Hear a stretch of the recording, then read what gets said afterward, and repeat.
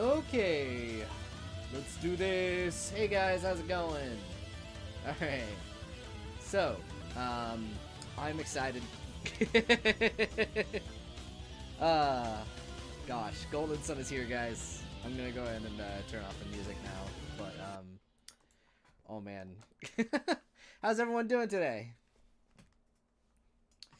About freaking time. Okay, so for those of you who don't know, I'm just gonna go ahead and do a little bit of an intro here, but hi everyone, how's it going? I'll just have this music going actually in the background a little bit. I'll just turn it down. Hopefully it'll be good. I'll turn it down that way anyway. Yeah, so for those of you who don't know, Golden Sun: The Lost Stage, right here. This is one of my favorite games of all time. Was my favorite RPG prior to Trails to Azure. I would even say it took a bit for Trails to Azure to actually like go higher than this game. I think it was like my review that made me just like, okay, yeah, no, Azure is like my new favorite thing like ever. That said, I am really excited to play this for you guys a little bit. A lot of people are going to play Golden Sun 1, that's why I'm going to go for the second one. Also because it's my favorite, so. Anyway, without further ado, you guys have probably heard me talk about it. Let's just dive right on in. Music is going down for real this time. Let's click the game. Let's go, guys. So this game was actually one of my earliest turn-based RPGs that I had ever played. So I mentioned this in my videos. I did reviews of these games. By the way, I messed around with Golden Sun 1 a little bit, and the port job is fan-freaking-tastic. Like, man, it's so weird seeing like darker colors on everything for once, because like I'm used to seeing it with brighter colors in more recent years. But yeah, for those of you who don't know, Golden Sun: The Lost Stage in particular was one of my first turn-based RPGs, and I also grew up with the Legend of Zelda series, and now that like I am a lot more familiar with like the history behind Golden Sun, and I've played Shining Force, which was Camelot's previous franchise, having played all of those, I would say the best way to describe Golden Sun, if you don't know, is Zelda meets Dragon Quest. Now, I've not actually played Dragon Quest myself, which is why I wouldn't have made that comparison before. But the main thing is there's going to be a lot of things in here that are definitely very like influenced by Dragon Quest. You'll probably notice it pretty outright. But the Zelda stuff is that you can do like puzzle solving and dungeons. We'll get into it. I'm just going to dive into it. That said, oh man, I forgot to get this ready. Are you guys ready for something really funny? So I do want to transfer data. However, the funny thing is, we're going to spend the first 15 minutes just kind of chatting because I'm just going to be inputting a password, and it's going to very much be a thing. Let me see if I can grab. I totally did not forget that I was going to do this when I went to play this. So fun fact, prior to Trails in the Sky, or like a lot of these games that, well, I mean, some games had it, but the Game Boy Advance did not have internal storage. So because of that, there was password transfer shenanigans. So I am going to go here and let's see. I'm gonna find footage. Alright, let's see.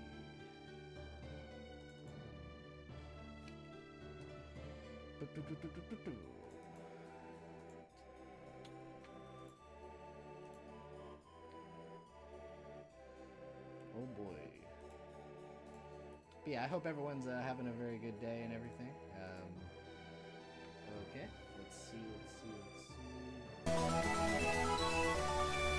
Oh snap. Yo, the legendary thank you. Alright, I'm just gonna do this. We're gonna use the internet. Alright, Golden Sun 2, passwords.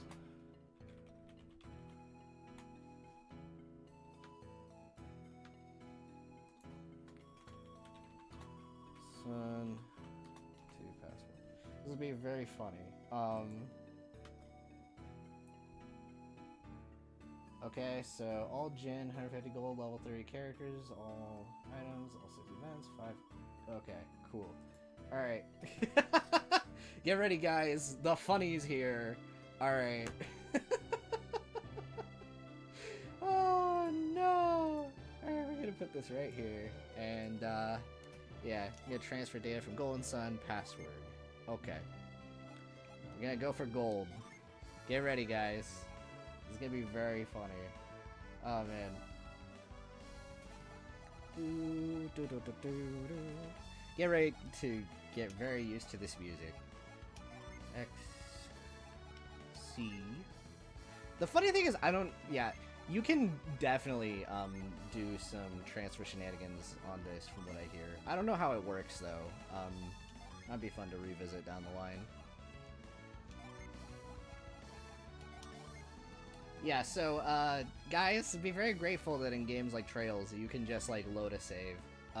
So fun fact, I am definitely transferring a lot of data from Golden Sun 1 right now, is how it's working. And so basically in Shining Force 3, which was a game that they did before this, also had save data transfer stuff. However, one big difference is that did have internal storage, so they were able to just kind of do it on a memory card and stuff. But nope, not with this. So yeah. This is gonna be really funny.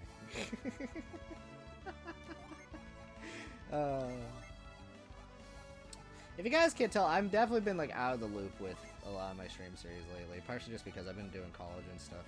Oh yeah, so fun fact, I guess things I've been doing lately. I have been basically, so I spent most of this week working on a single programming assignment. I don't recommend it. But yeah, I also am working on a senior project. I'm actually making a game in Godot. So I'm looking forward to, I might share that when that's done and stuff. I'm just gonna make like a small Zelda dungeon. That's currently the game plan. I also want to make sure real fast that this is working correctly. Alright. And to PG, and then R. Okay. But yeah, so one thing about my college, by the way, the computer science department sucks. And, did I miss it? Oh my god, I totally did. This is so funny. See, I've been caught up trying to commentate while I'm doing this too, but it's okay. I'm doing it for you guys. We're gonna be here for all the mess-ups and all the good and bad in the world and all that jazz. But man. So, is there any games anyone is interested in? Man, you know, there's one game that's gonna come out, like, I think, like, early next month. I'm definitely excited to play, but I probably will not have the time for it for a while. Especially now that I have added Star Rail to my entire thing. By the way, for the record, I should clarify, I am working on the Golden Sun 2 script off and on, although I needed a little bit of a break and stuff. Just partially because of classes and shenanigans. Get into the flow of that first before I can get into it. But, I do want to say the reception of the Cold Steel 2 review, the Cold Steel 1 review, has been insane. Like, thank you guys legit for that. But, yeah. Anyway. Okay, I was checking my microphone was on. Oh, my webcam's not working. What is going on? Okay. Oh, I know exactly what happened. No. Okay.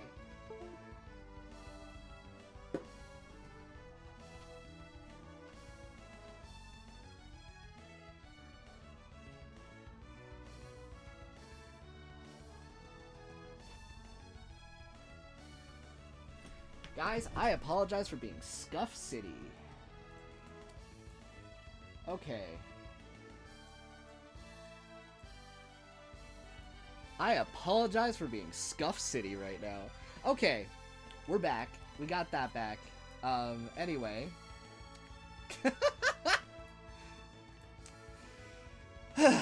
Alright, we're back at the password now.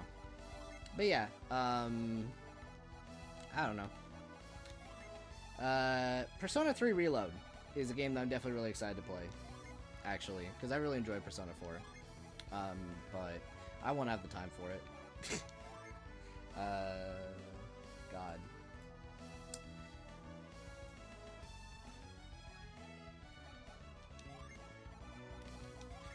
You see, the funny thing is about this game, alright, so I should say something really fast. I was not expecting this game to drop when it did. I figured, you know, my fun, have a nice little chill stream. Hey, Momo! Yo! How's it going?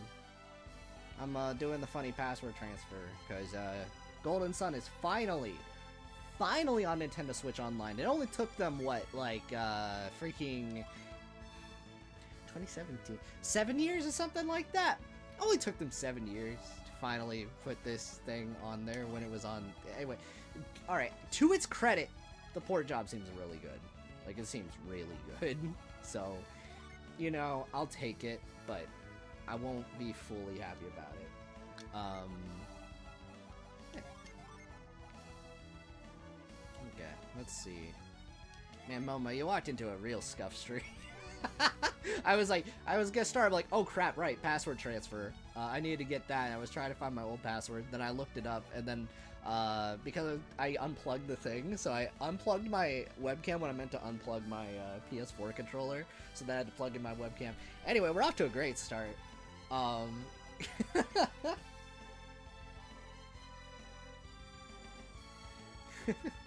Yeah.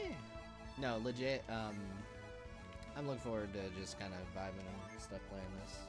Obviously, I am playing Golden Sun 2, so this will have spoilers in a moment for Golden Sun 1. If you guys don't want to pay too much attention, I'm probably not going to commentate too much on the story. I'll probably just be kind of spamming past it, because I played this game enough times. I have Let's Plays and junk of this that you can watch if you want.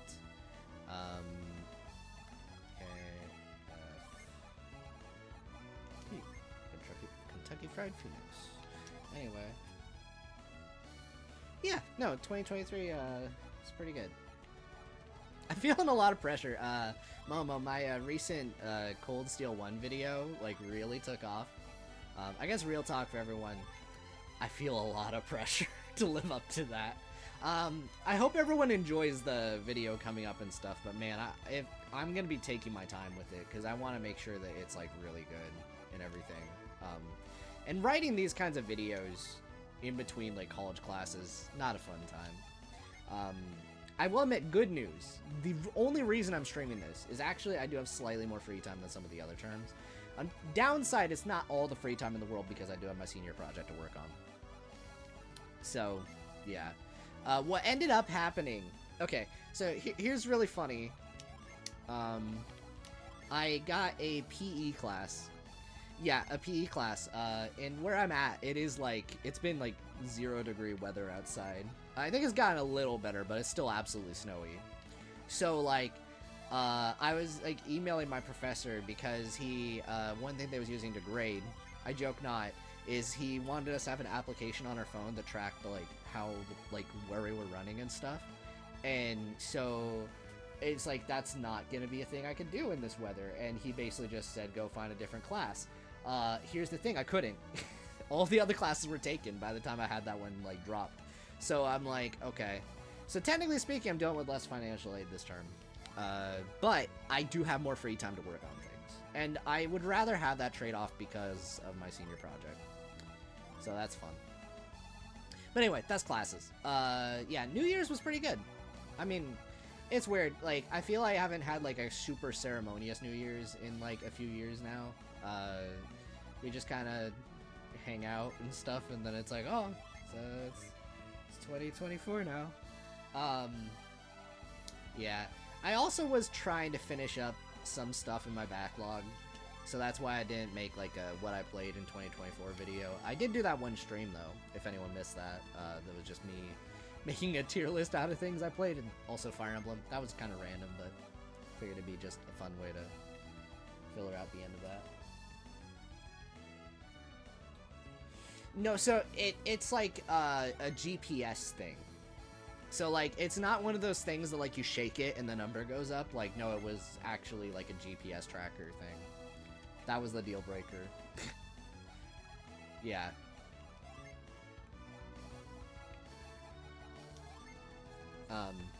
But no, I have enough to survive and stuff. I have some things kind of going in my favor, luckily. Like, I'm in a lucky position compared to some people going to college, I'll admit. Which is why I'm even able to make a lot of these videos. My gosh, we're only halfway through this sucker. Okay, I know the last page is like one line. That should be easy. So, like, we're a little over halfway through this sucker. Okay, so Q and then A.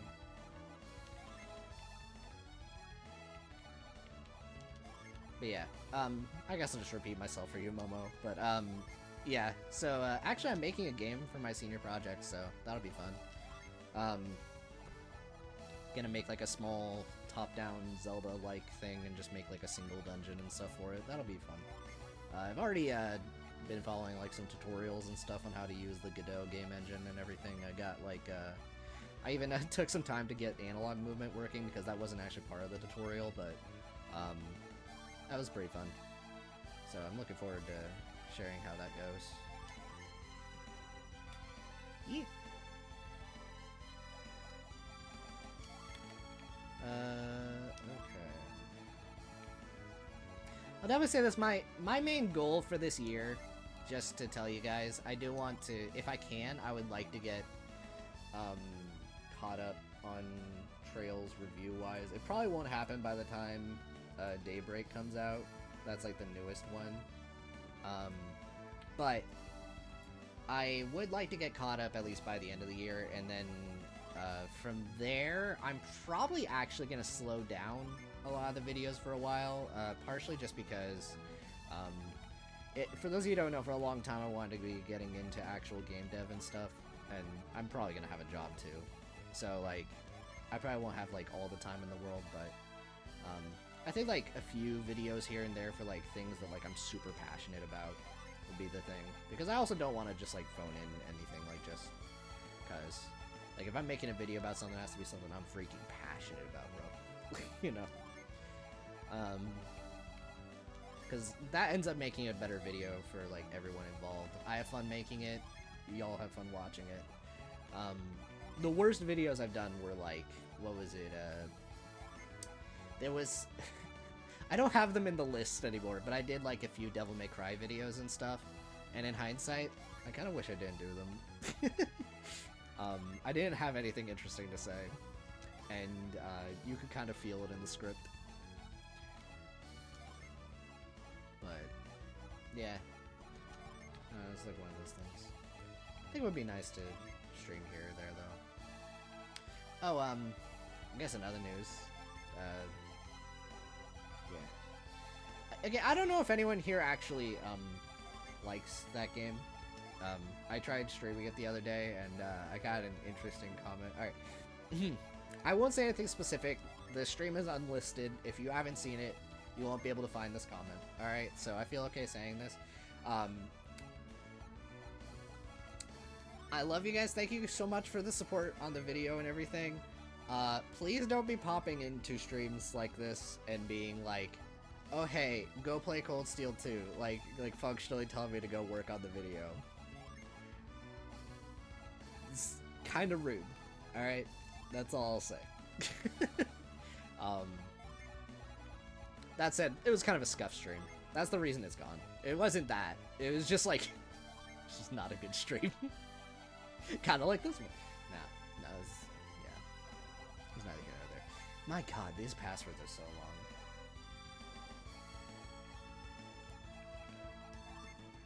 Yeah.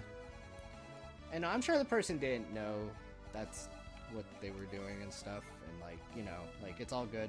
I'm moving past it. It's just, it was a moment.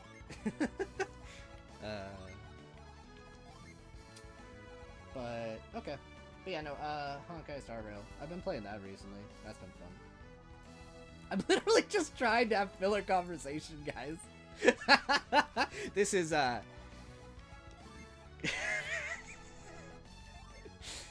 It's funny. I don't actually mind this as much as some people, but it is kind of the big meme, you know? This is how everyone has been transferring their save data for this game for the longest time, because, like, you know, not many people have been playing it on actual hardware, if you catch my drift. Much less having more than one Game Boy Advance. 8. But, yeah, that's how we've been doing it for a while.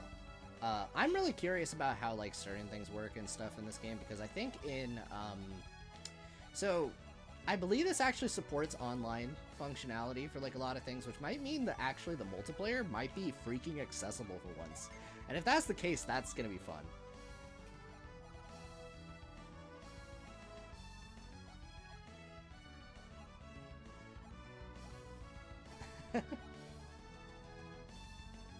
That's fair. I've been making a lot of long videos too. So, you know, yeah, especially that, like, Cold Steel 1 video. That was, like, the longest standalone one I've made yet. And I know I'm gonna have, like, a combined Cold Steel 1 and 2 video later. I'm not gonna have all 4 games because, no. And I'm writing them to be combined into 2 parts functionally by the end. But, yeah, I'm expecting that sucker to be, like, over 2 hours. Like, the combined one. And that is a horrifying prospect.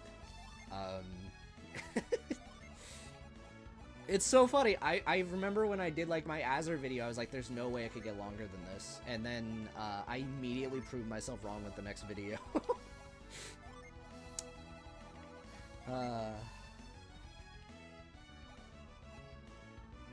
Oh.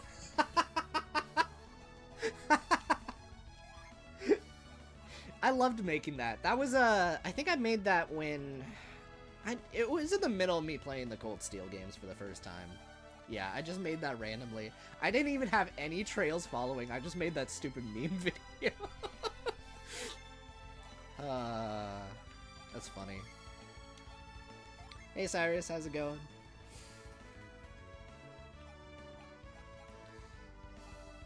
Yeah. I mean, also, there was just a lot to talk about, and I think I also had a lot to prove. That's gonna be one thing that's really difficult about Cold Steel in general, as an aside. I legitimately do love those games. But, like, especially when I get to Cold Steel 4, oh my god. Those games, with some parts of the fan base, you have to make a really strong argument for why you, like, think those games are good for some people. And it is exhausting. So that's why I definitely put a lot of care into Cold Steel 1. Like, with like, Trails to Azure, that's, like, one that's, like, yeah, like, I said why I liked it and everything and all that kind of a thing, but, like, I knew that, like, most people, not all Trails fans, but most Trails fans were definitely in, like, on the same page as me with that. Okay, final page. We're there. Yeah, yeah, no, Cold Steel 1 especially, that was, like, one that was, like, I just found a new appreciation when I replayed it, and I was like, well, I guess I'm making a defense piece. Yeah.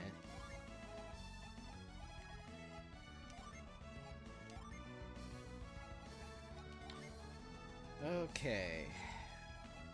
Hopefully this is good. Where did I go wrong? Okay. Line number MS %VDUS. It's so funny that is so close to an uwu. Viwu. Okay. Where did I mess up? Alright, so %4 equals KP8D plus. That's plus. Q, U, V, J, U, Y, H, N, Y, B. 5, T, 5, 9. Okay. S, X, 9, D, 8. X, 4, E, I, question mark. 8, I, N, percent, exclamation mark. D, P, T, C, H. G7, G, M, D. Okay. Well.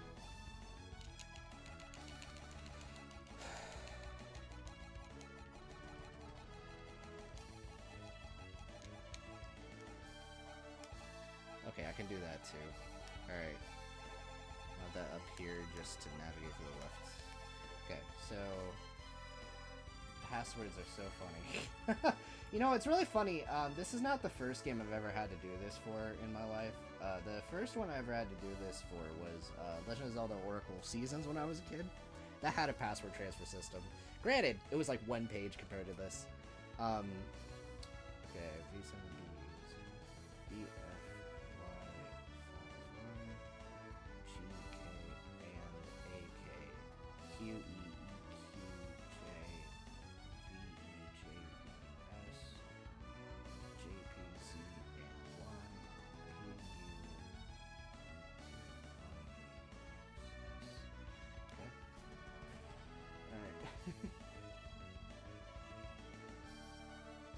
yes, that's actually true, Momo.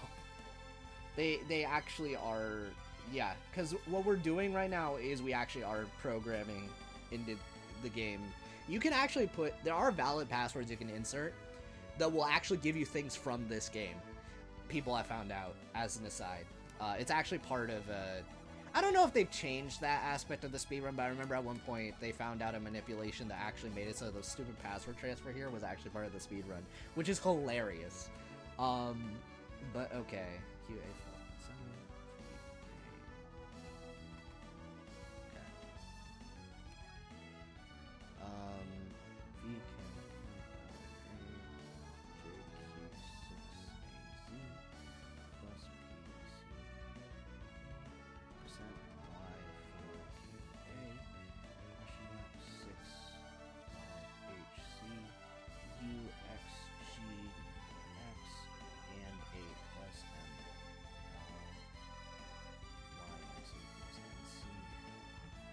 So is it on the first page? No, that's where... Oh my god, there's so much.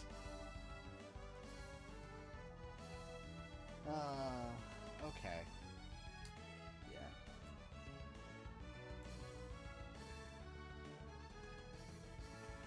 Yeah. Yeah, equals R9BUCHMS3 E62PG X percent VU J3E percent S.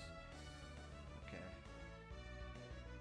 7K FP equals MMX3K PZWBN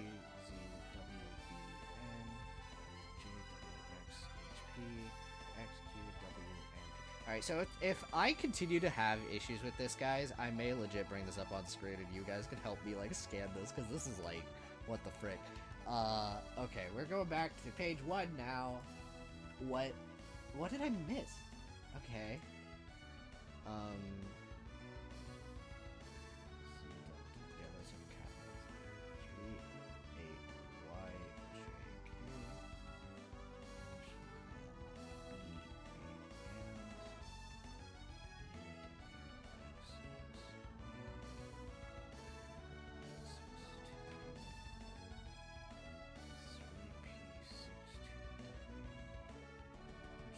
8,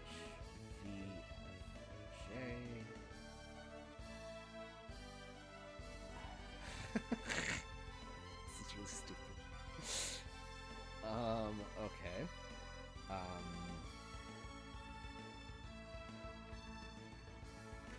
Oh my god.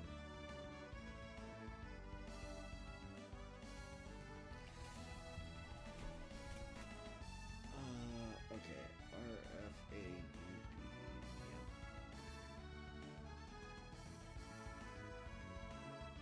This is so weird. I actually haven't had issues like this in a long time. RN16.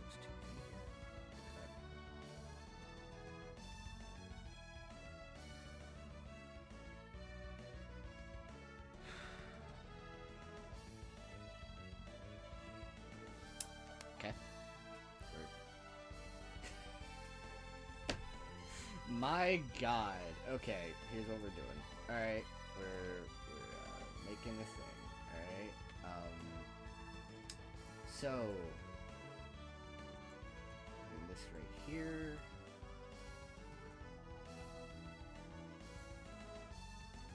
Okay, and then that is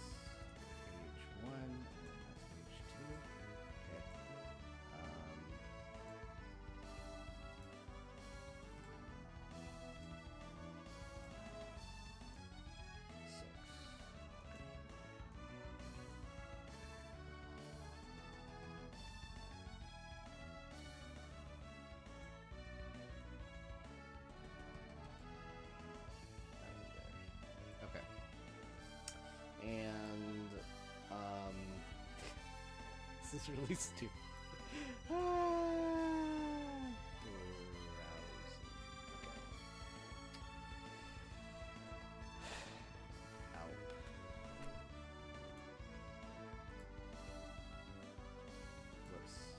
That is not correct. Don't you love OBS? Okay. Let's see.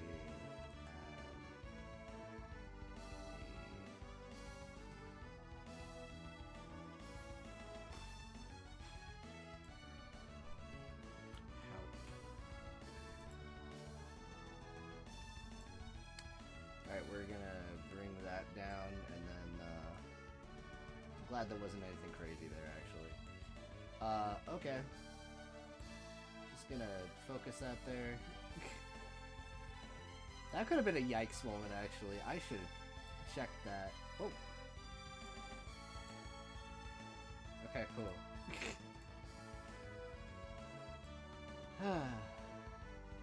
Alright.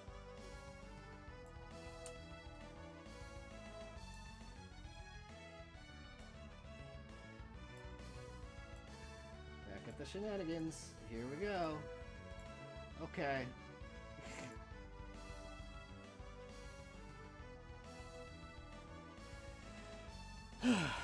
Alright, so yeah, password 1,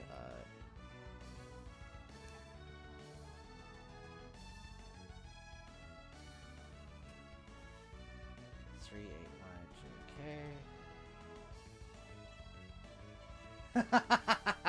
I actually got something wrong in here, and I'm actually perplexed what I missed. Flame guy. How's it going? Oh, I see it! I see it! Capitalized K. Page 1. Oh my god. Oh my god. I think that was it. Oh my god.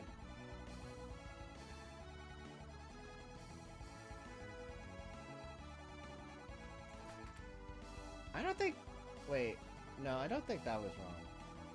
I'm checking that. Okay.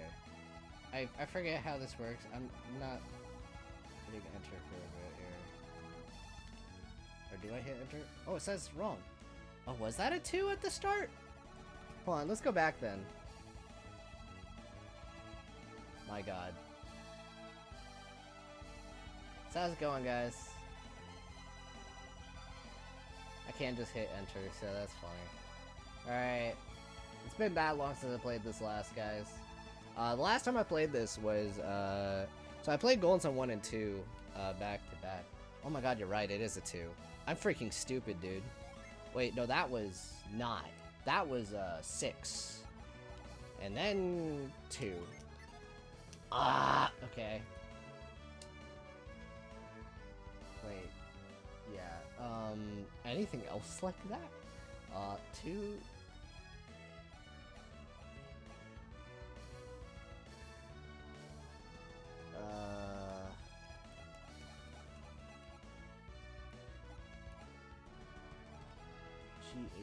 GHPFJ, 2PJ, number RRFAUV. Guys, use that link transfer system that is in NSO now when you get to this game. Okay, I am happy for newer generations. Okay, unless you're like me and you're just wanting to jump right into the favorite. Okay. Alright, next page. R9BU, CHM.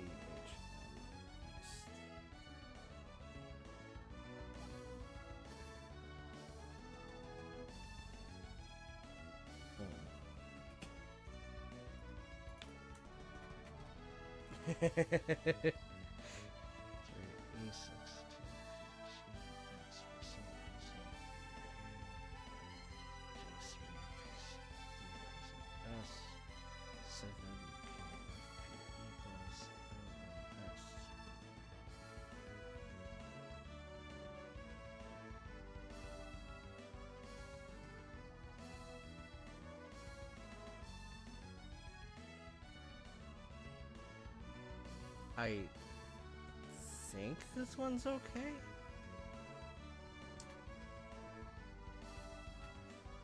Sympathy for my...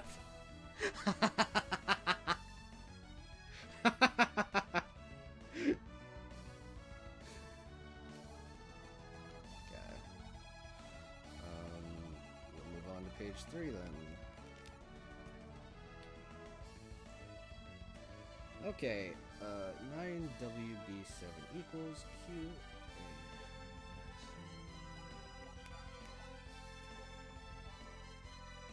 Bro, rice is delicious.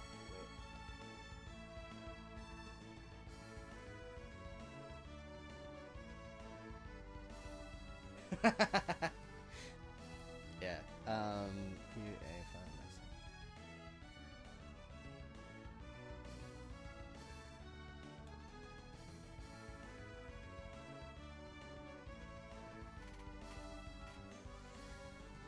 Z plus PCUB percent Y for QA question mark 6 5 HC UXT number X and a plus LYS equals NC. Okay. Yeah. See, I'm like one of those people, I'm like always super paranoid. Like I look over things way more times than it's probably necessary because I don't trust anything. See, we have a Z. We have a Z there. Is that any of those a 2? No. Okay, well. God. Wait, that's a T. Oh my God.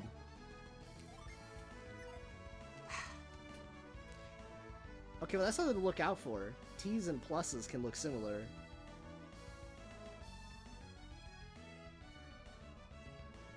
Yeah. Okay.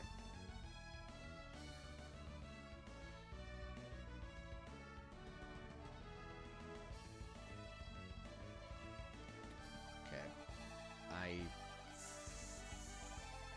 I'm gonna assume that's actually the only one that's on that page that's like that.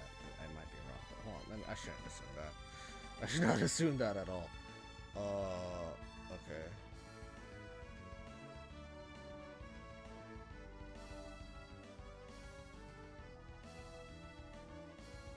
See, here's a really funny thing. In my Golden Sun 2 review, in my actual footage, I spent 15 minutes doing this. This is longer than that.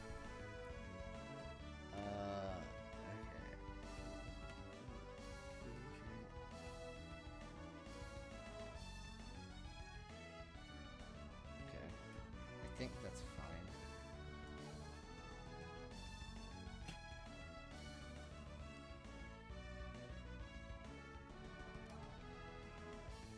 I'm gonna go to the next one.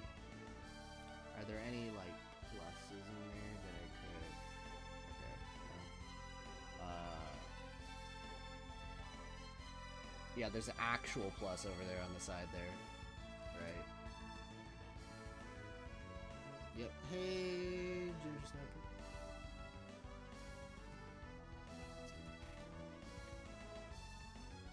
Oh? Wait, like, in the previous page? Like, V... Okay. Oh! Yes! That was the last one! Ginger Snapper, you win the day! In honor of that, we shall name this one Ginger. Ginger, you win the day. Thank you. Oh, frick. Isn't there a password for being able to name all of them? Hold on, let me, remind myself. Are we gonna remove that from the screen now? Oh my god. Name all Golden Sun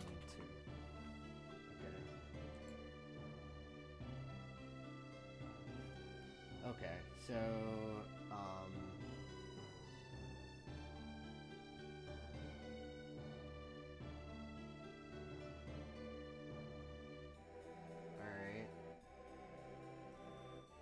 you did not name them when you created a save file, then you need to arrange it.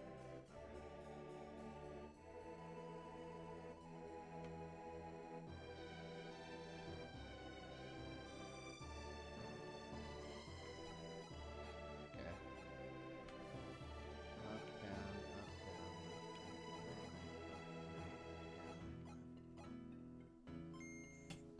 Okay. Oh, that's it? Okay, it wouldn't let me do it after that. Alright, fair enough then. I was gonna name the other one, Cyrus, but whatever, it's fine. Ginger got the last say, so... Alright.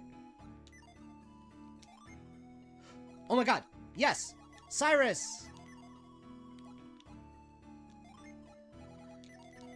Alright, we'll do Momo for good measure.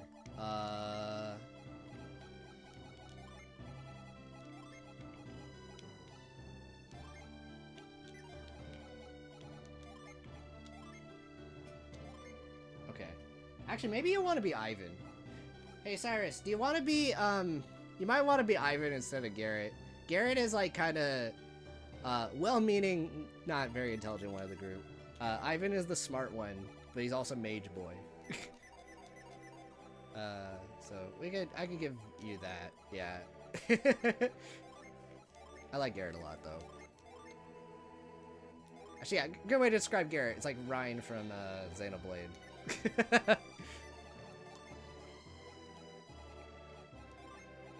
Okay.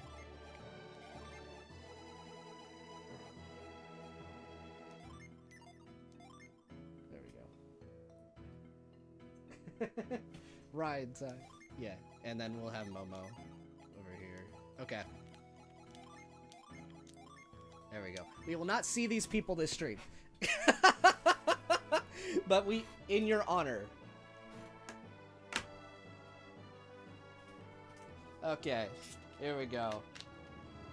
So, similar to Trails, this is a direct sequel. I just did save data transfer, except instead of having internal storage, I had to do all that. Or alternatively, what you did back in the day, you either did password transfer, or you had a copy of one game in one GBA and another copy in the other. You took the link cable, you put it into the other one. That was the other way. You can do that digitally in this, I think, so...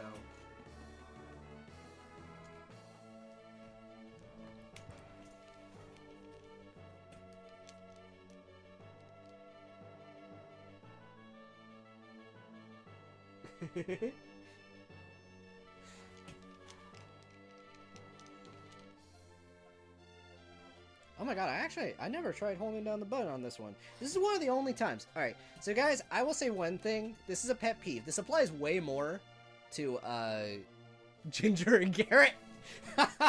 I like the change there. Went down to Cyrus. Oh my god, see? Hey. I like that, actually. I never tried changing their names in, like, in general.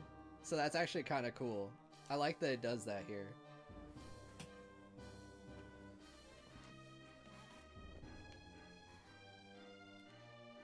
But yeah, it's just recapping Golden Sun 1 here. But yeah, I have played Camelot's older games, and you know what? There's one thing they did in every one of the Shiny Force games that I'm shocked they never brought into any of the Golden Sun games.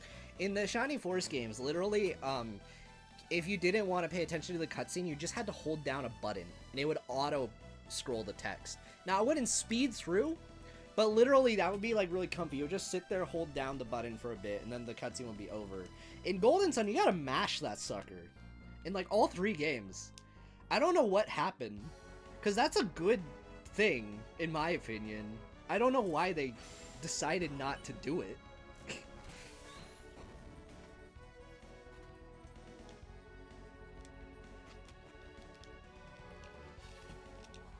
Anyway, I guess, like, spoiler alert, I guess. This is, taking place basically halfway through, or no, this is at the end of the first game, but following a different character. So, essentially the plot swerves. It switches perspective in the second game. So now you're basically playing as the opposite side from the main character, so, yeah. Funny quirk of Camelot, though, is whoever you're playing as in their games is always a silent protagonist, and that applies to... It's really funny because in their games that have continuity, that means characters that were playable will talk when you run into them. It's very commonly criticized, but it's in every game they've done it. Like, which is not a huge list, it's mostly Shining Force 3. But, like, yeah. So yeah, I have to mash the buttons because, you know.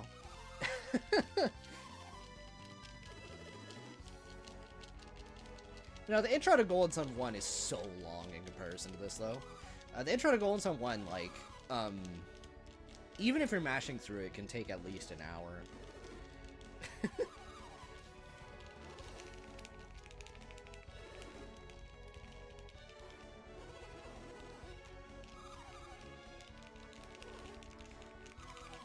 Also, yeah, that is Kraden.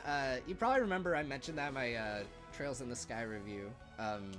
Professor Alba in Trails in the Sky first chapter gave me vibes of Kraden over here.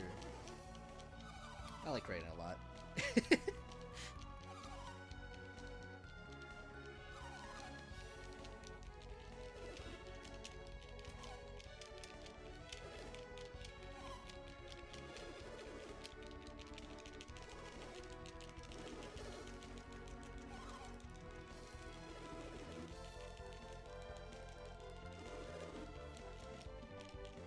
Yeah, so I'm playing Golden Sun 2. I think I've made that clear at this point. It's funny, that entire password section completely derailed whatever commentary I would have had. It's fine.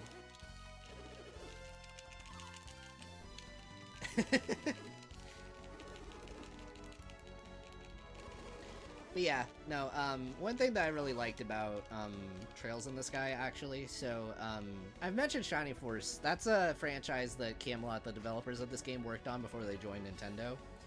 Unfortunately, they do not own Shining Force anymore.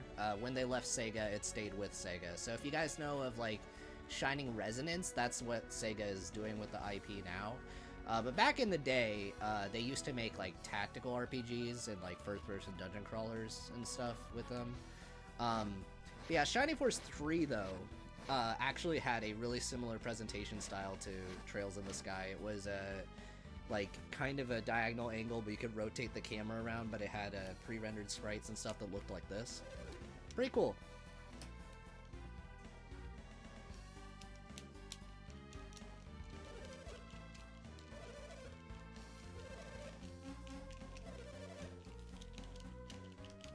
I do love the gag of this entire scene. They're just over here just to confront them, and it's like, oh, you know, it's just a old man, a girl, and a blue-haired dude.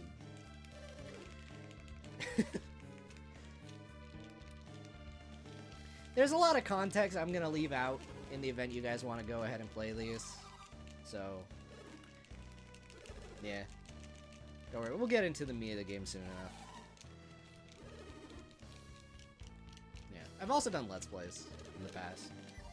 Fun fact, if you guys are from my reviews, I used to do Let's Plays back in the day. It's actually what Momo knows me from back then. Like, I did Tales of Symphonia, don't recommend that one. And I did, like, Golden Sun, Shining Force, all that kind of a thing. My Golden Sun stuff never really took off, though.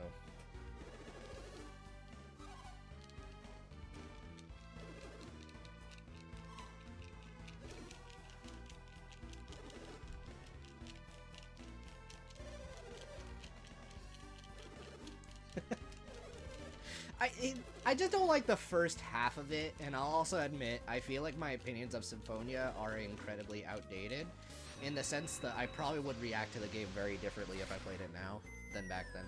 Bye. Love that.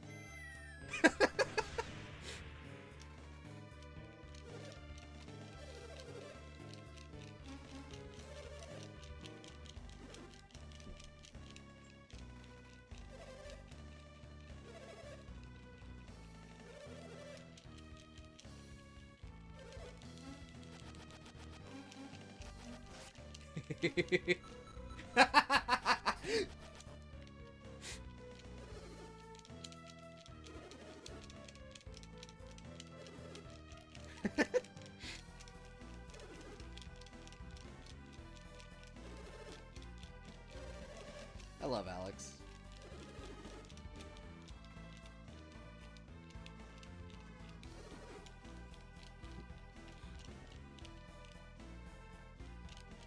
Well, hey, I'm glad I got to, in some fashion, finish my Tales of the Abyss Let's Play. That was a good time. Albeit in, like, stream form.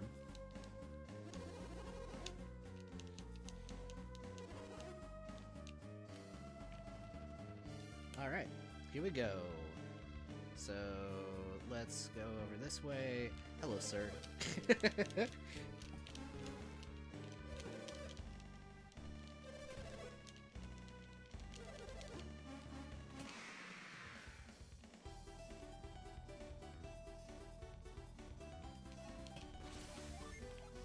Let me sure. Also, I love this battle theme so much. I love this battle theme so much. Anyway. Man, my childhood. Yeah, so, I said this earlier. Again, you guys joined at different times, so I'll just repeat myself one last time with this. So, if we're not counting Pokemon, this game right here was my first turn-based RPG that, like, I sunk actual time into, as a kid. I have so many good memories of this. Golden Sun, funny enough, yeah, Golden Sun 1, I, like, started playing halfway through playing this one. Because it's like, okay. And if you guys know exactly why, you know exactly why. I went into that in my videos of this, but...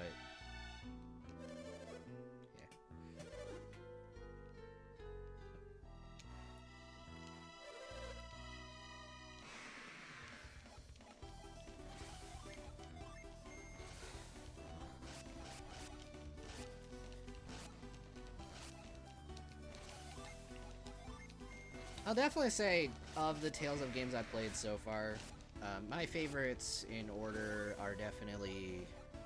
It's Abyss... And then it's just like a toss-up between Xylia 1 and 2. I think they both have their ups and downs. I will say one thing they both suck at is their world design ain't great in those games. But the combat and, like, I think the story are both pretty good. Xylia 2 is... That's a trip.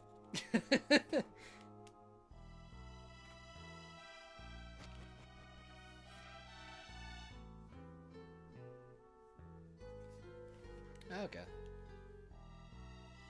Yeah, no, I was a very big Game Boy Advance kid back then. Like, most of the games I played... like, I had a GameCube, but that was, like, the more expensive option a lot of the time. So a lot of the games I had back then were on, like, the Game Boy Advance. And I also played, like, the Oracle games on my Game Boy Advance a lot back then. The Zelda Oracle games. I was also huge into, like, Zelda and stuff when I was, like, younger and everything. So, like, that's, like, legit my childhood. Actually, I don't know if you guys have even, like, seen much of that shelf and stuff.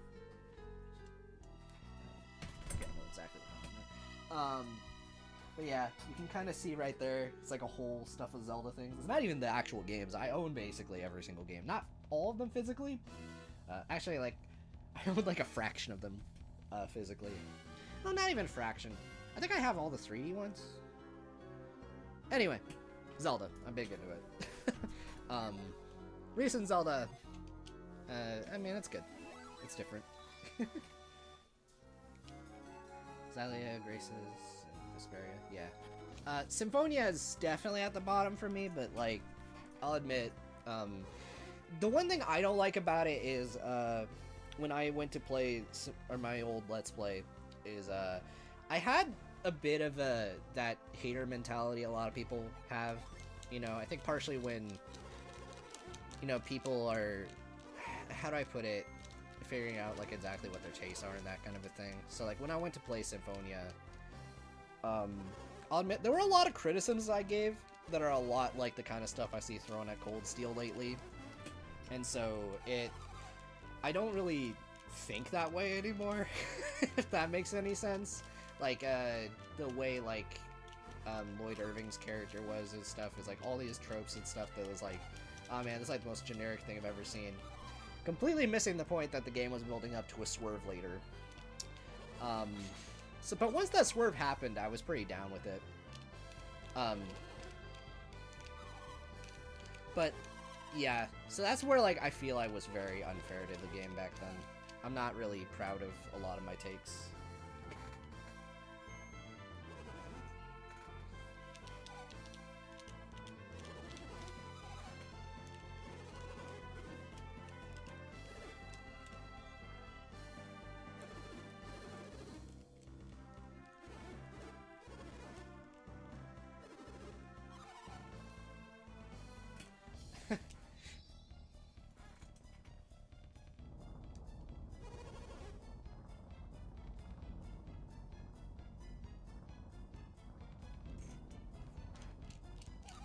Well, I know, Momo, that I just remember that whole conversation we had in the Abyss stream about you not liking at least the definitive edition of Vesperia.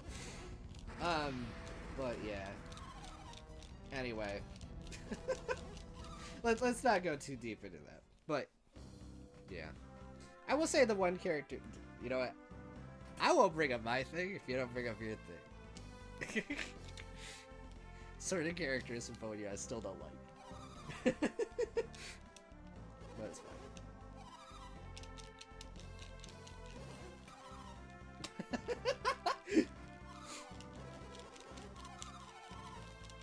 I also need to play Vesperia. I'm legit. I like to, when I go to play something, I try to just have an empty slate with it as much as possible, just so I can have like 100% my own opinions with things. But I know, like, so yeah, with Vesperia, I don't know. We'll see. I might like it. I might not like it. I have no idea. I really liked Xylo though.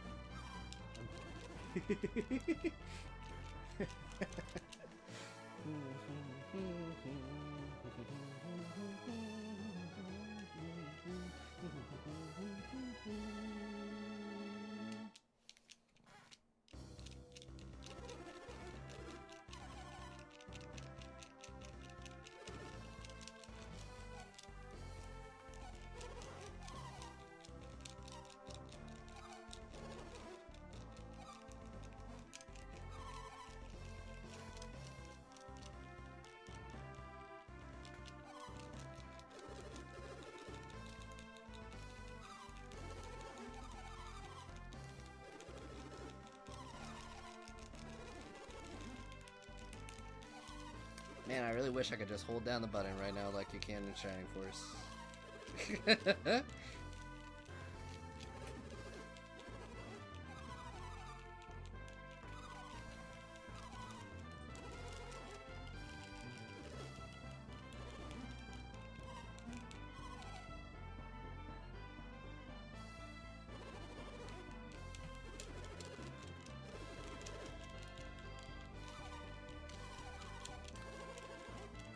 But yeah, I'm probably gonna bring up Shining Force 3 a lot, partially just because I just want to make some more awareness for that game. You know what really sucks though? Shining Force 3, alright. That's a game I would love, actually, to make a video for, because it is incredibly underrated. However, one thing that sucks about that game is the fact that no one's heard of it. If I made a video on it, it would not, nobody would watch it. And it's funny, I feel more Golden Sun fans, because a lot of them have only played the 3 Golden Sun games. I wish there were more, but it's fine. And I feel for me, actually going back and playing the Shining Force games, even though I didn't love all of them, was honestly, like, it gave me a different perspective on these games. And I kind of wish more Golden Sun fans would do that, because they were good games. So most of them are, yes. Well, not all. Well, I think CD is. I forget if CD is. I think Shining Force CD might be on the Genesis NSO, actually. I might be wrong on that. But That's NSO. But yeah, Shining Force 1 and 2 definitely are. Shining in the Darkness is. There's a lot of other ones. Some of them haven't been translated at all. Shining Force 3, though, that's awkward. That's on the Sega Saturn. No one played the Saturn, which means if you want a physical copy, it's expensive. But 2/3 of it were not translated, so you'll need to do fan translations. However, emulation for Saturn is not good right now. I think it's getting better, but it's still not ideal. You can get it working pretty okay, but I think there's like something quirky no matter what you do. So you could get, so one thing I've ended up doing ever since finishing my Let's Play, you could get a Saturn and then you could find a way to make it so you could actually play it on actual hardware, which I've actually done before. That is the best thing, but that's a bit of a money investment. But then, yeah, so it's a mess. But if you can find a way to play Shining Force 3, it is fantastic. Like, it's probably, it's up there on my favorite games list. It's good. Hey, Snake! Yeah. Yeah, Snivy is actually streaming Honkai Star Rail right now. Anyway. I love this.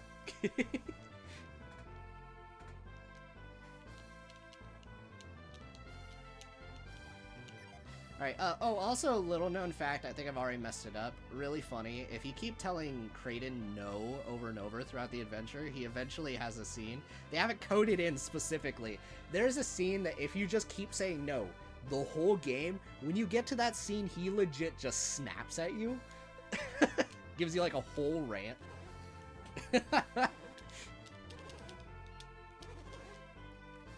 Just really funny Easter egg.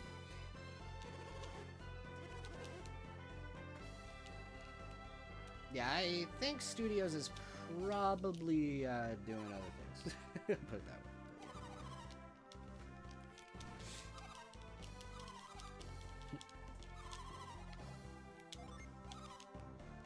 Yeah.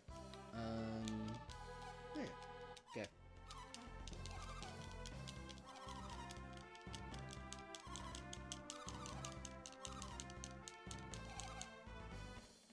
Let's go.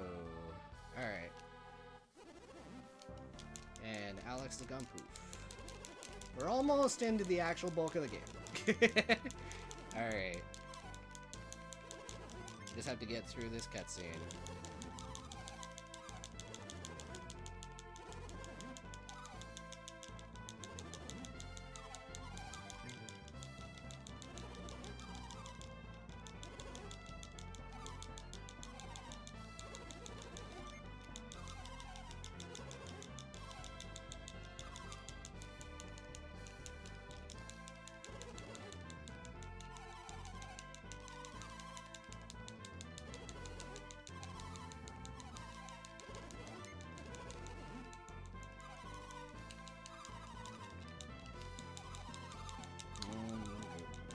Yeah, and also if you can't tell, growing up with games like this is why I don't mind trails being so goddamn wordy.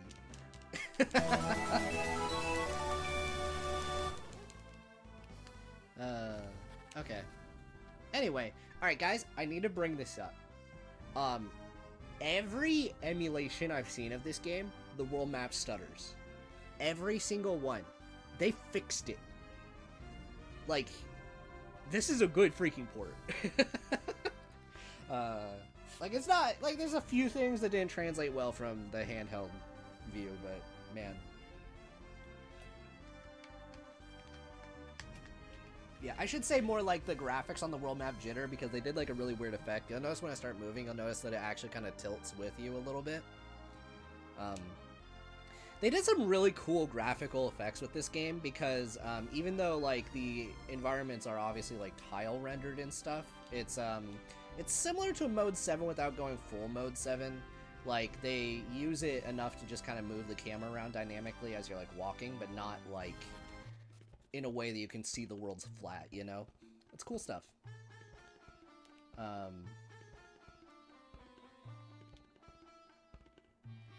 Yeah.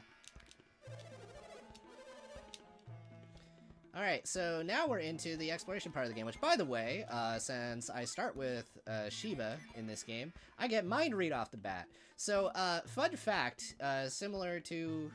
Again, I'm talking partially to Trails fans, but I'm gonna, you know, if you guys have played it before. Something that Trails has, obviously, is, like, really overly detailed NPCs that are, like, super fleshed out and stuff. Similarly, a lot of the NPCs are written really well in this, but you can also mind read them to get extra dialogue and stuff. I really like that. Sometimes there's some really funny, like, dialogue they do, and, like, using that premise and stuff. It also is, like, kind of nice just to see what they're thinking about what they're talking about.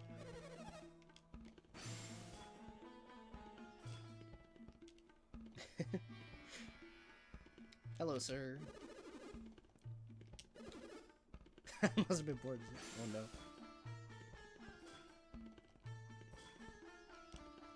Man, that sucks, bro. Yeah. No, it's in the first game as well, but you have to, like, get Ivan to be able to do it in that game. So, it's neat. Yeah, I guess, again, I mentioned this earlier, but the main character here, Felix, so in the first game, he is a character that talks, but since we are now following his perspective in this game, he is now the silent protagonist. It's a really weird quirk. Again, Camelot just likes to do that. Some people are very annoyed by it. I'm not really. It's just kind of like, huh.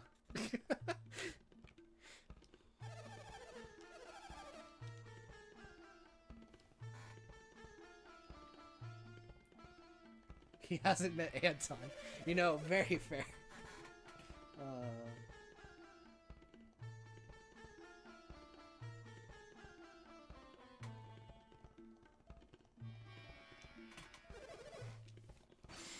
Yeah, no, I do kind of wish, like, these were, like, part of a collection or something rather than being on the NSO service and stuff. That's one thing that does kind of suck, but it does mean that they have really good, like, emulation and, like, ports and stuff for, like, Game Boy Advance running. So that means in the future, if they do want to make any collections and stuff, it'll probably be pretty good. So, you know, that's, like, a silver lining to it, I guess. But yeah. Alright, we're just gonna go ahead and leave. Also, there's these two kids. Their friend has gone missing. Well, two of their friends have gone missing. Or they haven't come back yet. Oh yeah, by the way, Golden Sun Dark Dawn, third Golden Sun game. Take some notes from in a moment. Yep, I already know about you. Yep. So this is the gimmick of Golden Sun's combat, by the way, in a moment, but, okay.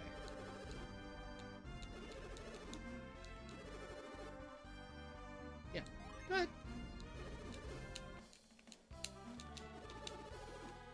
No, do not tell me. Alright, see, I would have got a tutorial if I said yes. A full-on tutorial.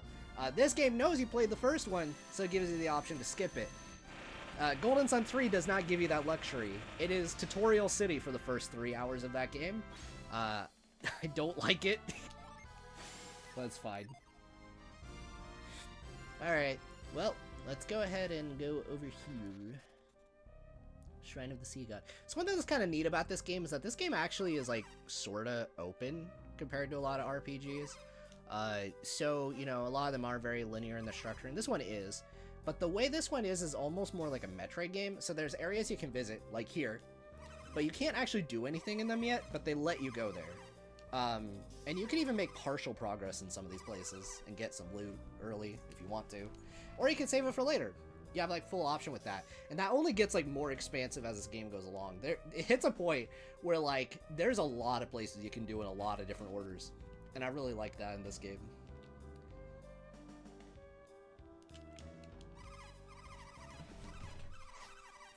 Golden Sun 1 is definitely a lot more linear in comparison to this one, though. But, yeah, I quite like that with this. Yeah, and I'm glad they're accessible.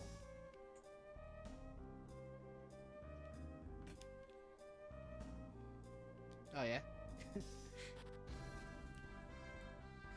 Yeah, and I made my own Golden Sun retrospectives if you guys want to check those out.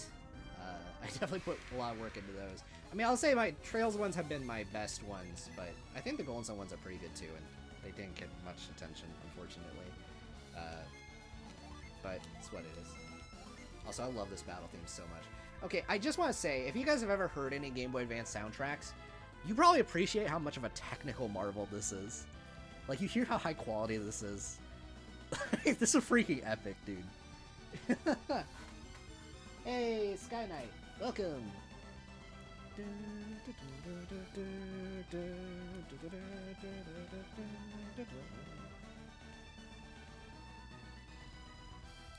Let's go. All right.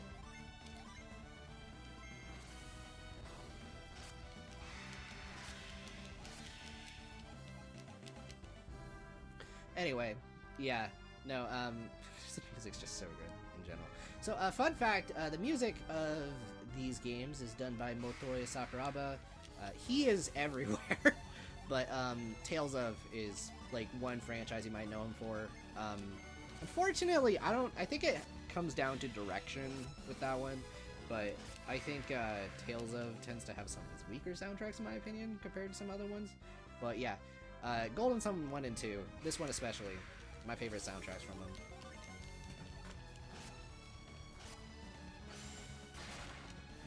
I actually know of that game. My friend Snivy actually did a Let's Play of the first one. He started the second one, but didn't end up doing anything with it. But I think him and I have both kind of moved on a little bit from Let's Plays for the most part. He still does them, actually, but it's like cut down from his streams, I guess. But yeah, no, I've heard of those games, actually. Yeah. Oh, I went the wrong way. See, that's the funny thing. I can go here, but I think I could actually hypothetically beat that area, but I should not do that because the other area gives me something really good. Okay.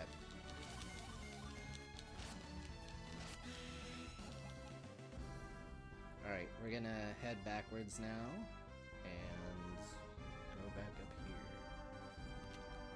Also, I like that you can bring up the map. This is not a great map, but hey, you can also zoom it out. So that's really helpful for this game in particular. But yeah,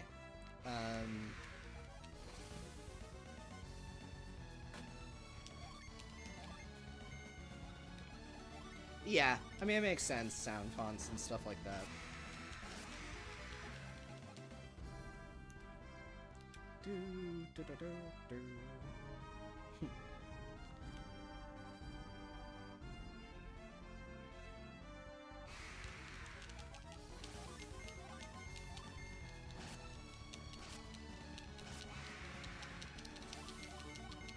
It's also kind of funny, Jenna there had her own battle theme earlier when I was playing as her.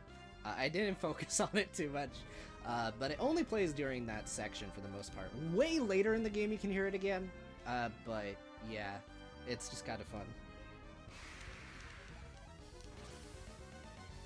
Yep, yeah, no, Dark Dawn. So fun fact, as an aside, this might be just a little bit matter of perspective when it comes to, like, because I know that, like, I'm just gonna play about Trails for a second. More so the way some of the fans react to some of the games, but, I think one thing that's kind of a matter of perspective with me is that I come from Golden Sun, where this is a series that died after 3 games because it didn't sell as good as the first 2.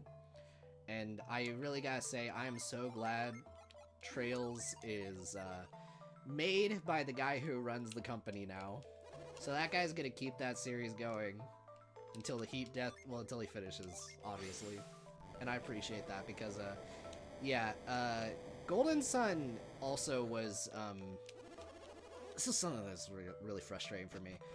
Camelot Software Planning, ever since they joined Nintendo, they actually were originally hired because Nintendo liked some random golf game they made that was on the PlayStation 1. And so they actually have been the ones making a lot of the Mario sports games for all these years. But they're a very small studio, so it kind of meant that in between this game and Golden Sun 3, they mostly were on Mario sports duty. And then they finally announced Golden Sun 3, but then the DS was almost dead, so it didn't sell very well. And then, yeah, we never got a fourth one, and it ended on a cliffhanger. So, it's not a fun feeling.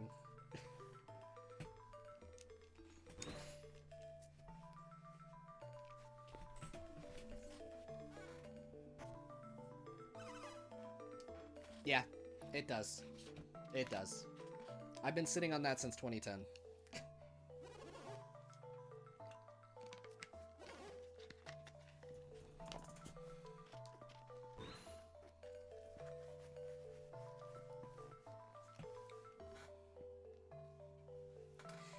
I would say that it's still a good game, though. And here's the thing, I think there's a lot of things about it that were meant to be entry-level for people, too. Which is kind of extra frustrating, because it's weird, because I feel, in some ways, we're in a similar but worse situation to After Golden Sun 2 with this. Whatever they would make next would have to be something entry-level. And that's going to be the hardest part. Because I think a lot of the fan base wants closure and not, like, a new entry-level thing. And it's rough. Yeah. I will definitely say for the most part, I'm just fine with playing my favorites at this point. If they announce a new one, that's fine, but I have jumped off the hype train. In regards to, I'm not expecting them to make a new one. If it happens, I will eat my shoe several times over, and I will be happy to do it gladly. But, like, as it currently stands, it's not in a great situation. But I would love it if it came back. I mean that wholeheartedly. Like, man. In fact, one of the games I want to make, like, I've been planning this sucker since 2016. And we'll see if it ever ends up happening. But there's a game I've been, like, planning. I've made, like, a bunch of art assets for and stuff. I want to make one that's like this. Where it's, like, very, got turn-based battle system and, like, you know, Zelda-esque dungeon solving, that kind of a thing. I would love to finally make that. Not even just be, like, to give myself closure. It's like, no, it's also, I've sunk so much time into it at this point. I just want it to be made, you know?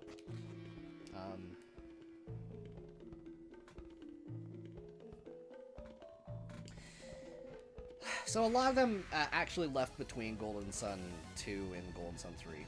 A lot of them did, and I'm sure even more have left. But the original two creators are still the head of the company. It's, what was, off the top of my head, Takahashi brothers, Shugo Takahashi and Hiroyuki Takahashi, those two. Those are the presidents of Camelot.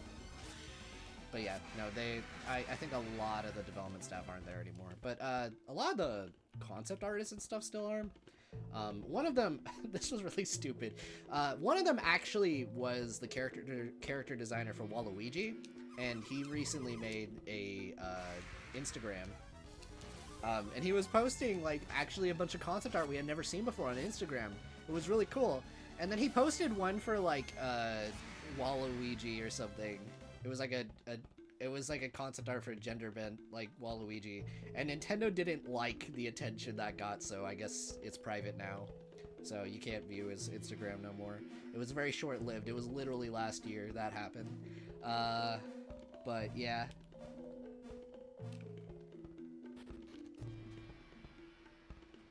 They're not bankrupt.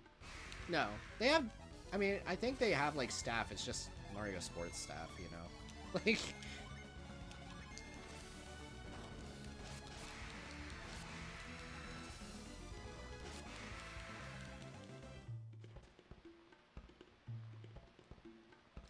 Yeah, no, I feel like Nintendo wouldn't let it turn out like that if they did make a third one. I feel they would, if anything, they would partner them up with another company or something.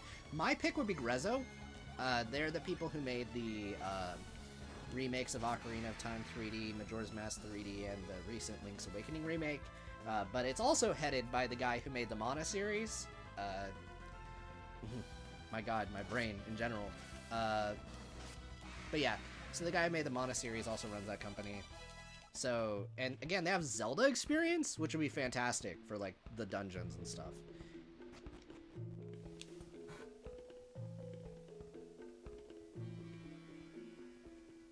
Yeah, for sure.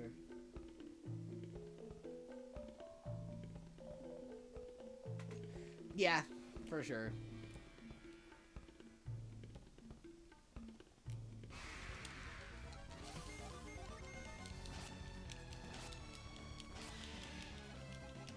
But it really is telling that, like, it was, like, a really cool thing for the Golden Sun fan base, and then the Waluigi fans found out about that, and then it just derailed the whole thing. That really just sums up the Golden Sun experience in a nutshell, doesn't it?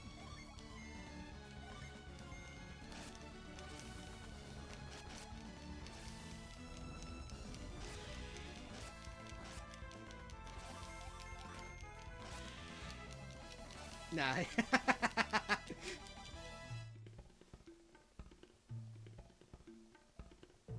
Yes.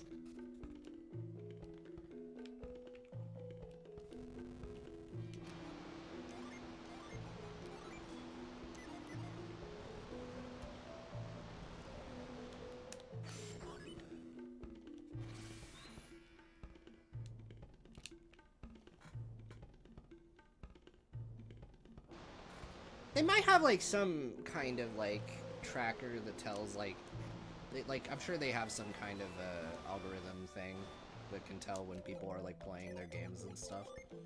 It wouldn't be that hard to do. So, like, I'm sure that's going on. Oh, also, I just got, so this was introduced in this game. I should probably talk about the Jin thing, because I got that earlier. So, Jin are really cool. So there's these little creatures you can find in dungeons, if you've never played Golden Sun before. So these creatures essentially can be used as, like, a attack or something. So this one, when you use it, it attacks twice, essentially. But it also gives stat bonuses. So you can set it, and then it essentially gives you bonuses. And actually, depending on how many Jin you have, it actually classes you up, and can actually change your class type.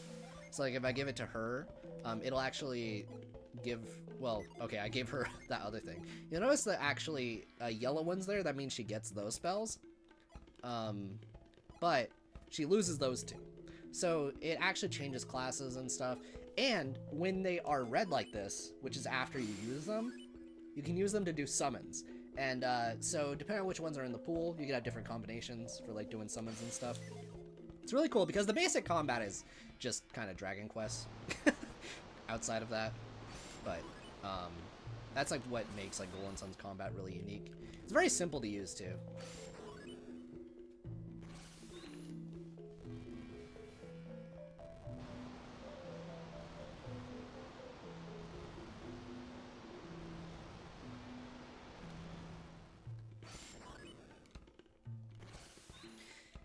I'm in, like, a weird spot because I do think, like, a Golden Sun remake is probably the best move they could do at this stage, as far as, like, I mean, okay, from a financial perspective, all right, the two best things they could do would be either a reboot or a remake at this stage. A direct sequel could maybe work, but that'd be very risky, and I'm not quite sure it would work out. Now, this is the wildest opinion, and I know Golden Sun fans would hate me for saying this, but if you want my honest opinion, I think the game they should be remaking is Dark Dawn. Start with remaking Dark Dawn. But it won't happen. I know they won't do it, because the fanbase doesn't like that game. But I only say that because that game was created to be entry level, and that one is actually worth remaking because it has issues.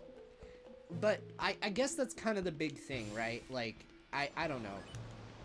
It's one of those things, like, you could remake the game that everyone likes and everything for nostalgia, but, like, I feel there's more value in remaking the one that deserves a remake. That's fine. Whatever. Yeah, that's my take. I know people would really disagree with me on that, though.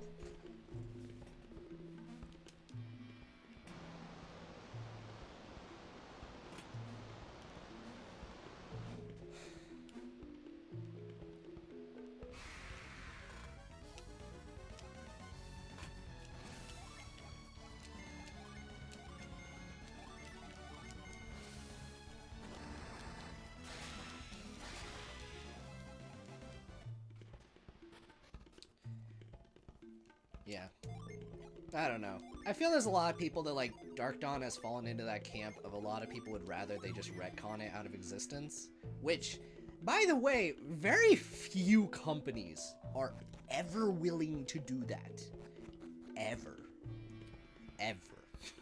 Okay? Like, I mean, I guess here's the other thing is some people would also like maybe a more direct sequel, like one that follows off these games, because Dark Dawn is like 30 years afterwards, so you could maybe like make it like a nebulous like in-betweener or something. Like that could work. But I don't know. I don't know.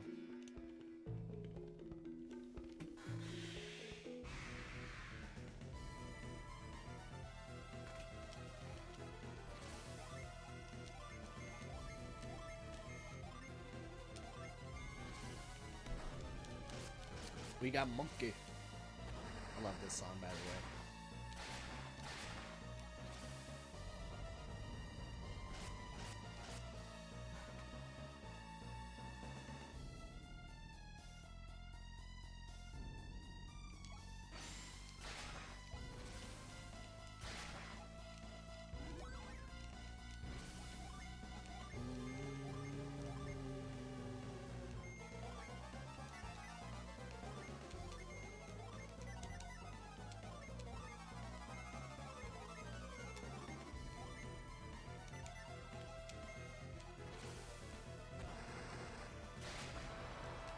Smells too good. Okay. Alright. Fight's over.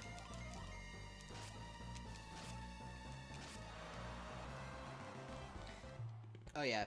Actually, I should talk about what was the actual new feature, because the gen system was in the first game. The new feature was this card here. So this card actually has a class assigned to it. Like I mentioned that the gen will change your class. Those cards actually just... they're just a separate way to get classes and stuff. The downside is, like, they can't really, like, upgrade as easily. I did find out you can class them up, but it's, like, you need, like, a really weird combination of Jin, and it could kind of mess with the rest of your team composition, depending on how things are. It's kind of interesting in that regard. It's not that it's a bad idea. You just kind of have to plan around it.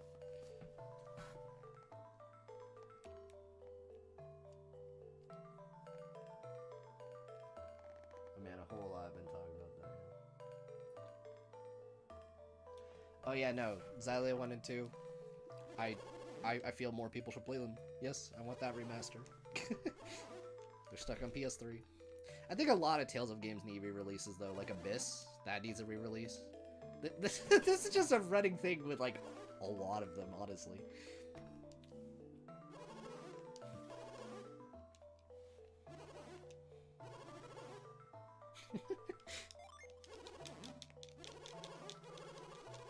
Alright, I'm gonna finally get a new power. It'll allow me to explore easier.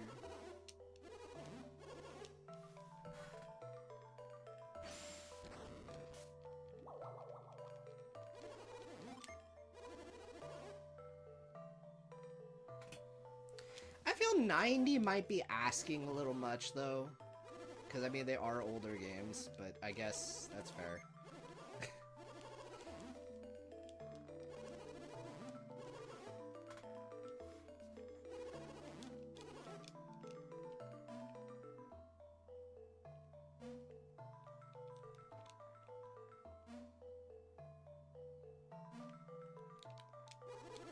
Well, I mean, the new standard is 70, so they probably would make it 70, but yeah.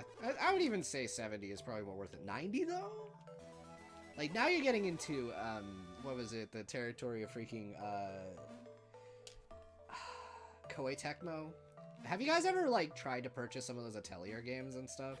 Not that, like, I actually play them, but, like, there was the collection... I only played, like, one of them, I should say. And I tried Ryza. But yeah, no,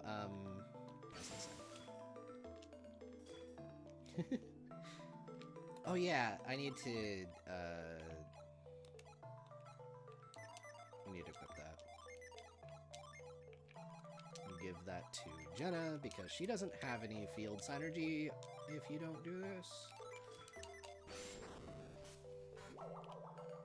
Yeah, no, like, if you want the collections for the Arlen trilogy, for example, or like, It's like freaking $100. Like, my god.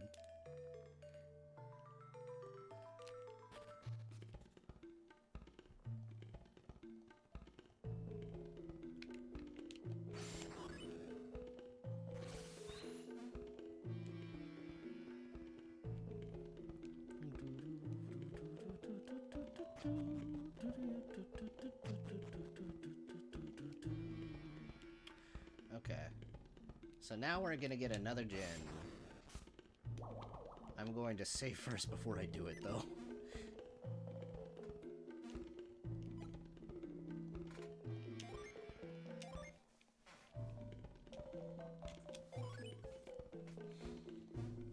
Yeah, absolutely.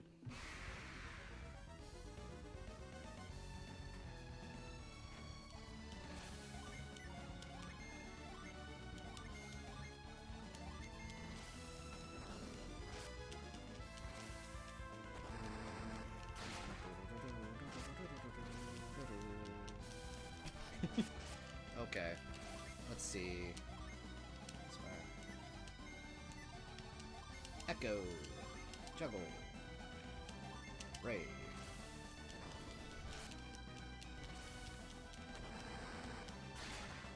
There we go. GG.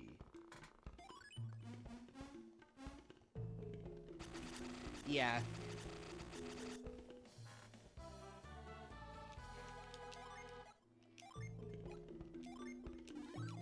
Actually, I should give that to him.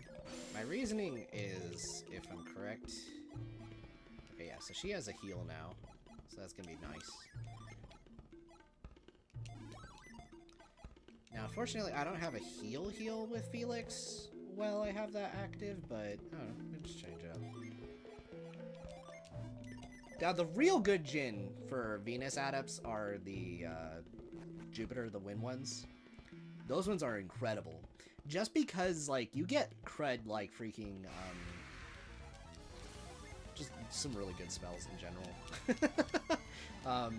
However, if you want to turn, like, your Venus Adepts into healers and stuff, Mercury Gen are kind of the way to go.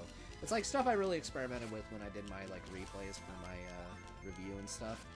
Because, like, a lot of players don't actually experiment with Jin. So, I guess another thing to keep in mind, if you guys don't know, like, meta Golden Sun gameplay, every one of your, like, characters has, like, an elemental affinity. So, like, a base class, you could say. But they tend to be geared towards a certain element. So, this is a water Jin, that's an earth one. So I have a water Jin on an earth character, and that's an earth Jin on a wind character. And so that affects, like, what kinds of spells they get and that kind of a thing. When it comes to most players, though, they tend to go with, like, you know, earth with earth, water with water, etc. This game actually gives you a water one early, and I think is the game trying to incentivize you to experiment, because otherwise, like, you're just gonna have that Jin turned off a lot of the time. Again, like, I kind of like that because a lot of players don't. They don't mess with it. Even afterwards, they'll still turn it off once they start getting Jin that are, like, of the correct element. And to be fair, some of the classes, you kind of have to have team composition in mind a little bit, because, like, there are some classes that on their own are bad, but if you pair them with other ones, it's, like, okay. I think it mostly does boil down to which one do you want to be your healer, I guess, at the end of the day, but yeah.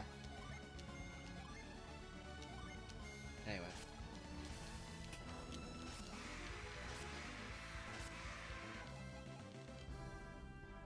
You guys are just talking about Atelier in general. Are you asking me or Momo? Because I already said I haven't played that many. The Atelier games I played were, it was one. It was Lulua?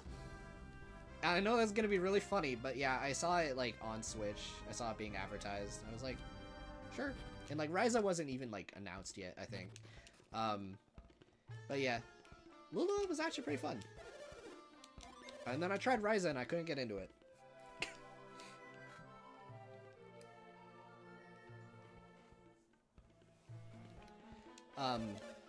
Now I won't say why I tried Ryza. You guys can figure that one out. But yeah, I couldn't get into it. It was like the weird, like, pseudo real-time turn-based combat. especially after playing Lulua, which actually had like something that was actually on the like trail spectrum. Like it had a dynamic turn order system with like a I think it was literally Blue Reflections combat for that game, like Blue Reflection 1's combat. But yeah, there was like a whole system where you could basically just stagger enemies and it bumped them back in the timeline and stuff. That was really fun.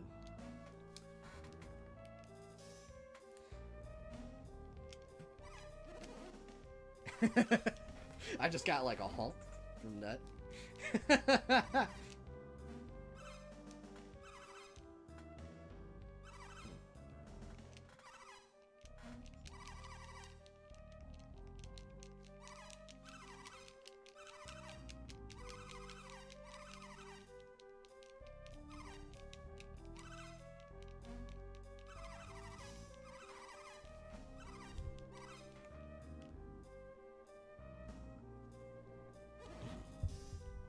But yeah, I guess going back to what I said earlier about like the pseudo Metroidvania structure.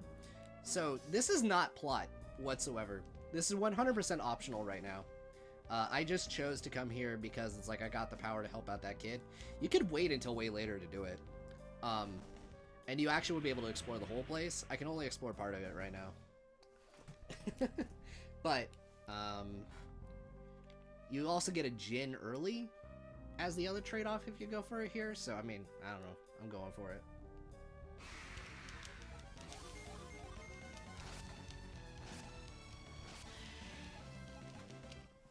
Oh yeah, I did not keep up with the anime, but I heard about that like from friends and stuff. I already know it's over here. Yeah.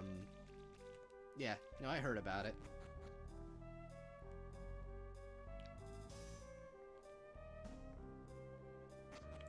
All I gotta say is friggin' finally. Like, I grew up with watching Ash early on, but I also was never that into the Pokemon anime the way other people were, you know?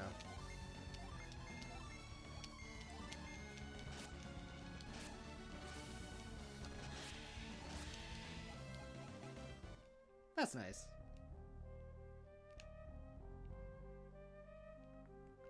No, I actually never kept up with it for the most part. Like, I had VHS tapes of like the OG like Kanto arc of it, but not like the whole thing. I saw the movie back. Oh.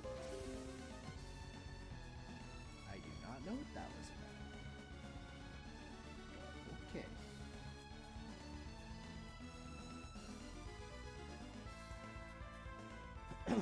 Hopefully the stream's okay. I'm just checking that because my internet can be a thing. Okay, nope. It looks like it's okay. Alright, cool.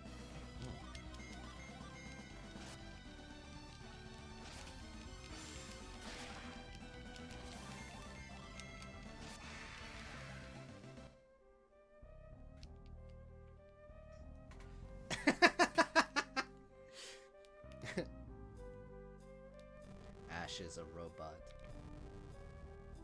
I mean, hey, that means that Pokemon is already in a better position than Simpsons, am I right? They will never leave.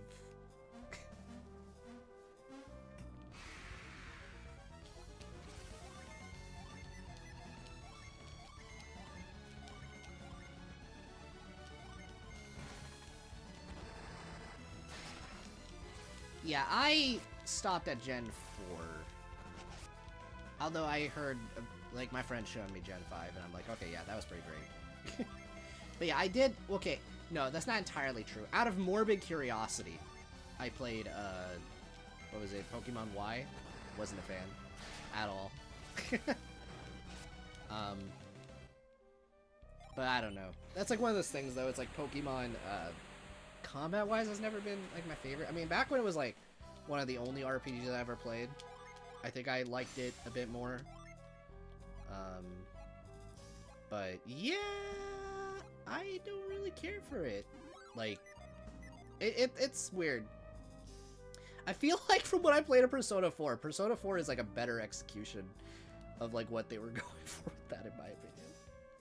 I don't know if that's a hot take, but it's like the whole monster collecting thing. I liked it way better with that because I had a full party And also, I liked its execution of, like, the weaknesses and stuff way better than, like, oh yeah, no, it's just, I don't know, it's, Pokemon just felt like, okay, especially when you're playing single player, you just kind of go into a gym and you just kind of know what, you bring that one Pokemon and you just spam the same move over and over again and just watch everything die.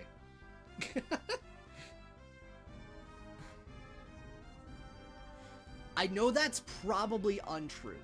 I'm sure there's gonna be someone that's gonna be like, okay, but like Cynthia though, and you're right, Cynthia did dunk me back then. But like, I felt the majority of the time that's how it usually played out. But, I don't know, maybe I might be making people mad. Look, if you love Pokemon, I'm happy for you, legit. I'm just speaking my truth.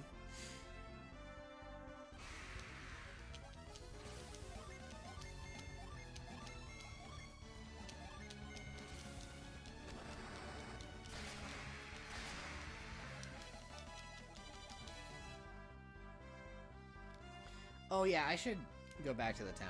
Optional cutscene.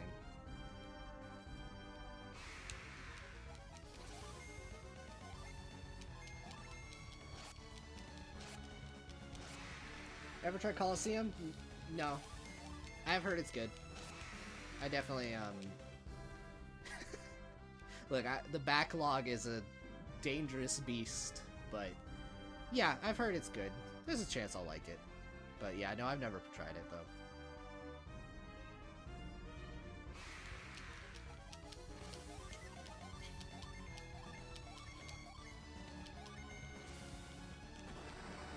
I've heard that too. Or at least, like, it's in the spectrum of Coliseum, anyway.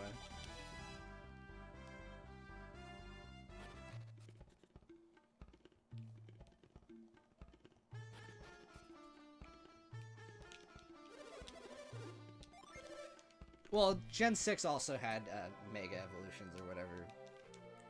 I mean, that was a game. I will say this, alright guys, I'm just gonna poke some fun. I think, like, one big pet peeve I have with Pokemon in general, and look, I know this is a really weird thing to complain about because literally no one cares, and that's completely valid. The thing is, like, I guess, like, my point of reference is, like, let's say, I'm bringing up the whole, like, oh, it's for kids thing. But, like, you have a series like Zelda, like, what Zelda used to be. A lot of them, you could say, are, like, very kid-friendly. But they wrote those stories well in spite of it being kid-friendly. It's, like, it feels like the stories of Pokemon are usually an afterthought of an afterthought of an afterthought. Like, they put 2 seconds and basically just copy-pasted the skeleton of whatever they tried doing with Gen 3. And it's been working for them ever since Gen 3. Which is why what I saw of Gen 5 was actually very refreshing. It's like, okay, they spun it on its head. You know what's the dumbest thing about that Gen 3 structure? This is a legit criticism I have. Is if you're fighting a godlike being at some point in your narrative, that should be the final boss. Not some dudes in a league that you have to just prove, like, that, like, I'm just saying, alright, which is exactly what Gen 5 did. They didn't make the League the final boss and save the epic thing for after the League. God, anyway. There we go, that's my Pokemon rant.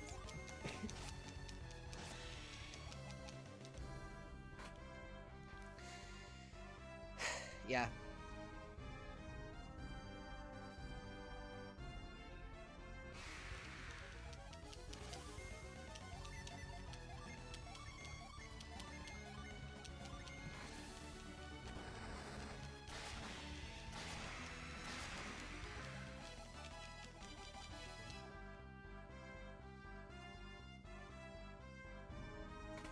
I enjoyed what I played of Legends Arceus, like, just as a game to play. Like, the way you could just, like, stealth catch Pokemon and stuff, that was kind of fun.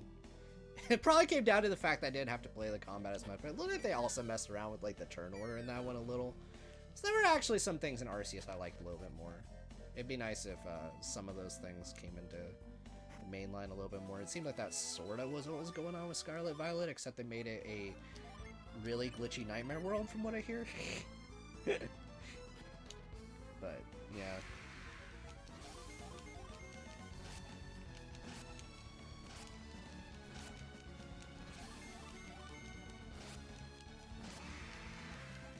Oh yeah, no chest messages.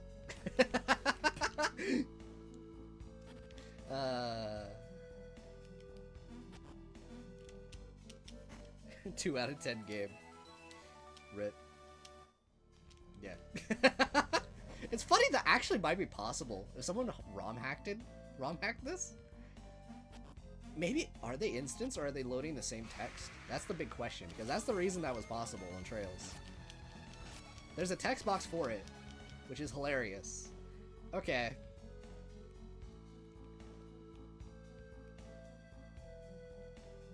I wish there were more Golden Sun ROM hacks. I know they exist. I just don't think they're that many. I know for sure there's like rebalance hacks and stuff out there. I know there's one that they actually, there's a fast travel spell in this game, but they give it to you basically in the final dungeon of this game. So like you don't get to fast travel till you get to that point, and the world of this game is pretty large. But I know there's like a hack that they actually give it to you like pretty much like early in the game, so you could just fast travel back to towns and stuff. So that's pretty nice. I haven't actually tried that out, but yeah.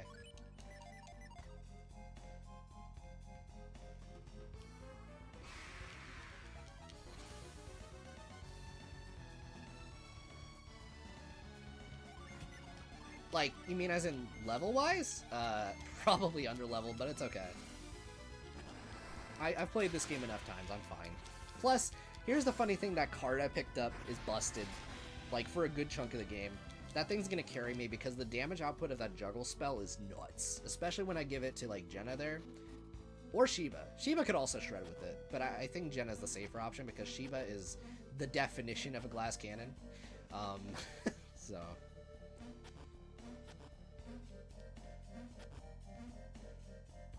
Unless you give her, which I did. Yeah. Here's a tip, by the way. If you guys are playing Golden Sun and you find that Shiba and or Ivan frequently die, what you do is you actually change up your classes. Because if you give them the Earth Djinn, they don't die as often. Because they get defense stats.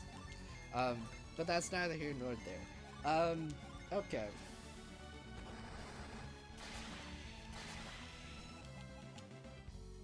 But you also just one-shot everything with okay.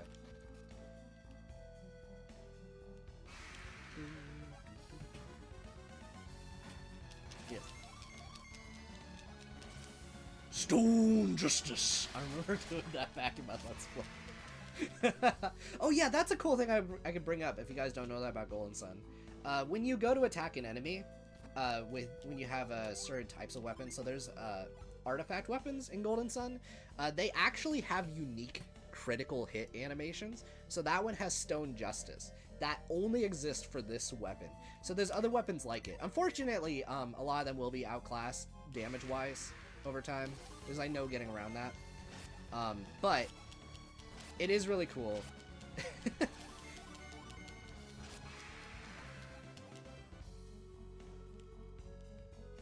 Hey, welcome. I'm intentionally falling.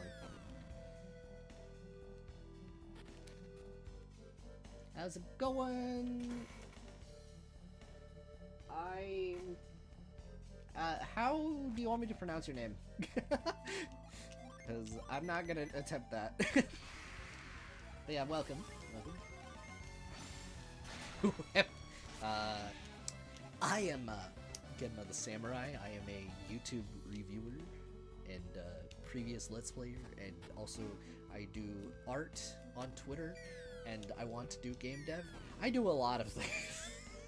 This is a loaded question. Who am I? I don't freaking know, man. I'm getting deep. Nice to meet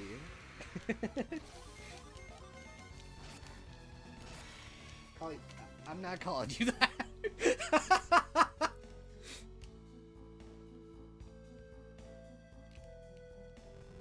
Variety too. Sure.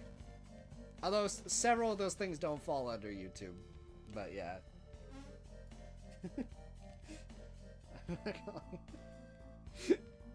I guess I could call you Shrek. I don't know.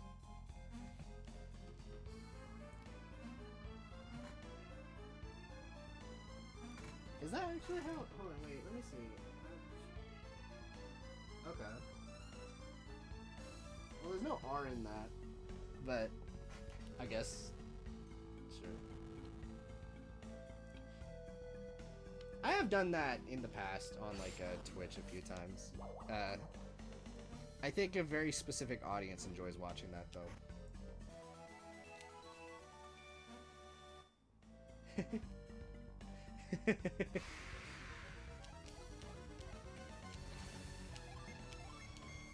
Yeah, no, absolutely love these games. I was specifically playing Golden Sun 2. This was my, like... So up until my replay of Trails to Azure recently, this one was my favorite RPG of all time. It still holds second place for me. And granted, a lot of it is nostalgia and or just, you know, it's like a really fun type of game. I feel this game's strengths are very different from Trails in a lot of places. Like, there's a little bit of overlap, like in terms of the NPCs and some of the world building. World building is pretty good in this. Not on the same detail as Trails, obviously, but like the way that it fleshes out its NPCs and stuff, I think that's pretty on point. However, yeah, like the Zelda stuff is freaking like great in this. I really wish there were more RPGs that did that.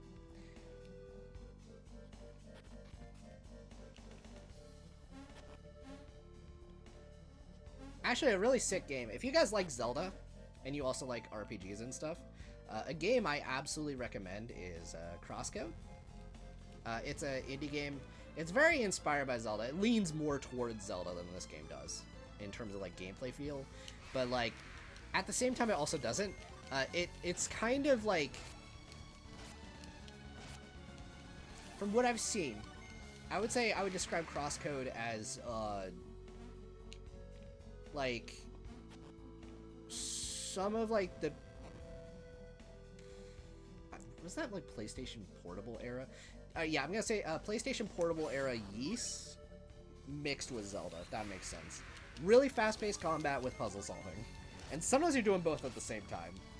Some bosses have like a gimmick that's on the puzzle spectrum, but you gotta do that stuff with precision. Really intense game. Really recommend it. Very fun.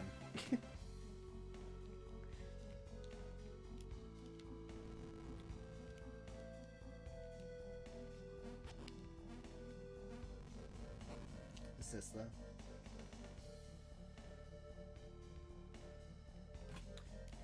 Yeah, no, and I know that game, it's hard, so I know a lot of people definitely struggled with that.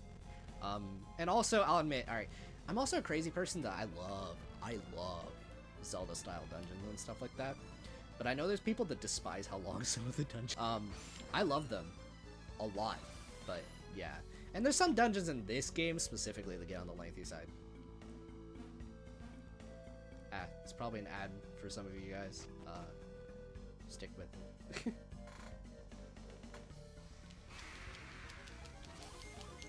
Okay. And Ys 8. I need to play more Ys 8.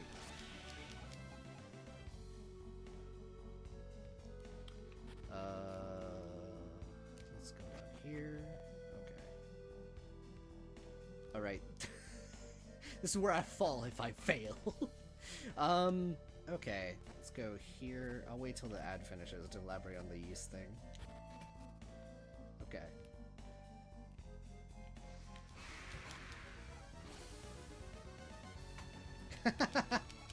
Yeah. I have not touched Yakuza. I've heard it's really good though. Okay. Our stream, okay, it looks like it is on OBS. Okay. Huh. Let me know if you're having issues with the stream. I'll just go ahead and keep talking about what I was about to talk about. Yeah, I tried playing Ys 8 very shortly after I finished Cold Steel 4 for the first time. So this is a 2021 or something. Like, I have it on my PS4, but I just felt like I wasn't ready to dive into the series yet when I played it. It was good. It was just like, I was still kind of riding that Trails high, and it was just very different.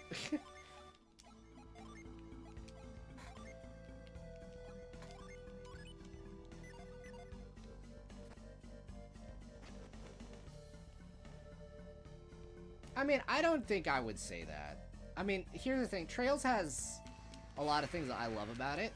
Like, it's one of my, like, favorite series ever. But I definitely have, like, a little bit of perspective that just because it's, like, super, like I love it to death, doesn't mean that it universally has everything, like, better than some other series. Like, I think there's some things that Tales of probably does better than, like, Trails. I mean, like, Trails also is very specifically, like, that's, like, a...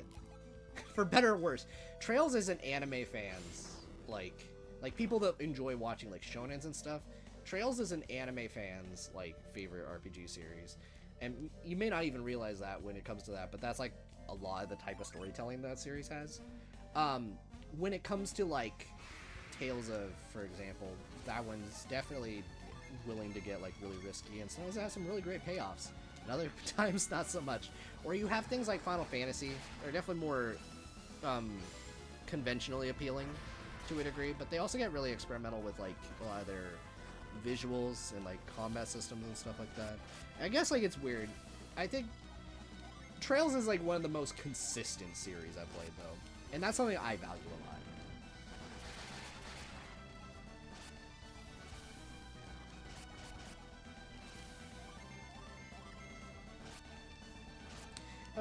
Okay, now that's a very different kind of... yeah, that's because Trails is made by a company that made PC games for the longest time. So yeah, of course they're PC games. Also, I'm realizing I am not even listening. I've gone this whole stream with my headset on. I mean, I guess that'll be nice for... that someone subs. Is that the only thing I can think of? Okay.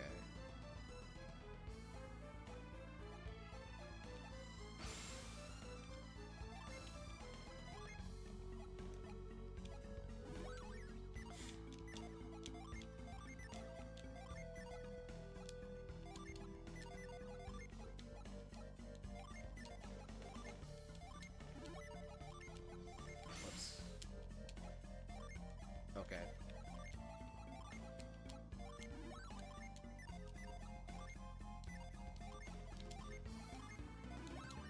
Alright, I'm gonna give this one to Jenna. Okay.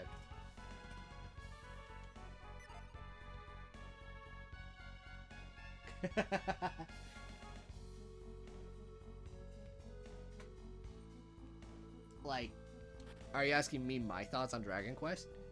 Never played. I have heard though. Okay, so here's fun bit of trivia though. All right, because I'm now gonna start when I describe if someone's in the know for Dragon Quest. Okay, from everything I've heard, I'm probably now gonna start describing Golden Sun to people as kind of like Zelda meets Dragon Quest, and I mean that more in the sense that a lot of Camelot Software Planning's inspiration roots right back to Dragon Quest, and I say that because Hiroyuki Takahashi, one of the creators of the company, one of the two brothers, he actually was a producer on Dragon Quest III back in the day, and literally all of his games have a lot of similar elements to Dragon Quest. Now granted, that's also kind of the RPG genre, but it is worth mentioning. Like, I didn't even use one in this game, but there are like churches you can visit to like revive characters. It's where you'll spawn when you die and stuff. There's like, granted, I know what I'm doing, so I probably won't have that happen. But yeah, and you need to pay money to revive people and all that kind of thing, and then you lose half your money when you die, that kind of jazz. But then there's also things like, you don't save at those though. Like I can save anywhere because it was meant to be played on a handheld device, and that'd be kind of bad design for the Game Boy Advance game. But yeah, Shining Force though, no, you needed to go to a church to save in those. So that was a big thing. And specifically when I describe this game, because like people have issue with like the big open-ended progression structure of this game, and anytime I described it to like my friend Snivy, he's like, that sounds like Dragon Quest 3.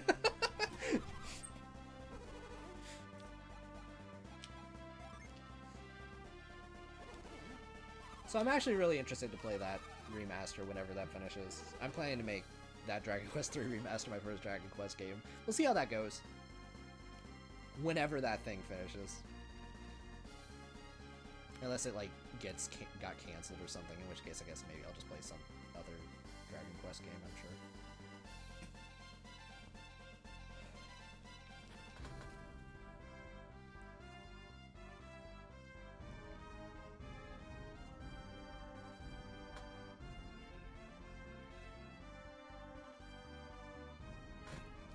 Oh yeah, over here, this is actually, this has a new addition. So I did mention that there's summons that you can do with like Jin and stuff. This is actually a new type of summon that was introduced in this game, and I love it. This is one of the many reasons I prefer this to the first game. Because in Golden Sun 1, you can only do summons with like pure like elements. Like you needed like 4 Venus, 4 Mars, 4 Mercury, etc. You can have mix match ones in this when you find these tablets. So this one's gonna give me a fire and earth one. So that's gonna be really useful. Zagan, let's go.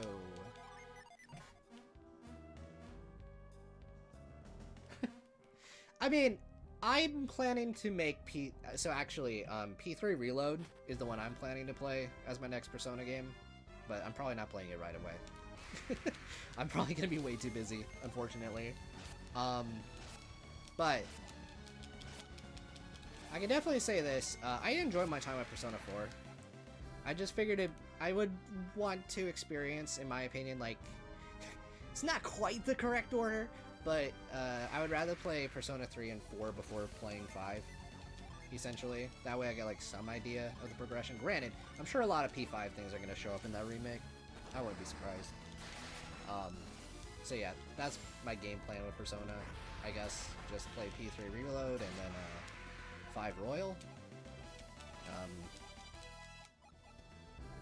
I do not know if I'm going to play the first 2 Persona games or not.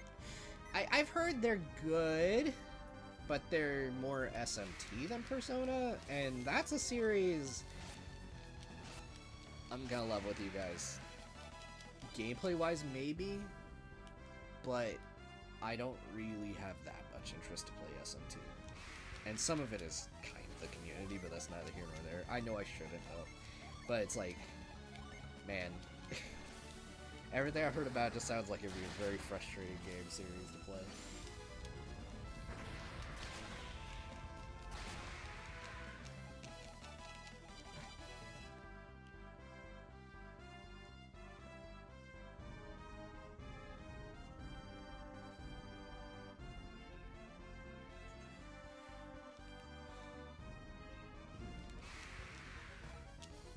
Anyway, we got another...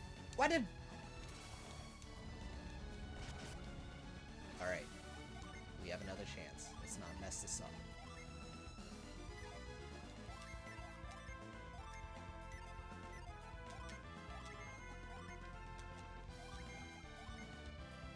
Please don't run away. Please don't run away. Please don't run away.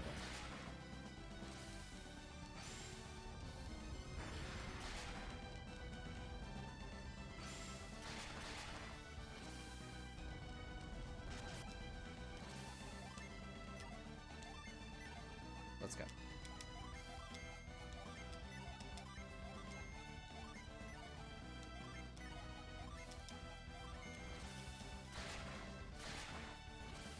Okay, that might kill it.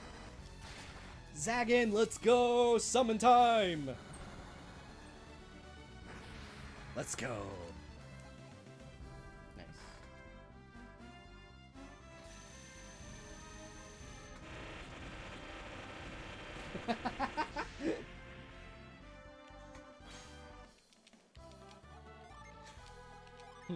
It's like a lot of things. Alright, so now we can actually gain access to a classed up Earth class for somebody, so that's nice. Okay. What's up, nerds?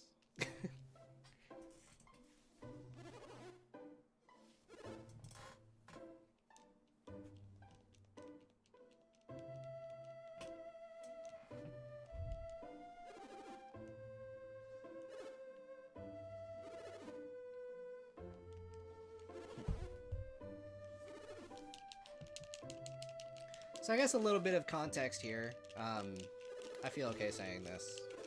So this town... So again, like, one thing with Dragon Quest in this series is, from what I've heard of Dragon Quest... Again, if someone has actually played Dragon Quest, willing to correct me, please go ahead. Just from what I've researched. But yeah. So a lot of Golden Sun 1 and 2 is you arrive at a town, and then the town usually is completely disconnected from the main narrative. It's usually they have, like, kind of like a pocket subplot thing going on, if anything. Town that you just get to visit and get things from. But yeah, in this town's case, they got attacked by some pirates after essentially that tsunami hit at the start. So because of that, you know, they went and imprisoned some of the pirates and stuff. And yeah, now there's a little more layers to this, but you know. Also, I love this NPC. It's totally that one guy. I don't know how to describe that dude. But you ever saw that guy that like has the red bandana? Just, I don't know. Whatever. Maybe you know the meme. If you know the meme, yeah.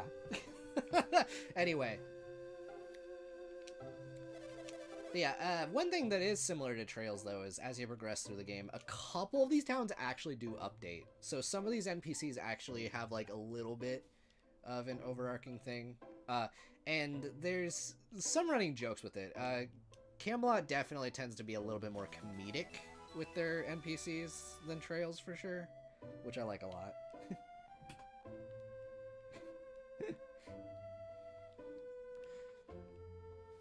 Anyway.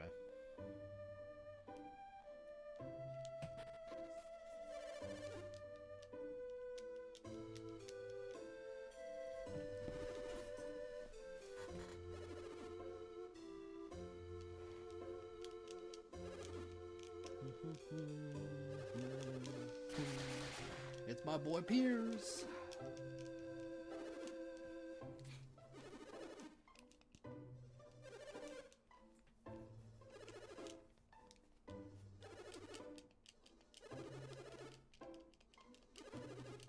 Okay, cool. We got one.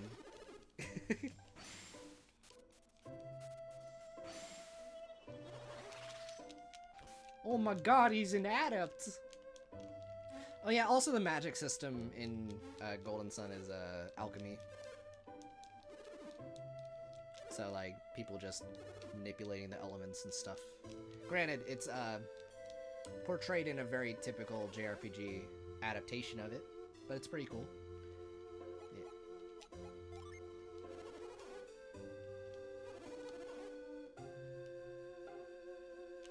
What's up, dude? Whoop! That was not the one I meant to use. Die!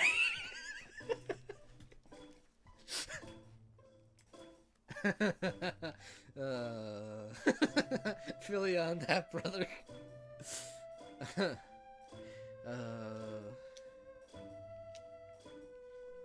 Also, fun little touch is that adepts can like sense when you use mind read on them. It's not a huge number of characters, but yeah.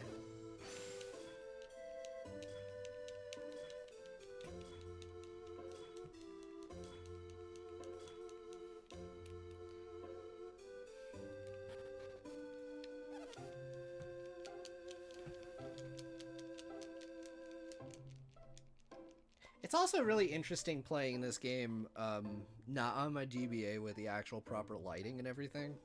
Because like anytime I played this, like you can go and watch my Let's Play and everything. The colors are saturated as frick. Like the grass actually looks freaking textured. It looks like just a big block of green on my like Let's Play.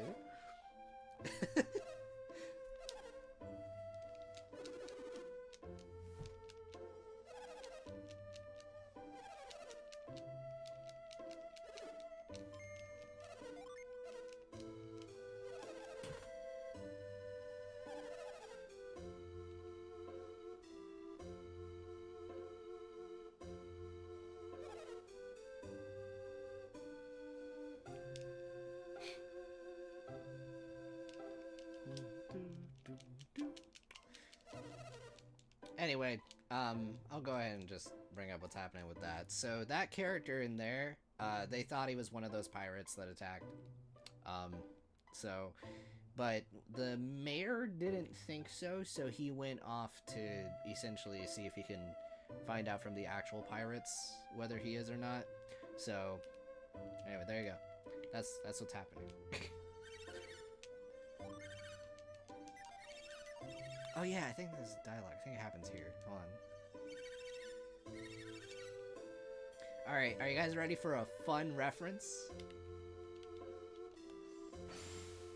Eyes shining in the darkness. No, go away. Fun fact, that is the first Shining game on the Sega Genesis. Shining in the darkness. Anyway, there you go. Fun reference.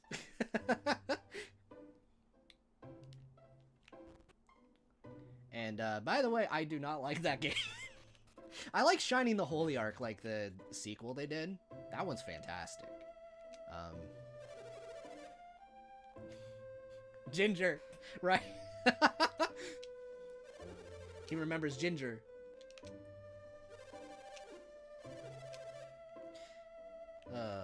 But yeah, no, so really fun detail there. Because of that save data transfer thing I did, those guys actually remember a thing that I totally didn't just find the password online, did.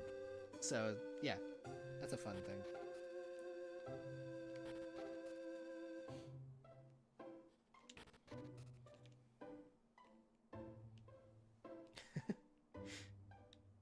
Okay, I think I'm probably fine. Maybe armor.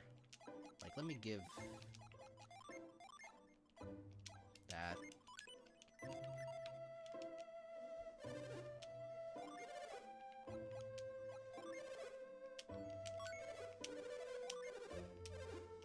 Man, he gets so little back. It's so weird playing an RPG where the numbers are so low. Like, oh yeah, that's 10 coins.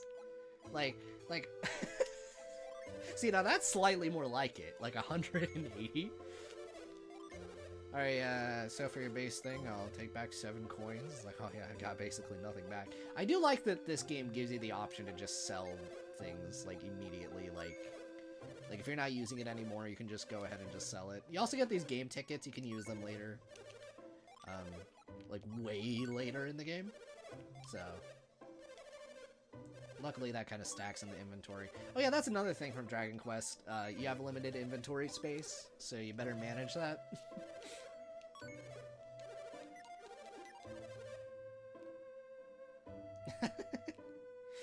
Yeah, I did do Let's Plays of Shining Force 3, and I did my best to get around some of the weird glitches and stuff I encountered when I was playing it on my computer at the time. But yeah, Shining Force 3 is fantastic. I did not do Shining Force 1 and 2, though. Those are good games, but there's some things I don't like about them. I think it's weird. I feel, okay, Shining Force 1 has a story I do not give a crap about. It's just really, really dumb plot. But whatever, that's like one of the first ones. But the gameplay is fine. Like, if you've ever played Fire Emblem Echoes, the Shining Force series kind of feels unintentional. Apparently, Camelot never played Fire Emblem Gaiden, but Shining Force as a series feels like a spiritual successor of Gaiden. Like, I think you played Echoes, right, Cyrus? So if you played that and you play Shining Force, you'll know exactly what I mean. Like, you have towns you can explore, and, like, you know, in between maps and stuff. But the maps themselves are not like, especially in Shining Force 1 and 2. Shining Force 3 has pretty great maps. But, like, 1 and 2 have pretty Gaiden-y maps. And you have, like, spells that you can cast, and you have, like, AoE effects and stuff like that. It doesn't leech, like, HP, though. But, yeah. And some of them might just be standard JRPG stuff, I don't know. But it's like, yeah.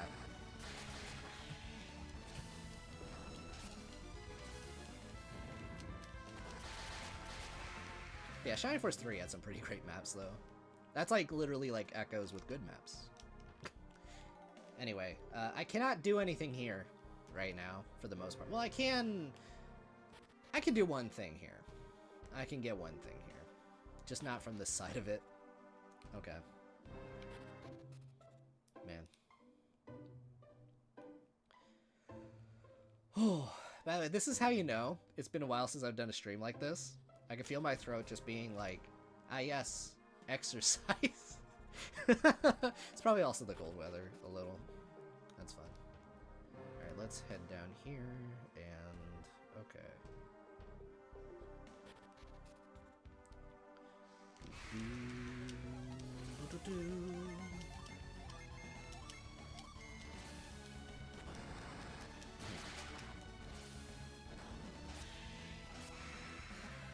Never played. Here's the thing, tactical RPG genre, okay. That's one that I just haven't played that many.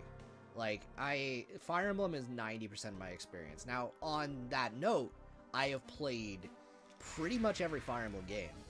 But, yeah. Yeah, I don't have much of an opinion.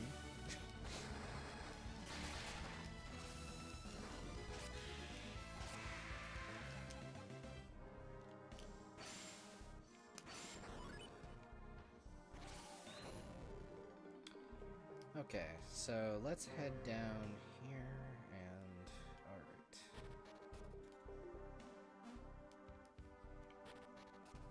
So yeah, there's exactly one thing we can get here. And it is a synergy we can use later.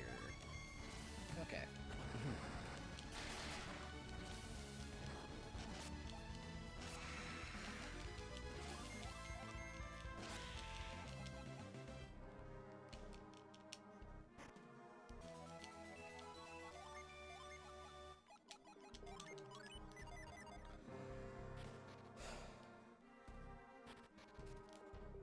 Alright, so guys, I'm going to present a poll very shortly. I will bring this up again when it looks like that ad is finished.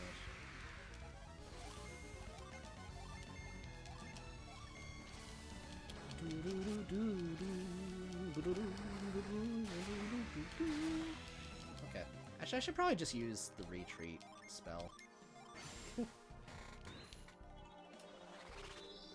I don't think so.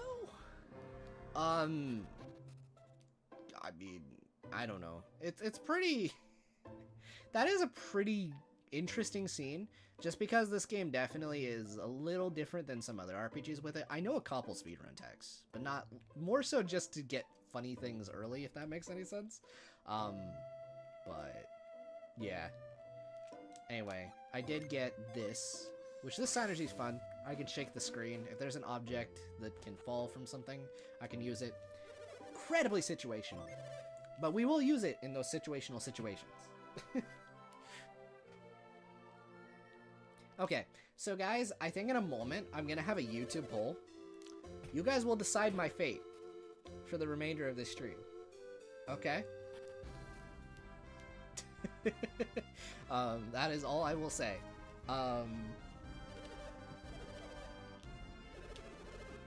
Because of the freedom nature of this, I will let you guys decide my fate. In fact, I will do it right now. Let's make a poll. Poll.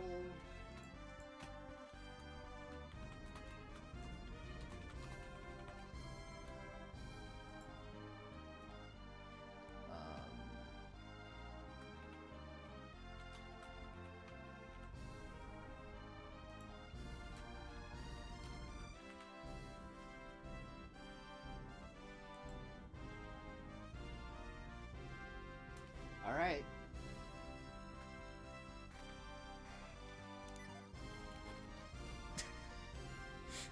And if you know exactly.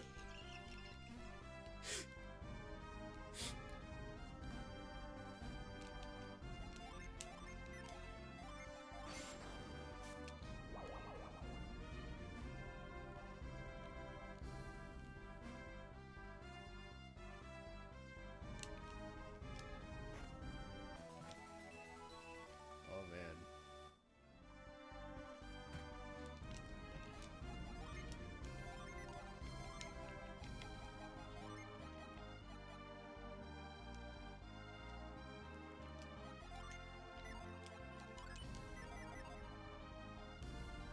Oh man, you know I'm having bad sitting posture when my neck's just like, ugh.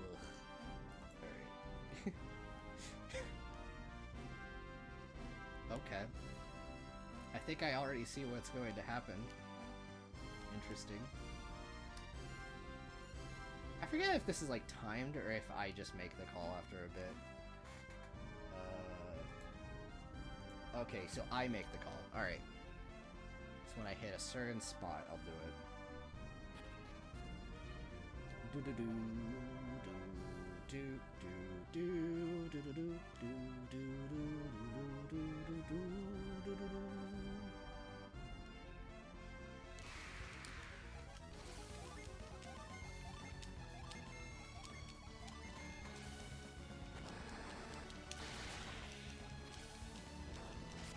I have a spot. I'll be there, like, literally in a second. Okay. Here we go. 5, 4, 3, 2, 1.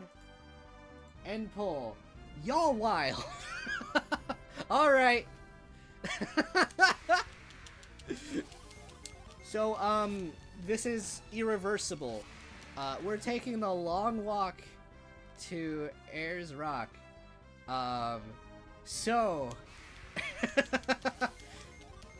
hope you guys enjoy the sights as we approach the first log dungeon of the game.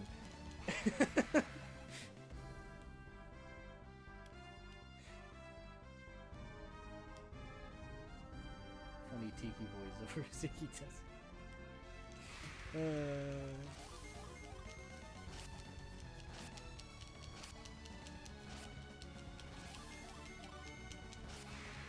Hilariously, both are in the middle of a desert.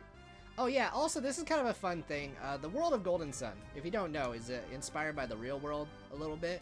So like this is basically just Africa right here. This is Europe, kinda.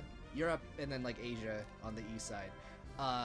Yeah, here is Australia. So Ayers Rock is a play on words for Ayers Rock, which is a famous rock in Australia apparently. So, the more you know.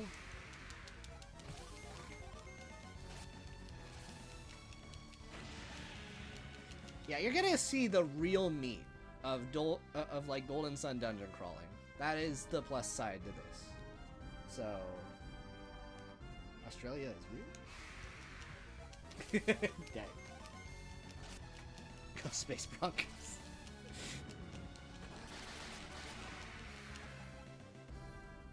Okay, so there's like a gin somewhere around here. I think it's here or something. I'm trying to remember exactly. Or is it a cave? This is one of those.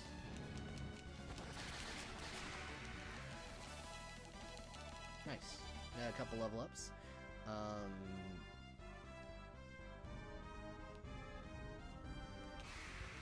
I think it's a cave. But I think there's a gin too, but I might be remembering wrong.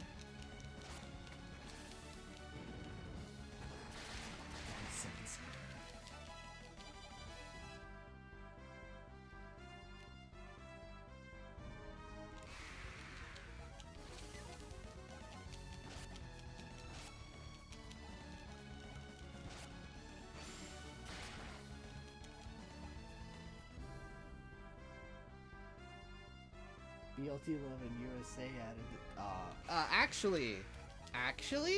actually, that is, that, I think that's supposed to be North America, and I think that's supposed to be South America. In terms of the cultures there, not in terms of how it actually looks. Okay. And when I say North America, I mean more like old school, so there are Native Americans in this. I cannot speak for how well represented they are, but yeah, we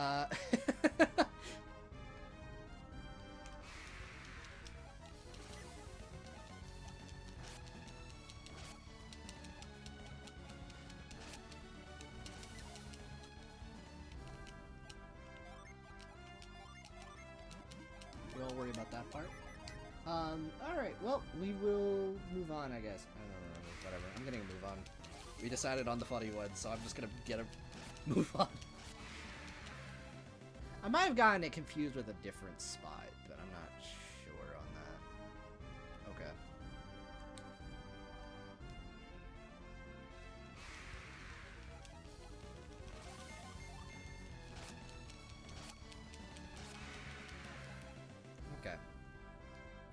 let's make a stop over here at Mikasala. You know what's really funny here is that there's a gin here that if I went to Yampi Desert first, I would be able to get it right now. It's okay. I'll get it later. Alright. We'll use the inn.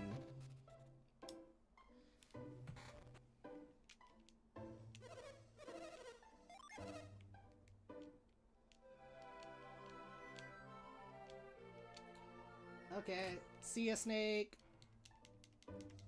Have a good one.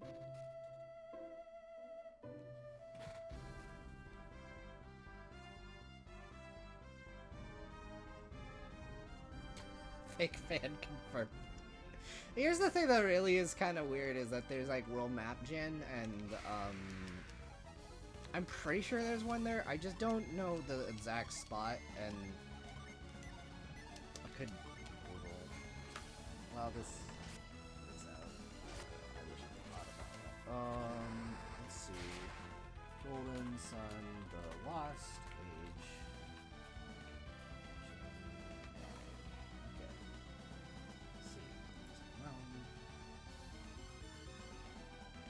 I'm glad this site has been around since I was, I don't know, a long time. Okay. Let's see. I think it's a water one.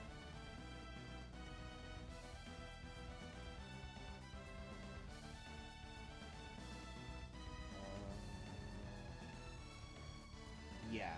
Okay. I know where it is. We'll get it.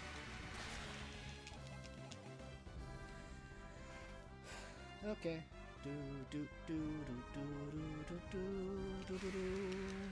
See that? By the way, enemies are going to be hyper aggressive here because one, it's Australia, but two, I am underleveled. You know what? Actually, I have a thing for that. Literally repels from Pokemon right here. Okay. So let's head. Well, good job, mate. Okay.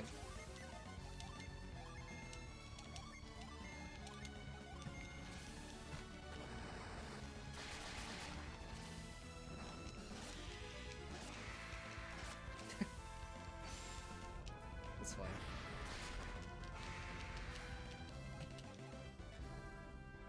Dairy Queen. I don't know. I was never really that into Dairy Queen. I mean, I guess their ice cream. I mean, it's what they're mainly known for. Is pretty okay. My God.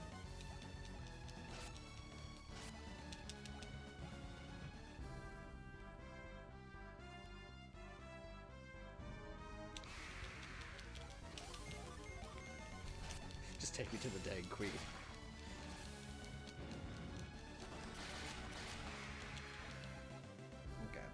So, I believe it is up here, but I was supposed to go to the left or something. Or something like that.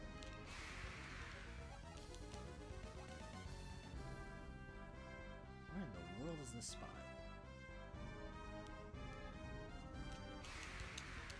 Alright, let me pull the map back.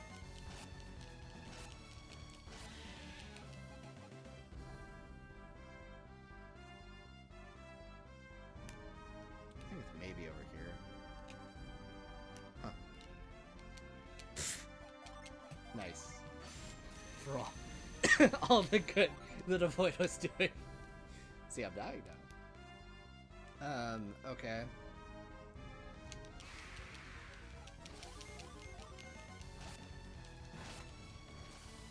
Oh, it's northeast of Mikasala. Okay. I just read the description. There's a couple really similar looking spots on the world map. Like, if I bring this up here, yeah. Okay, it's like up there. Ah! This is fine. See, I'm always like this. I wish I had the speed up.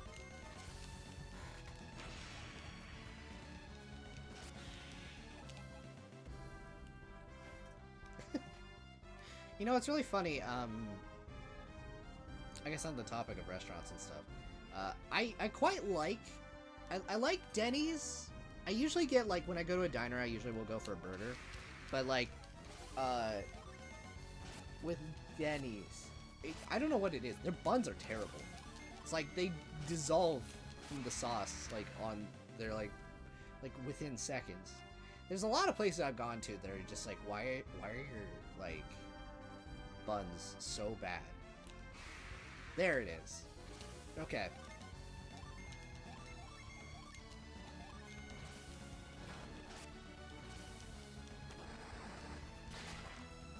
Oh my god.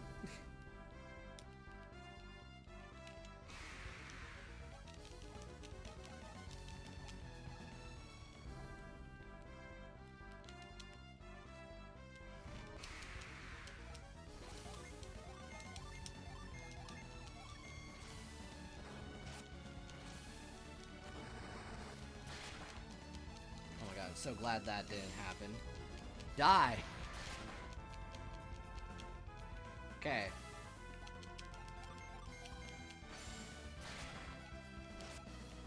Die! My god. Dreamtide, come on. Finish the job. It's gonna take you than I remember. Okay, there we go. I should be using, like, summons and junk.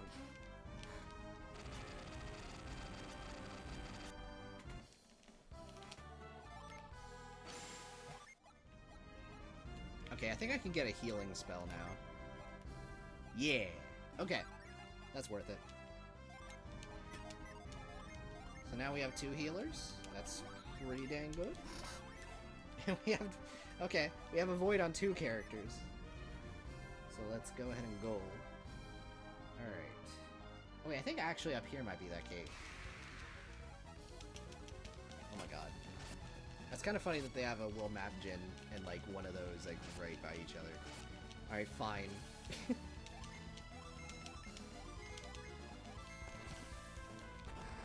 Because, yeah, here's the big thing with the world map here, right? It's, like... For the most part, I don't have too much of a problem navigating it, but, like, this continent specifically at this part of the game is a little bit weirder. I'm also used to going from the east side. We'll talk about that later.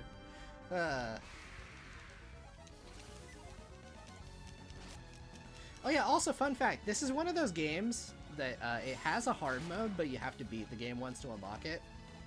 Like, it's basically like a New Game Plus feature. You load your save and then you get to choose hard mode or whatever. It's a quirk. Oh my god. I can't get it. Oh, that's painful. I'm used to having the friggin' thing from Yampi Desert. It's... Okay, fine. Alright, that would have made life more fun. But, alright. We're going to Ayers Rock.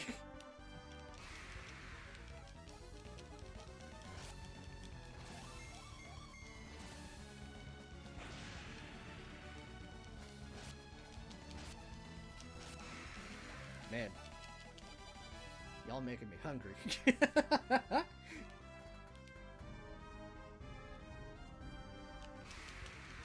this random encounter rate is a thing.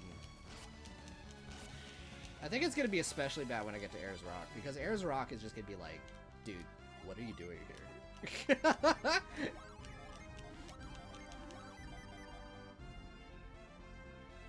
I do like that because... So one thing that is nice about this game is, since you use your magic to actually do, like, field, like, puzzles and stuff like that, when you walk around on the field, you very slowly regenerate magic. So that is something that is very nice. If you want to avoid using, like, magic for, like, a bit, or, like, yeah, you'll get it back.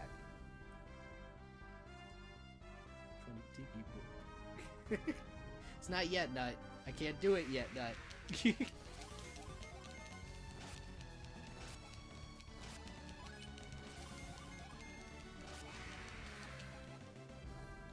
Okay, so let's head over here and... Well, yeah, if I'm following the road, it should take me where I need to go. Okay.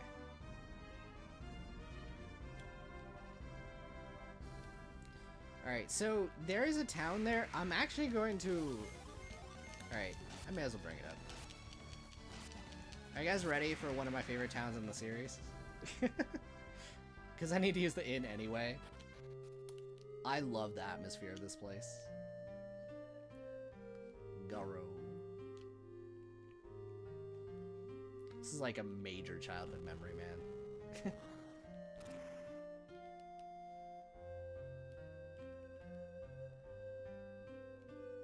I just love the day to night transition here.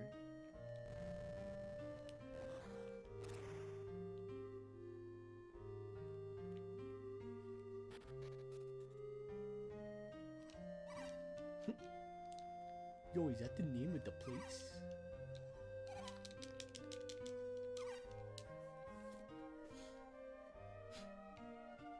Oh my god, it's a friggin' werewolf! Love that.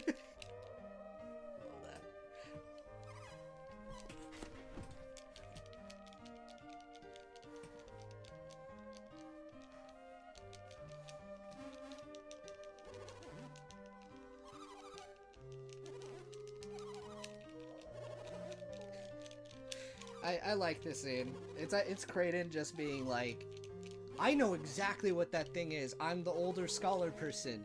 And then they're like, that's a little weird that you know about this thing on this continent that none of us have ever been to, and none of the people that you know even knew about this continent in the first place. Okay, so I lied, but I think it's cool.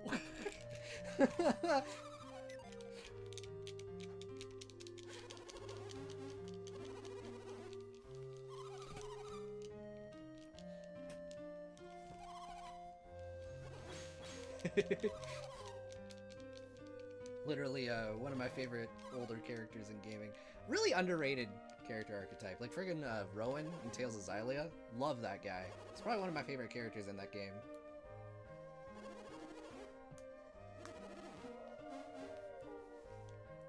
Love a quirky old guy.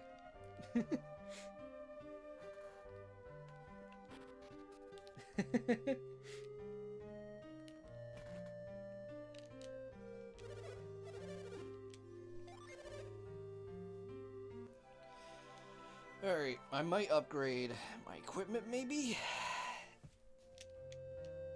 As far as, like, defensive stuff, just because I don't think I've, like, gone straight for Ayers Rock like this since my first playthrough when I was a kid.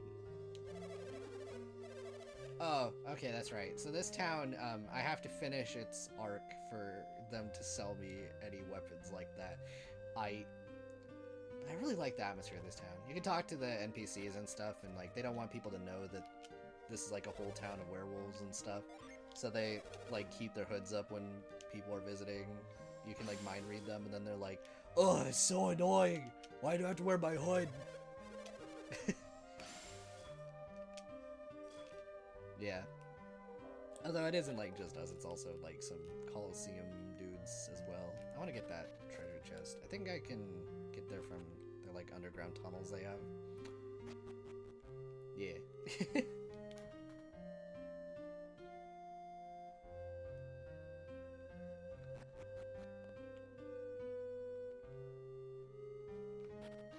Okay, I might not be able to get that thing yet because I need the other power, so I may have to grab that later.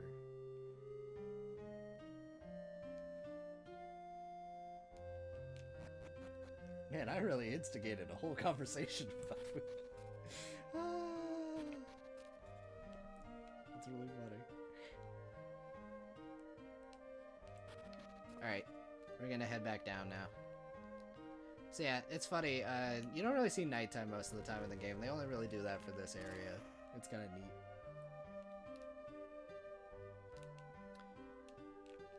I probably should have... It's fine.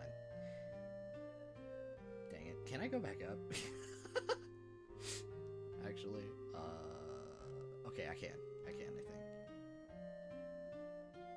No, I can't. Okay. Wait, hold on. Ha ha! Ain't that funny that it's on NSO now? I can do that. Okay. Whoa. Nope. I love it so much. Oh yeah, and I brought up that there's like churches. This is one of them. So if I like die right now, like outside, right now, like I'm talking real life.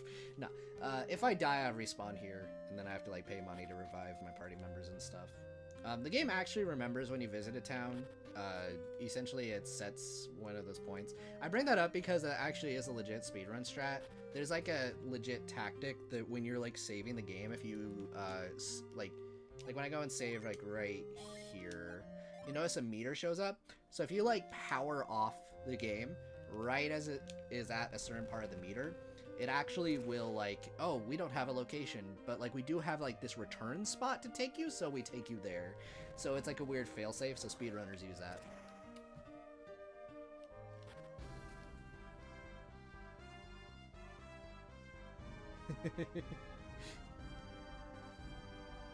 Okay.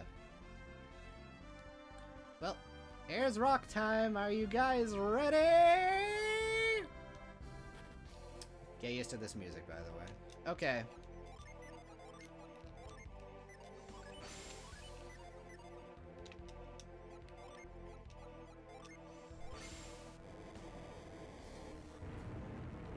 Here we go. So that's gonna be a recurring thing. This dungeon's kind of cool. This is a dungeon that a lot of people hate. When I was younger, I did too.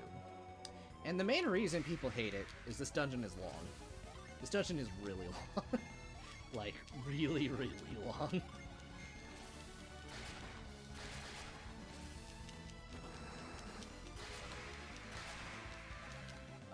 So, like, I'm just gonna give you guys a rough estimate right now because I'm rusty. We might be here for at least an hour. Just a heads up. But yeah.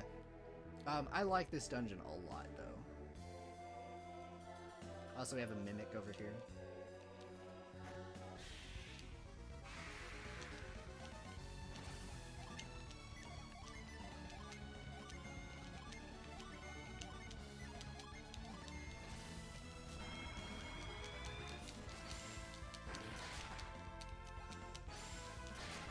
Also, I guess I'm a little underleveled, so some of the enemies might give me trouble. So that's fun.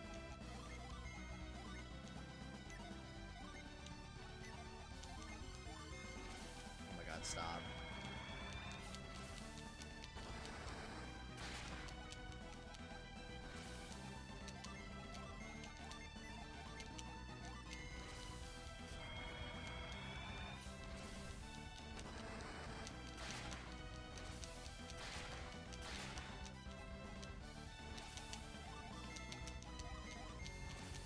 Okay, going for a debuff.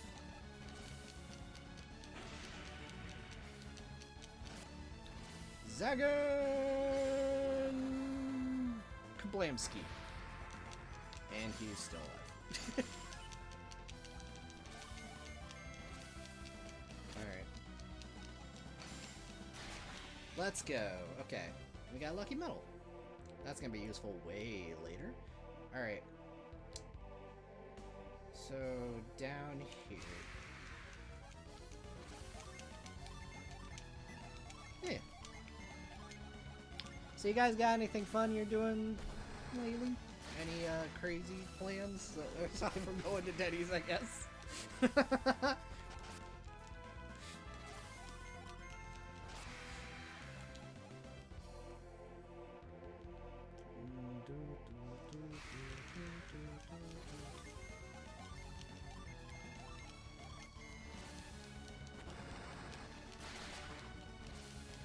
I think worst thing about the music, I like the music in this dungeon a lot, but especially in this first screen, you're gonna hear it start and stop a lot because of the random encounters. Really crazy. Gotcha. Oh, okay. Nice, nice. Oh yeah, there's like 2 pathways. I'm gonna go this way. Nope, I'm not going that way. It's funny when I was because one feature that I guess is funny feature spoiler for that game that I want to make and stuff, but obviously this was on the Game Boy Advance, so they didn't have the luxury of doing things like that. But I think for my game, I kind of want to have a camera that you can kind of rotate around so you can get a better view of your environment and stuff. Because there's like points where it's like you're walking a direction, it's like, I think that's fine, but then you're like, oh no, that's a dead end. Time to backtrack.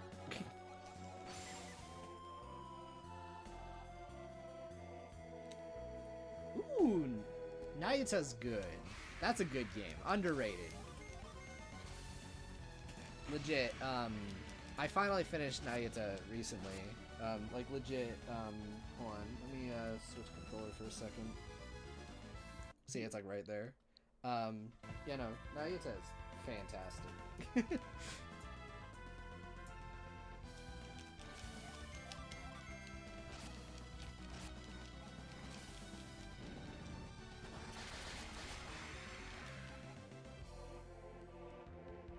Yeah, it's weird because, like, again, in the event that I need to ever do tier lists, that's gonna be that one weird game that I'm just like, what the frick do I do with that? Because it's really good, but I feel I still like most of modern, like, mainline Trails better, but it also feels like I'm comparing, like, Mana to Trails, which is, like, really unfair. Yeah. Omiyama did some great tracks.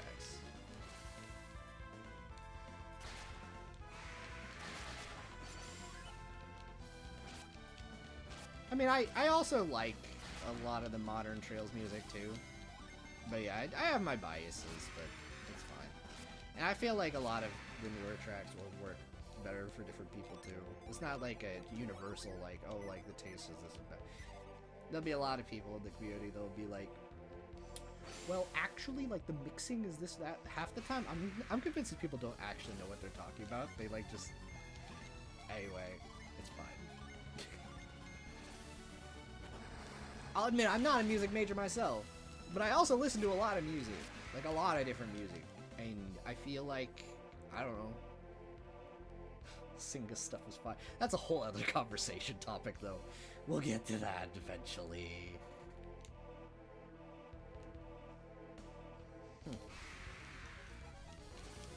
I mean, I'm still waiting to play Kuro. Actually, it's really funny, though. It seems a lot of Trails fans have absolutely just gone ahead and just played Kuro. I bring that up just because I feel like I'm in the minority that I'm okay with waiting, because it lets me just play other things for a while. Like, it seems a lot of people that they just want to be caught up. And I can understand some of it. It's like minimize spoiler risk or something. But, yeah, in my, like, server, though, I had to, like, make a separate thread for people playing Kuro because it was just, like, it just turned into a wall of spoiler text I couldn't read. I'm like, okay.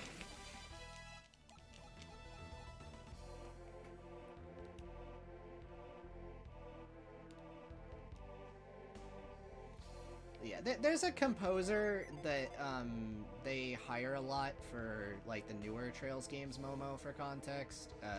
But the main reason they hire him is that he does work for, like, cheaper compared to the composers they've been using for a bunch of years. So, and, like, you know, it's a really small company, so it makes sense. But, yeah, he has a style that is very distinct compared to the older composers. So, like, anytime he shows up, they have a field day with it. Or at least they were. I think I've noticed them getting drowned out. Now, like, whenever one of those games gets an official localization, the majority of people start playing it, and then they don't have an issue with it. But it's like the very small few of that core fandom will play, and then they'll be like, actually, this is bad. It's an interesting phenomenon.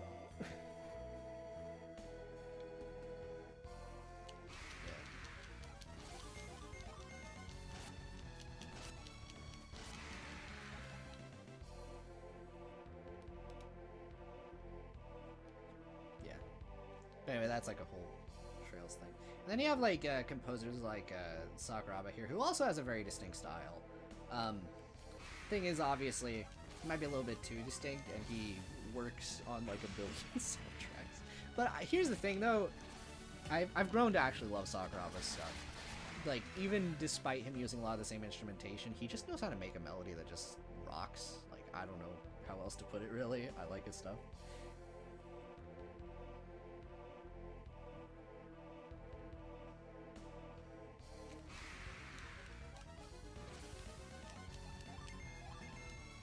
Yeah, like, I've seen you do, like, a lot of, just music reaction videos, Cyrus.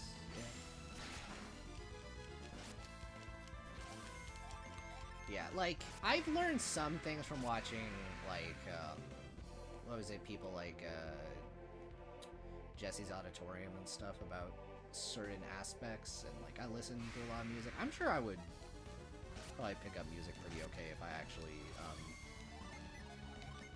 you know, applied myself, as it were. That's, like, always the hard part. It's like learning a language or something, you know? Or, like, if I tried to start learning to draw for the first time now, which you know, that's fair. I'm also just learning how to, like, code and stuff, so I do too many things as it is, but it's something I would love to do. I have interest in so many things is part of my problem, for sure.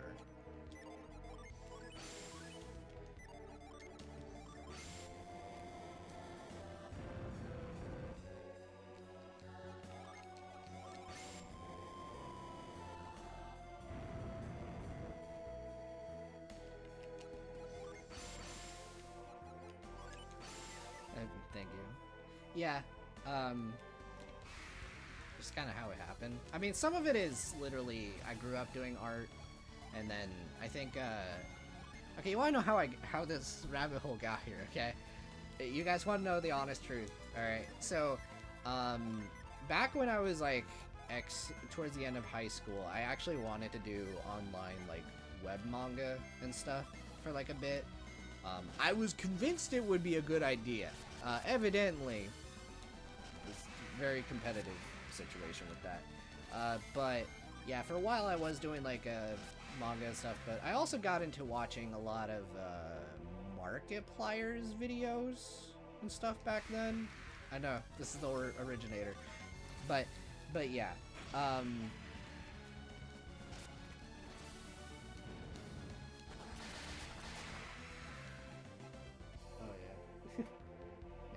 Man. But yeah, Markiplier is the originator. So I watched a lot of his Let's Plays, and I really liked a lot of his stuff. And then I at the same time, there was a lot of my Golden Sun, like, trying to get it to come back. Like, I was in that rallying group of, like, we need to get this to happen. Like, there's a whole story behind that. So I legit actually started my channel originally, just to Let's Play Golden Sun to draw attention to it. Which is really funny because no one watched it. As in, like, it's literally the first thing I uploaded. So that was what led to me making my channel back then. But I just commentated in between doing, like, homework, because and I was also entering, like, homeschool and stuff again, because I was wanting to focus on, like, doing my, like, comics and everything, my manga that I was doing. So I wanted all that free time. But it meant that my senior year of high school, I actually, like, wasn't around anybody as much. Like, I kind of got isolated by me doing that to a degree. So it kind of, weirdly enough, gave me something on the spectrum of social to do. So I enjoyed really doing a lot of Let's Plays and stuff back then. And so I just kept making videos, met people, and partially the reason why I moved away from doing Let's Plays is just, I don't know, I guess I just found it, I was getting tired of doing it. Like, it was just starting to get not as fun to do. The thing is with Let's Plays, they are very easy to make, but, like, they're not, that's also partially the problem. Like, it felt like I couldn't really, like, express myself fully with it. Like, I think it made for good content for people to react to things and stuff, but I think I just wanted to make things that I was proud of making, you know? So I think that was a big thing I wrestled with for a while. Now these reviews, I'm totally fine with, like, what I've been making now. But it was a bit of a journey to get there, for sure.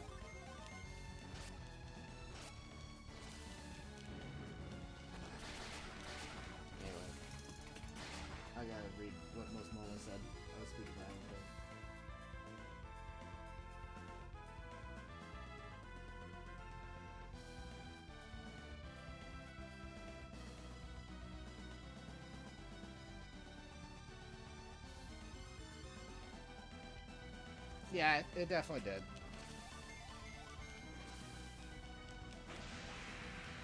And also that sucks about your dad, man. Sometimes parents are like that. I don't think a lot of parents, I might be wrong.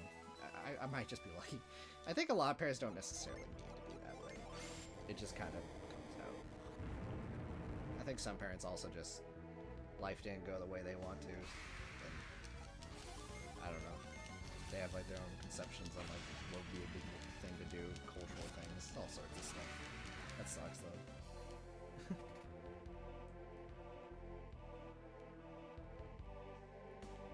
Yeah, so I tried doing, like, if you'll notice, like, Momo, if you remember back, like, towards my later Let's Play stuff, I got, like, really crazy with, like, having a bunch of edits and stuff. But you know what that did? Because it was, like, combining it with, like, the frequent uploads and, like, doing, like, games that were, like, long inherently, led to moments where it's, like, one, like, I was spending several... Like, okay, Shining Force 3, to put this into perspective, the way that happened, because I was also doing a different college at the time, the one that I transferred from. But when I was doing Shining Force 3, I was spending, like, probably, like, over a week, almost every day, I would just commentate, like, non-stop, like, basically the entire day. And then I would just have, like, a whole bunch of recording, and then I would just spend time a week editing it. And I would try to, like, keep coming up with funny bits, but then that well is gonna dry up eventually when you have to just pump it out, like, daily. Or else if you don't pump it out daily, it takes a long time. And I wanted it to be done so I could have, like, other things to focus on, so I wouldn't have to worry about it every week. So it just led to, it's just like, alright, you know, I need to edit, like, one video a day and stuff, and sometimes I just didn't have the creativity to make anything fun with it. And it's, like, it's a whole big thing. I mean, I love RPGs. But, like, there's a reason when I went to play Trails, and, like, looking at how much text there was, is like, I ain't. At the time, I was like, I am not Let's Playing any of these. I'm definitely not voice acting any of this. Because that was a huge contributor to the burnout. I had fun doing, like, the silly voices and stuff to a degree, but there hit a point where it was, like, also, it was exhausting. Yeah.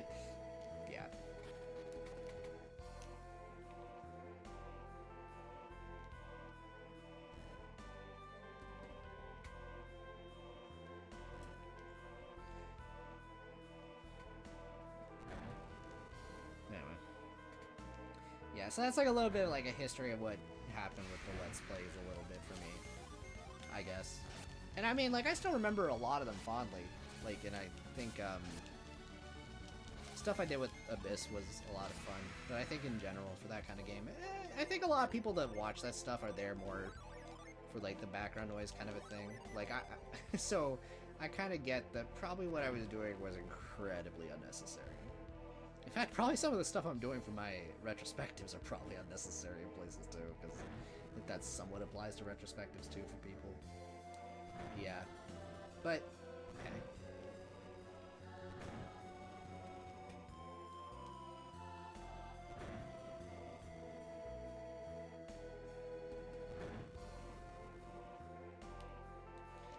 Okay, I will also add, as a random tangent, the games that do have voice acting were annoying for a different reason.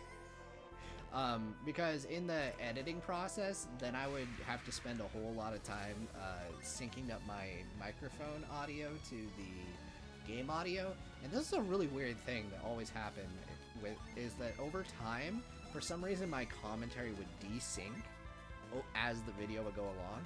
So that would mean that I would still have to, like, find, like, key points, like binary search through the thing and be like, alright, does it sound desynced here? Okay, let me slide it over, and then just kind of keep going and stuff till the whole video is good. Like, a video that sounds simple, when it adds up and you have to make, like, a video a day, is like, ugh. Yeah, so it's like, either my editing was bad, or, like, it's just, like, yeah.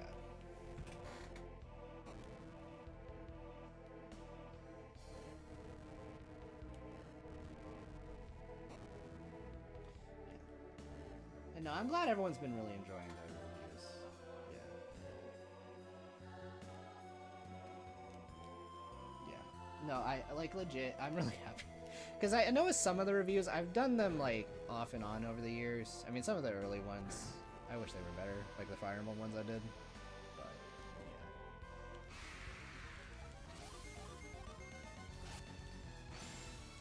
yeah. I don't know. It's just been. I'm just happy with where I'm at. It was weird.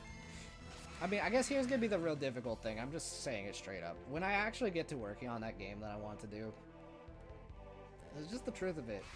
I don't know how much I'm gonna be doing YouTube when that happens, because here's the thing. I'm gonna be the creative director, probably one of the big programmers, and probably one of the artists, and probably one of the writers. So I'm probably gonna be busy, and I probably will have a job too while I'm doing it.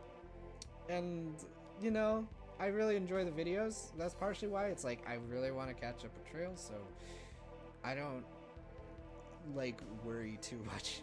I mean, you know.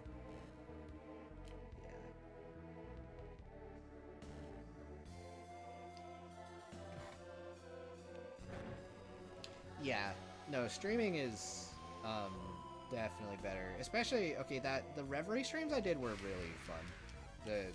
And Tales of the Abyss as well. Tales of the Abyss was also fun because I got to kind of play off my friend Snivy during that entire time when we had like the co-op and stuff. That was pretty great.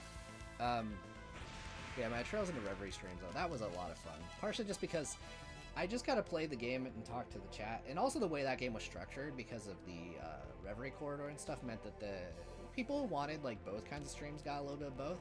When I entered the corridor, it was chill talk times again. When I entered the like actual main parts of the game, I was like, okay, reaction time. You know, it was kind of a little bit both. I think that was a fun time. I don't know how that's gonna be with a Kuro when that comes out, but you know. But I knew for sure. I was like, I'm not voice acting anything. This, I will burn myself out if I try and read a Trails game. It's too much dialogue.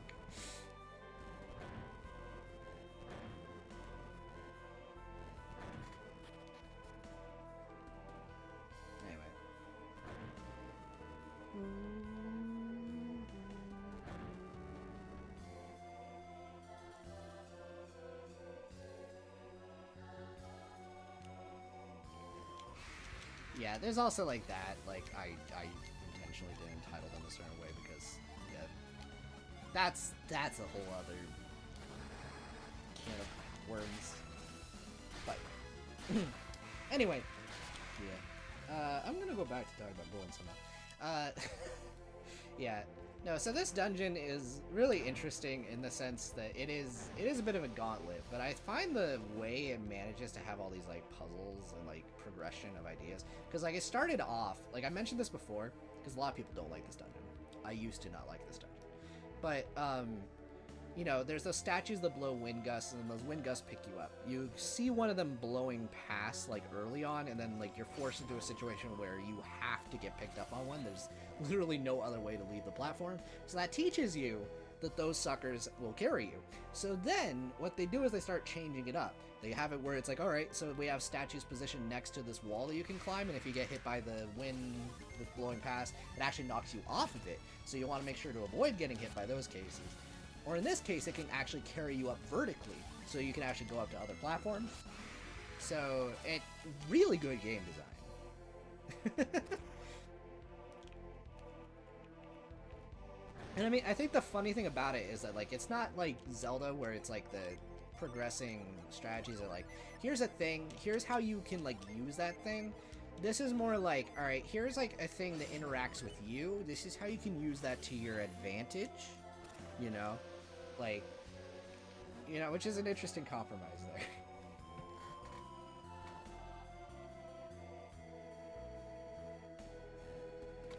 there.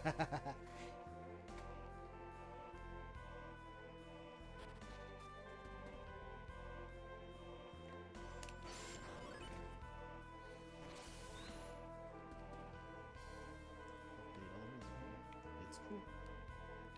So this room is also interesting, as an aside. If I try and climb all the way up here, you'll notice that I actually poof right back to the beginning of the room. So, yeah, so that's a thing. We have to actually circle back to the normal side of it. Downside, There's actually some loot up there, so I'm gonna have to circle back up here again, but it's fine.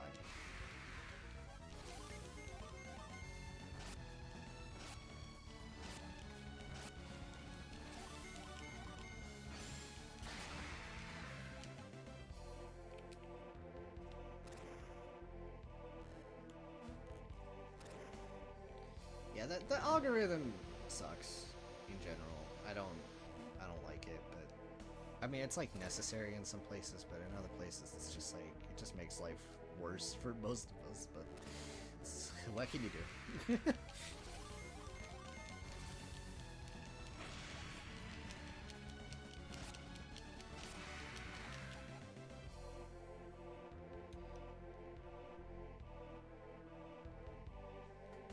Yep. But yeah, I mean, and then I think there's like a combination of factors why part ones tend to perform a lot better than the other parts. But the thing is, I think that the problem is I think from what I remember, I think the algorithm reacts to stuff like that. So like, for us, it makes sense. To a machine, it's like, okay, the first part did well, but we're not gonna push it as much because the rest of the videos aren't doing as well as that first one. It's stupid.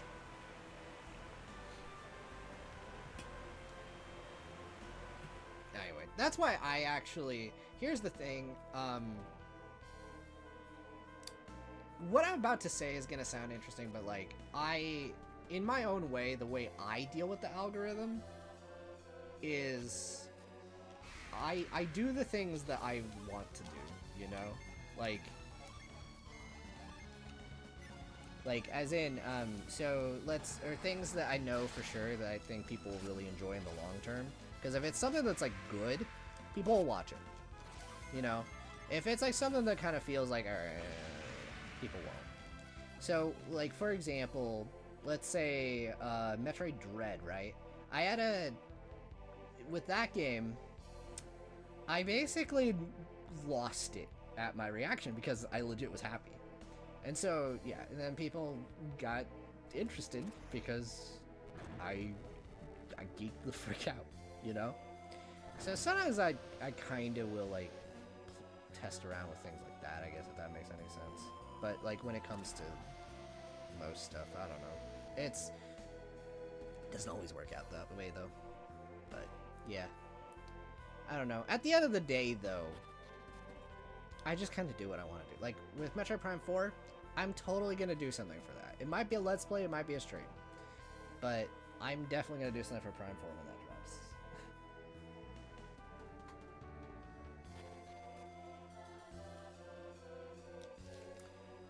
Anyway.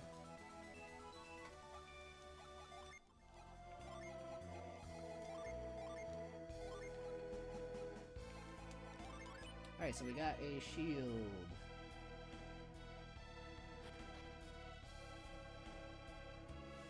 Yeah.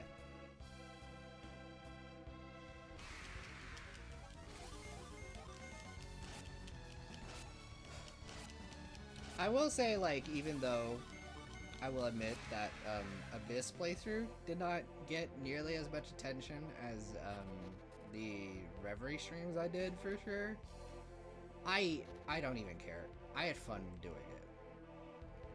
And that's like the main thing. I do enjoy being self-indulgent once in a while. You know. It's definitely one of those.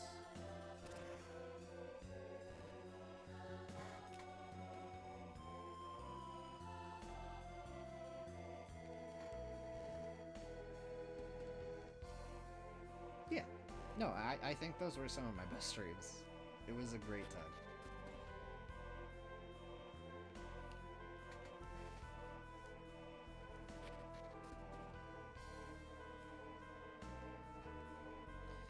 But, yeah.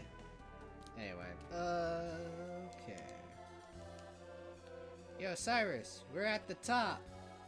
Let's go! No!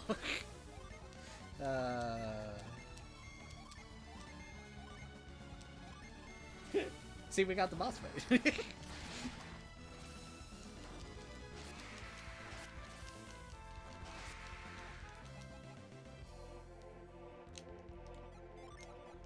my god. Why? Alright. I'm just gonna run around in circles for a little bit.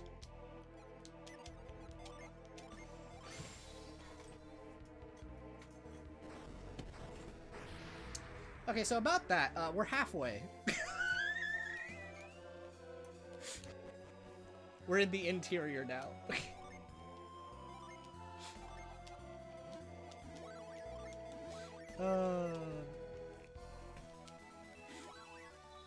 Alright. Now we're into the real meat of the dungeon. Okay.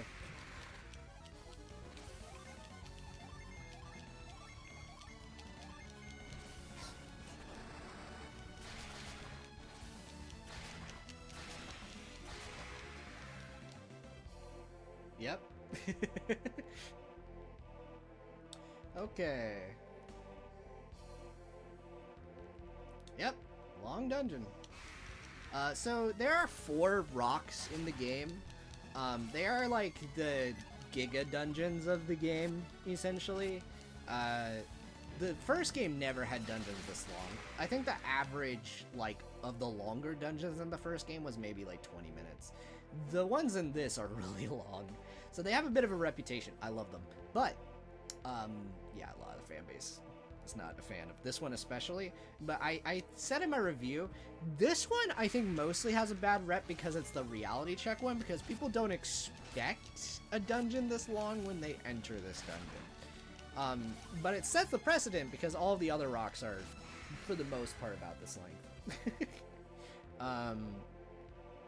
Yeah. Right.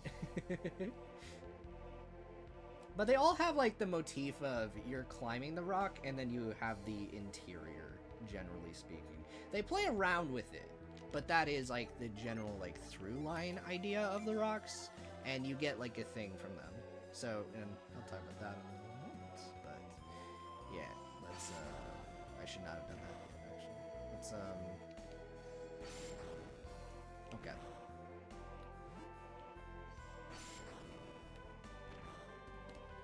Yeah.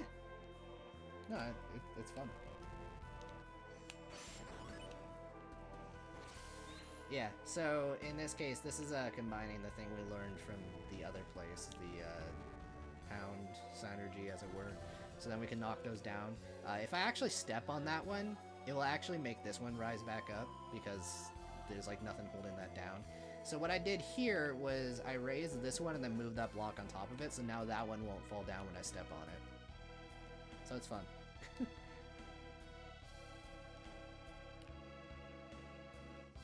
I mean, same console.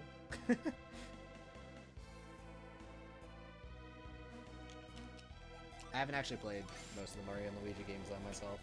I played, like, literally, the only Mario and Luigi game I played was Partners in Time, actually. I didn't beat it, though. But, yeah. I got, like, I don't know, there was, like, a desert area. There was a boss I kept getting stuck on with that game.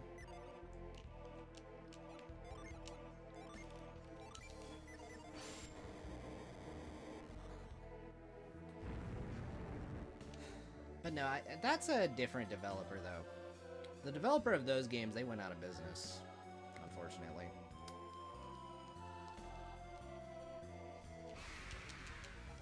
Meanwhile, Camelot is in Mario Sports Studio.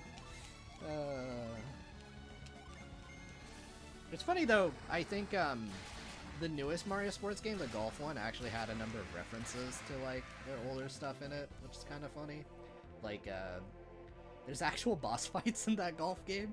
So there's like a trope in all of Camelot's games that there's like a, it's called the, what was the original name of it? Yeah, the Tauros archetype. So it's an enemy and or boss fight that's in a lot of Camelot games, and it's like a green knight dude that usually shoots electricity. So there's like a thing that falls.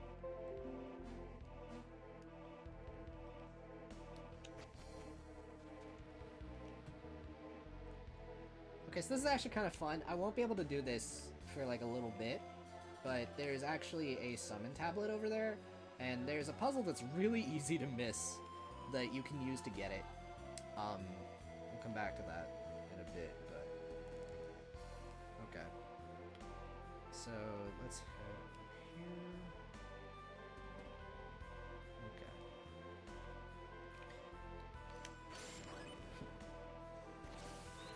Let's go.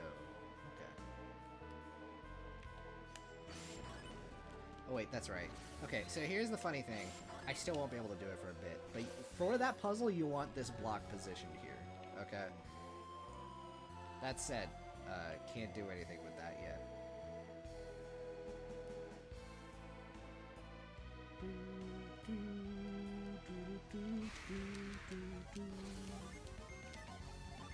I remember it slightly wrong, but I don't think I did.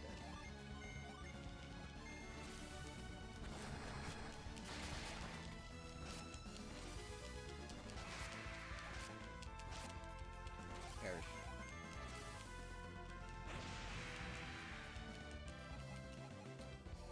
Okay.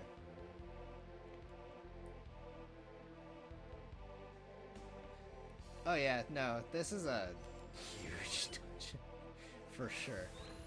Actually, wait, I know exactly what I need to do. Okay, so that's a fun one right here, because you remove that, right, and then you're like, okay, well, now I'm gonna go up here, and then you can't actually reach that spot, so then what you have to actually do is use the move synergy to push it back into place without being in range of the wind there. Yeah, like, I like it's just good stuff. Okay, yeah. Yeah. I have to come back to that later.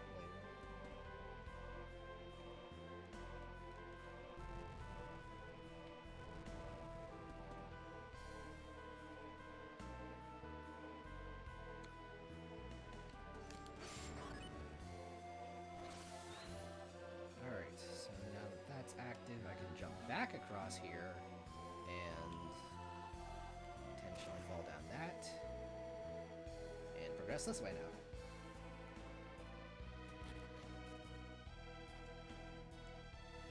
I also really love that, like, okay, so this dungeon also has this big, tall central room here, and you're just kind of popping in and out as you're progressing there.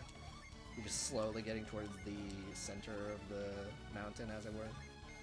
Really nice.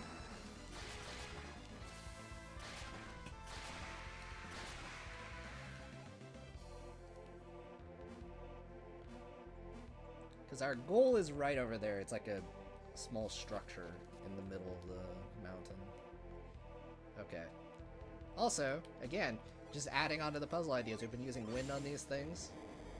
Look over here. Now we have a rotating platform thing. Okay. So now we're gonna head over here. Push that. Alright. Oh my gosh.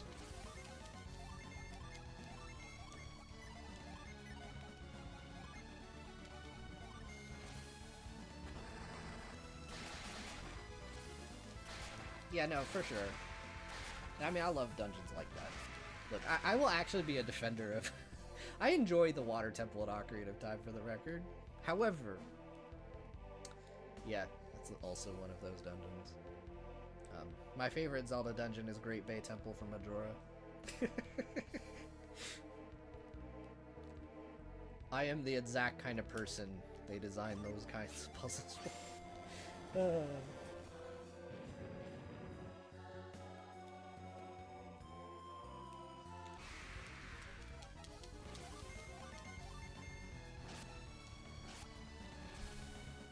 Okay.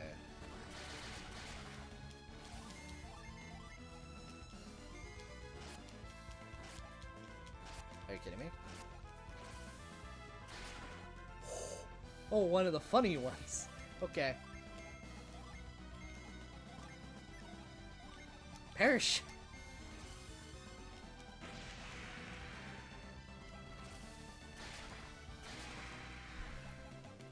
Oh my gosh, that gave me a scare. I will also add a pet peeve I do have with this game sometimes. If you do change up your class types, the spell that I need to use to interact with those statues is her default class, so I need to, like, unequip Jin to actually be able to, like, interact with some of it. It's not great. Hold on, wait. Did I go the wrong... got turned around. That's funny.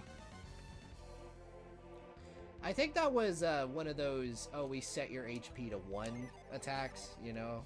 One of those. Okay, am I just... Oh, wait, I already hit the thing. Or did I hit the thing? Oh, yeah! Yeah. Okay, I know what to do. Okay. See, I got a little caught up in conversation. I normally just kind of go through this room. Just kind of almost like... Man, it's funny, I have gone through, like, pretty much most of the Trail series since I played this last. The last time I played this, because I think, it was when I was working on my first chapter video. That was when I played this last. God. Okay. Which it isn't a lot of time, but I've done a lot of things since that time. Like, that was, April, like, May 2021-ish, something? No. No. Trails is new for me. I played... No, like, and for the record, the video I did for that was, God, what, like... Okay, so I played Trails for the first time in 2019, okay? Or, like, the first Sky game in 2019. Oh, yeah, no, no, I grew up with these. The last time I played this one, in general, no, I've replayed it, because I did a video on it. So my Golden Sun 1 video was 2021. And then my Golden Sun 2 video was 2022.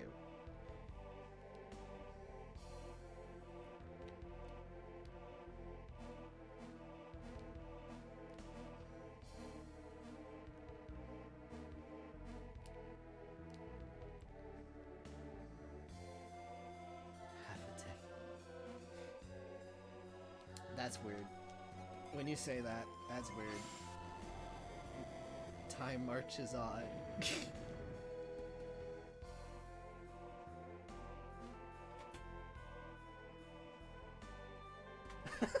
What, did you just say fan art or something? You were like, yep, I'm playing that. I've had a few series like that, honestly.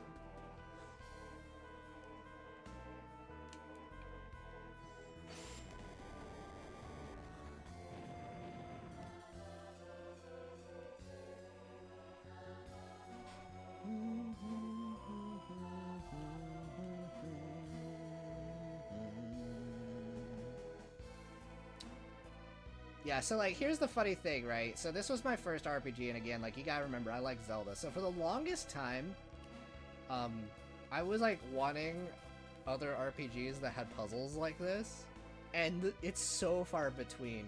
Like, this is, like, a masterclass. Like, RPGs have done puzzles before. I've never seen another, like, turn-based RPG that does it on this level. And it's really interesting in that regard. So, like, when so there were some games that whenever I would see puzzles, I might be, like, a little more critical. Now I've gained enough context to know that most turn-based RPG puzzles are terrible. So the bar has been lowered. I made a joke in my Trails from Zero video that actually, Trails from Zero's Geofront dungeons were refreshingly okay.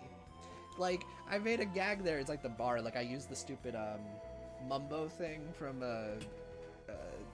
episode of Billy and Mandy, like the first episode visual. But, like, it's just like the bar is, like, so low.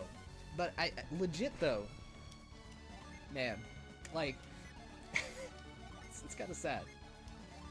I wish more went further.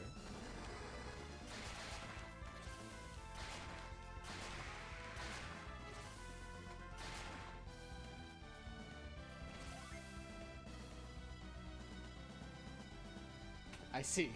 That's funny.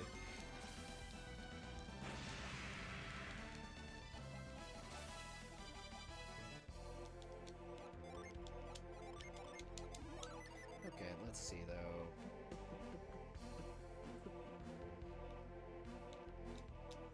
Alright, so now a lot of areas I already went to in the dungeon are gonna have a little bit more going on now. So this activates those statues across the dungeon on the interior now. Actually, I think I'm gonna fall back down. That's the goal, though, that door.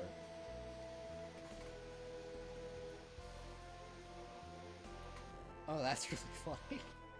Well, I'm gonna go back down here.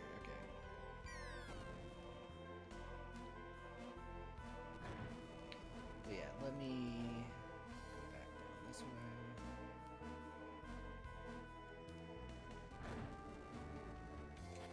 Alright, so we're gonna make this shortcut.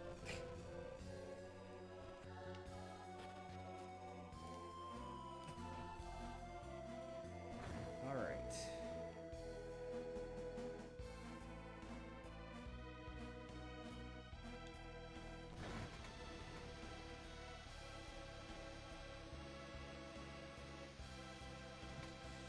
Well, yeah, first chapter, it took me until, like, Sky first chapter. That took me until, I want to say, like, halfway through chapter 1 and definitely somewhere in chapter 2 for me to really start vibing with it. Because, that prologue was really slow.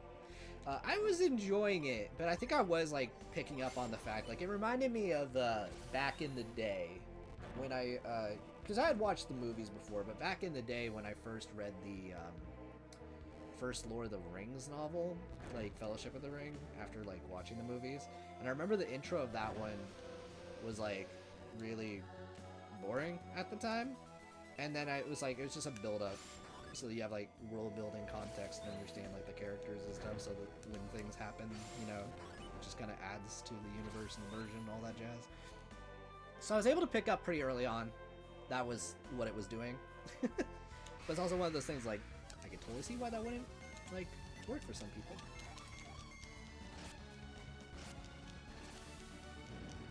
Yeah.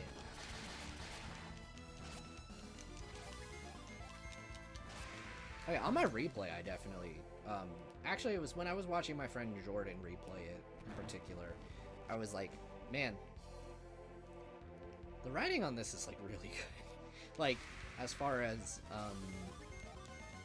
I think both Cold Steel 1 and first chapter are better when you actually know what's going to happen, in my opinion, because not that you should be spoiling yourself, but like in the sense that you pick up on a lot more of what it's doing, you know.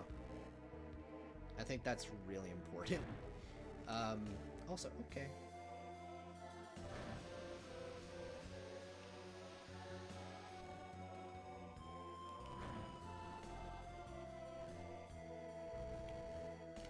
So I need to push that. Yeah, Cold Steel 1 is kind of in a similar boat, except it had to establish a lot more. And most of it goes over your head.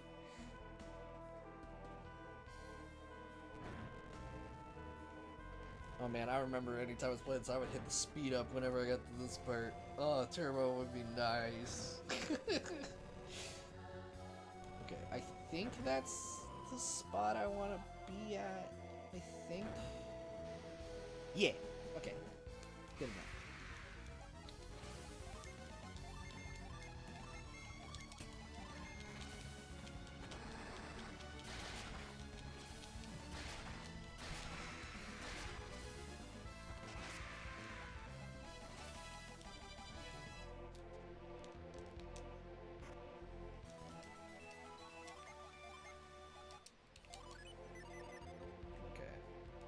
Go ahead and jump down.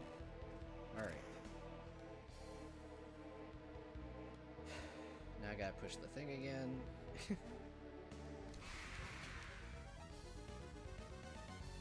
Yes.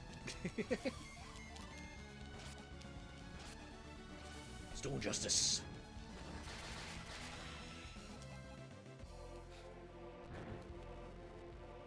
Alright, I think one more. That ought to do it. Okay. I think I'm in a good spot. Hit me. Alright. We're good. Let's progress down here. Okay.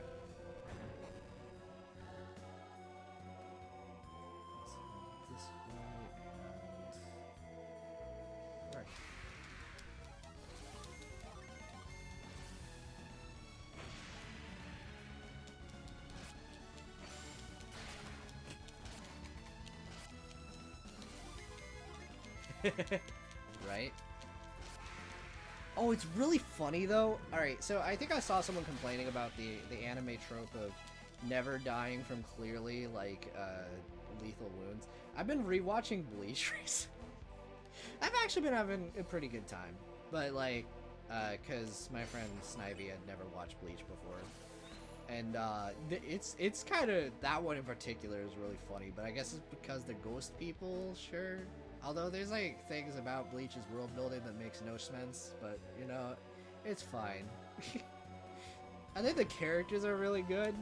World building, it exists.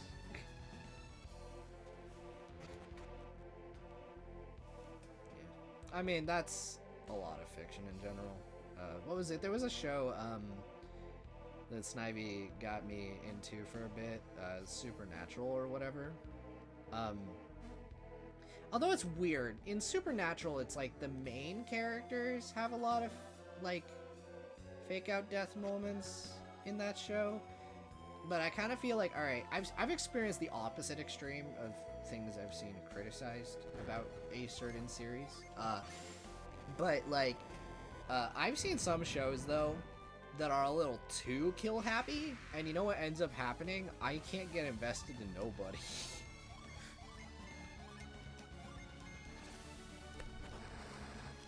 Like, it's just like, oh yeah, here's a character I kind of get into, and I'm just like, I just feel more annoyed. Like, It might be different for different people, though.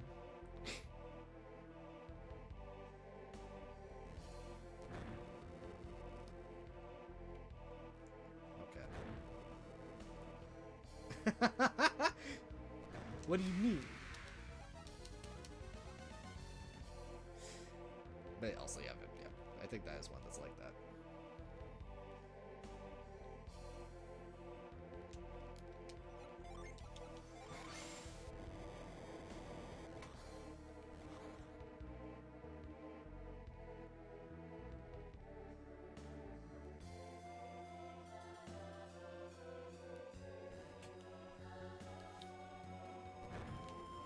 Yeah, that's one of the ways that can happen, yeah. But also other ways where it's just like, oh, that's how you chose to kill them off, okay. Like, alright.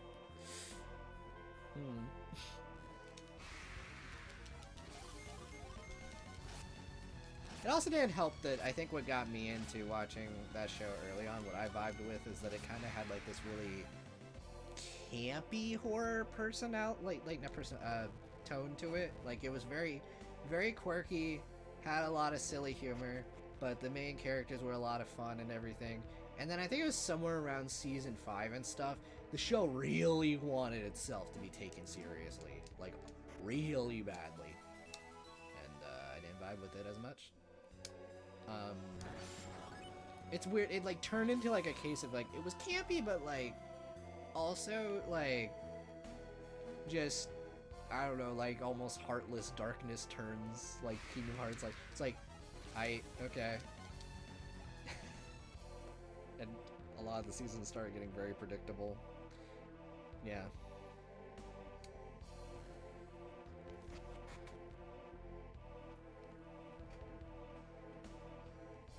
Yeah.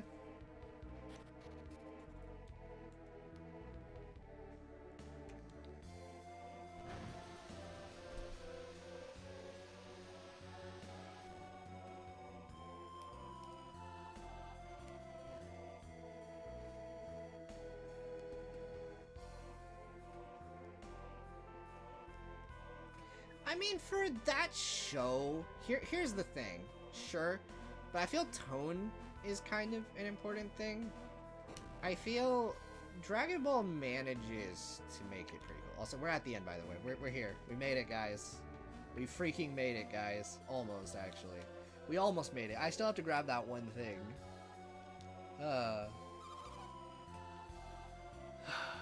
Almost made it, guys.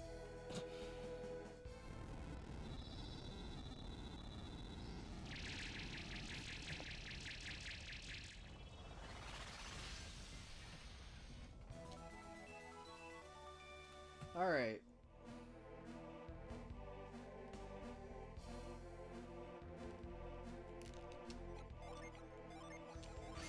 So yeah, I got this power. It's really cool. I can see invisible platforms now and invisible objects and stuff. Woo!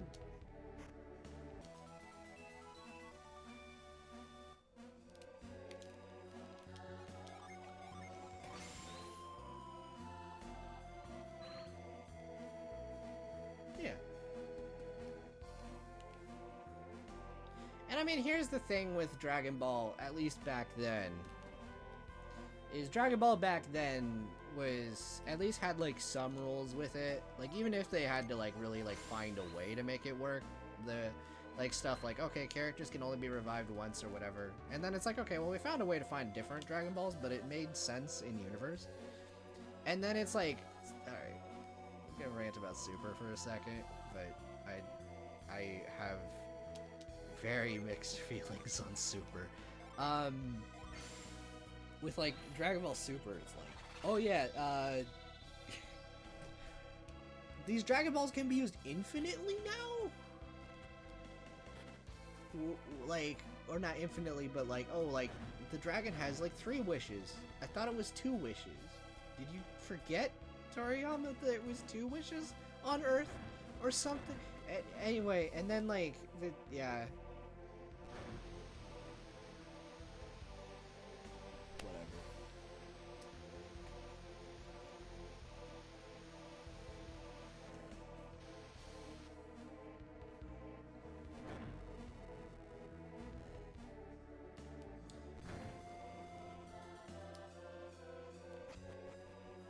There are like things like that. I mean, I don't want to rant about Super because I will be here for a long time about certain parts of it.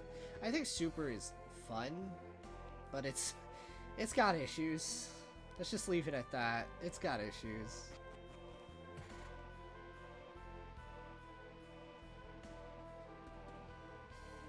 And GT is weird. Yeah, I don't know. I feel like on the whole, Super is probably better than GT, but like, I feel I like the tone of GT for most of it more than I liked Super. Super kind of felt like, I don't know, it became more sanitized. Like, I just remember one thing about Dragon Ball Z that was part of what made it so popular back then with people was just how brutal it was. Z specifically.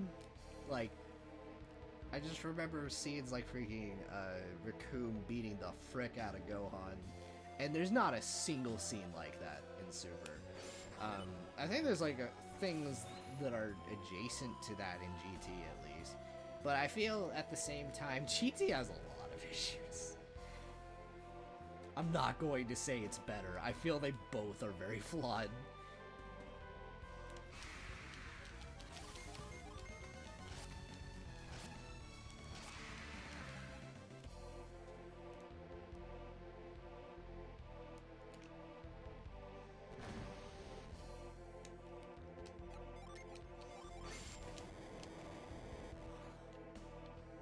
Alright, there we go. I can get the thing now. Yay! Ah, alright.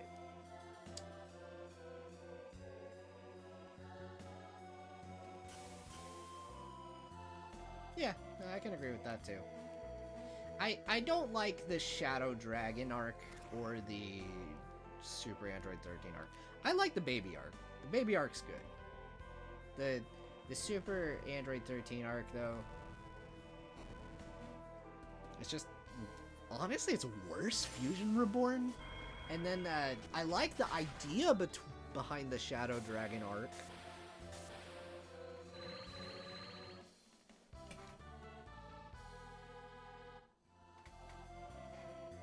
Right. Woo!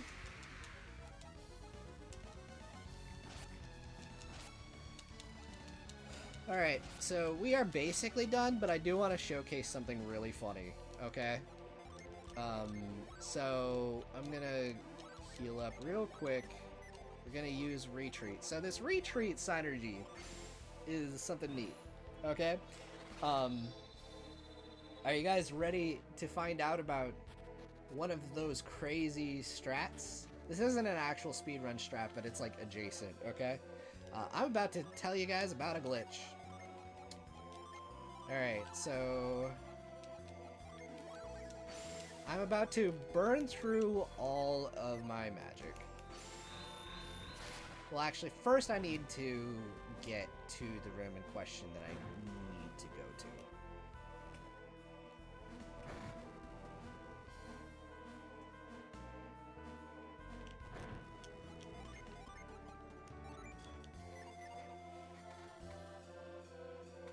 I doubt that. I really doubt that. I'm pretty sure this is just emulated. Really good emulation, but I'm pretty sure this is just emulated.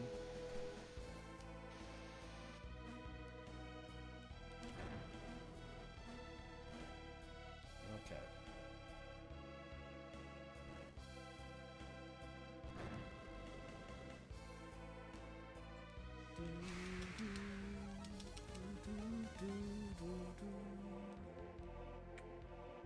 Okay.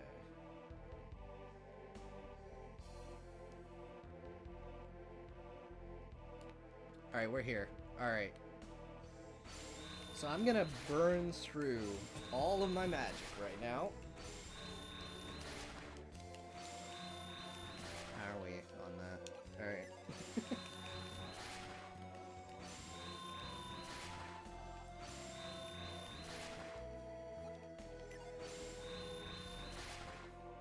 How much does it cost to use? Okay, sick. Alright. Alright guys, ready for something wacky? Here we go. Alright. So the way I'll explain in a moment. Alright, let's pick this up. So we just got the best sword, well, one of the best swords in the game. At the very, like, here. Literally in the final dungeon normally. Also, when I go through here, it's gonna spit me out there. Yeah, so I'll go ahead and explain what happened there. So this synergy is essentially an escape rope. Now, here's the thing that's really funny, is that every single, like, entrance and exit has, like, a numeric value in the code. So when you essentially use this, when you have no synergy points, while it's shortcutted, it essentially thinks it teleported you, so it actually changed the number values around for everything in the room. So that one entrance that I took, it assigned its values to this one. So when I picked up that object, it gave me that sword.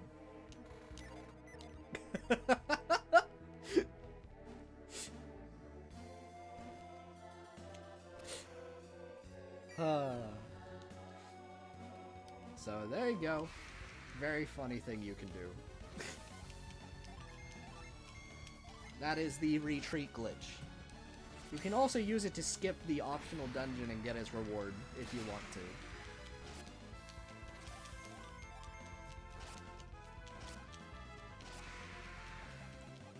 Or like, okay, there's a few optional dungeons, but like the big final optional dungeon.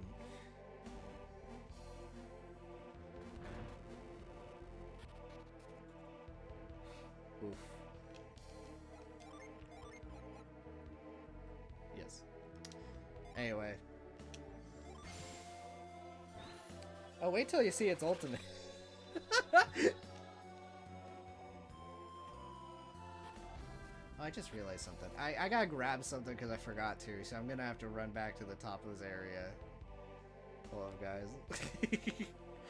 We're almost out. Just hang on.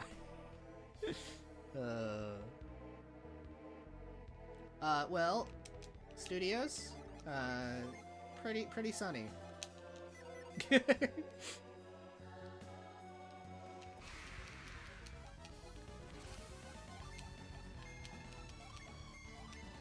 I hope I get Megaido. Ah, man.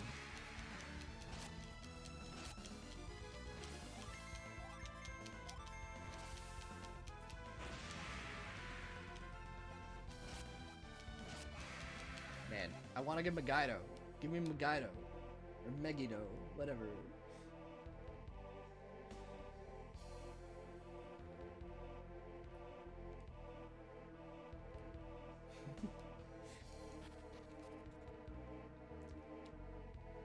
It's true. It do be the coast of the central, actually, not even coast. It do be central time for him.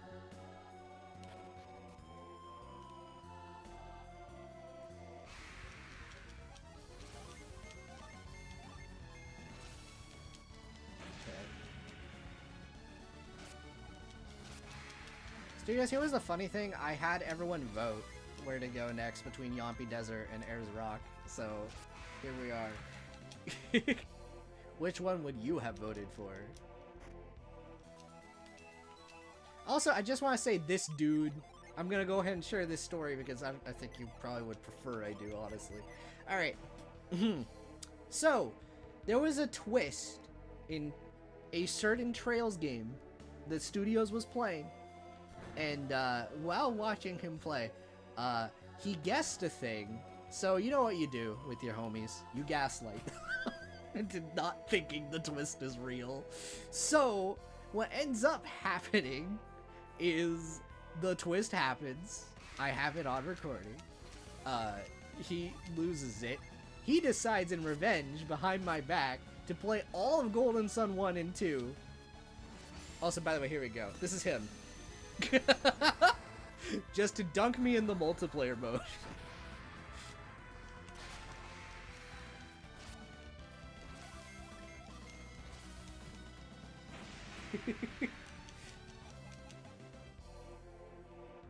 So, yeah, that was a thing.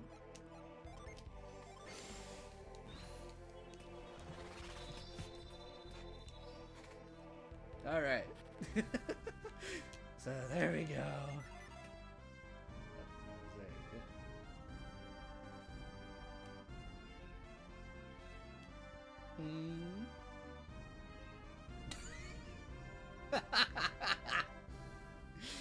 Yeah, fair enough. Alright, I'm gonna finish this subplot and then that'll probably be it for this stream because I played a lot of Golden Sun 2 today. And otherwise you guys would have to watch me backtrack all the way back over by the desert. So, yeah. So far, great port. I'm playing a game I played a bunch of times, but I love the way the visuals look in this port. God, I love this game's just good. And yeah, I can definitely say in a moment. I'll give my conclusive thoughts in a second.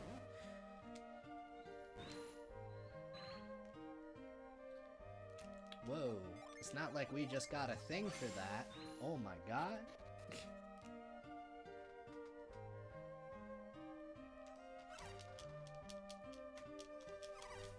I mean, I do, probably want to slightly work on homework tonight, unfortunately. It's probably just gonna be some math, but, yeah. It's also gonna be one of those nights that, I'm gonna have to go to bed a little bit early. I got a dentist appointment tomorrow. I got, like, a really bad tooth. They're probably removing it outright, so you know that's probably gonna be painful.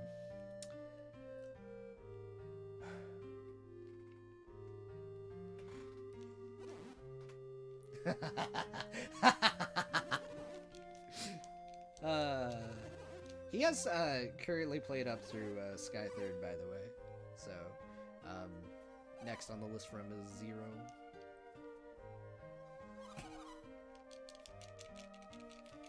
Alright, this is gonna be a cutscene. Thank you.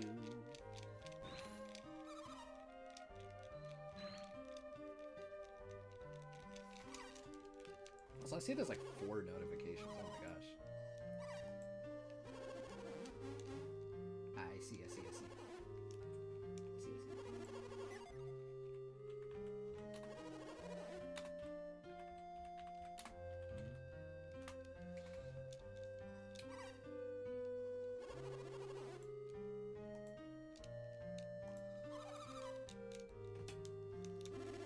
Yeah, for me at least. You guys can view the cutscene later. This actually has some really fun little world building in this scene stuff, so. Especially in the second version of this. It's funny, they kind of broke this cutscene in halves.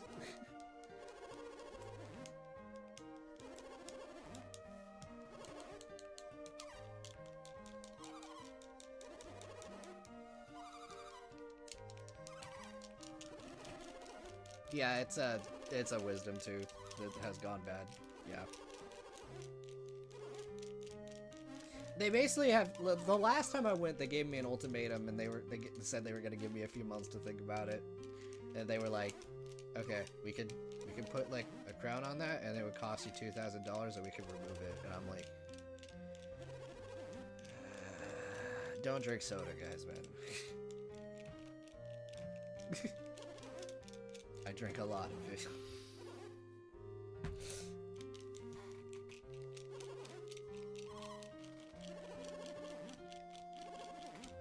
Oh my god. Oh my god. Here we go. Anyway, now it's daytime. We never get to see these people as werewolves, but it's fine. Anyway, now we can actually use their shops and stuff. It's neat. I'm gonna grab that one piece of equipment. Go down and talk to Werewolf Man one more time. In a moment. I do need to go and grab this.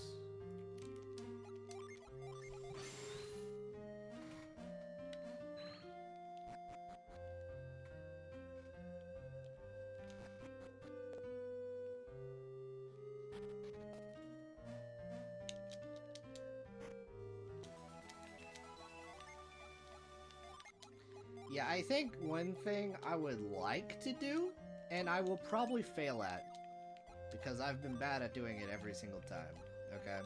But one thing I would like to do is when I'm done with like college and stuff, and I have slightly less stressors, would be to try and, I do have a caffeine and soda addiction. It's those two, both of them. So, yeah. Caffeine's bad. I think I'm thinking of maybe tackling the caffeine one first, and then the soda one afterwards, because I know they sell like decaffeinated Coca-Cola and stuff, so I could do that for a bit, and then once I'm able to not rely on caffeine, then soda. Deal with that in order. That's my game plan.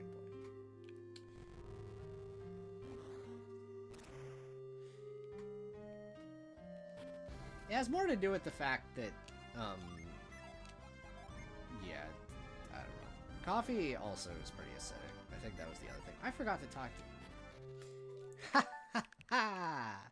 Ha ha ha ha! I never left. Anyway. So happy I could do things like that. Oh.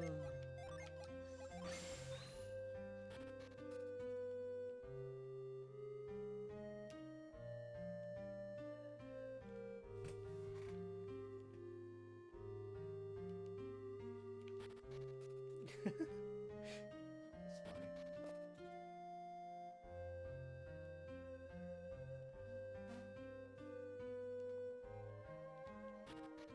You know, that's fair.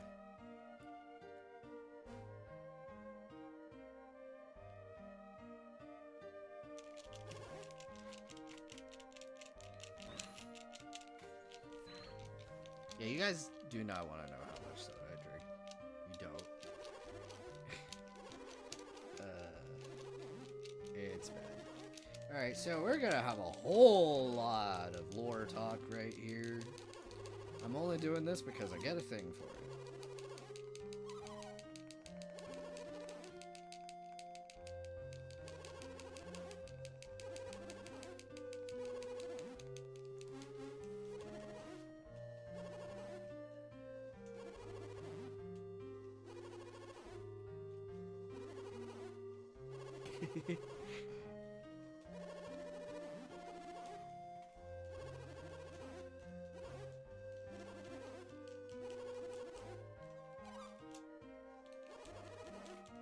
I see.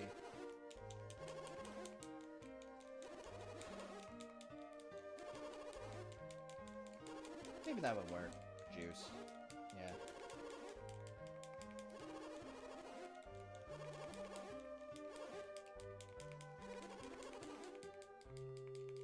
Yeah, because that's the thing. I don't eat a lot of candy, really.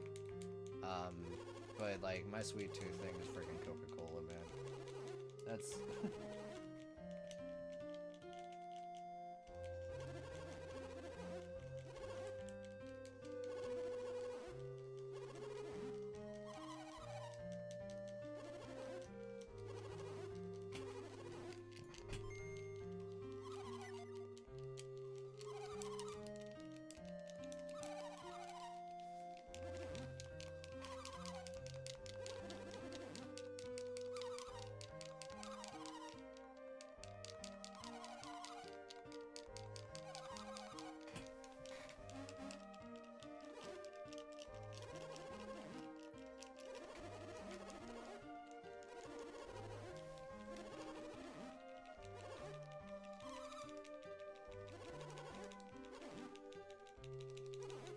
You know what's kind of the funny thing I just thought of? Because, you know, it got mentioned about that glitch earlier.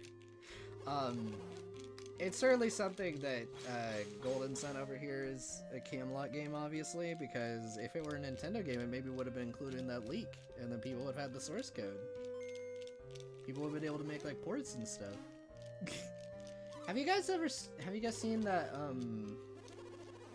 there's, like, a Link's Awakening port that, literally has, like, it looks wild. It's really funny. It renders the whole game at once. It's very silly looking.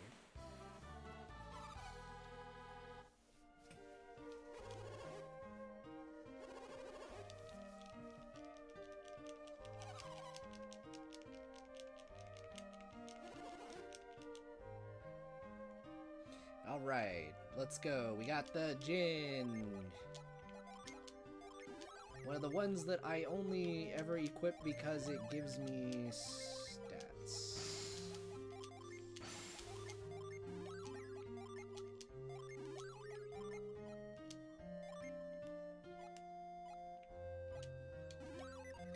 Okay.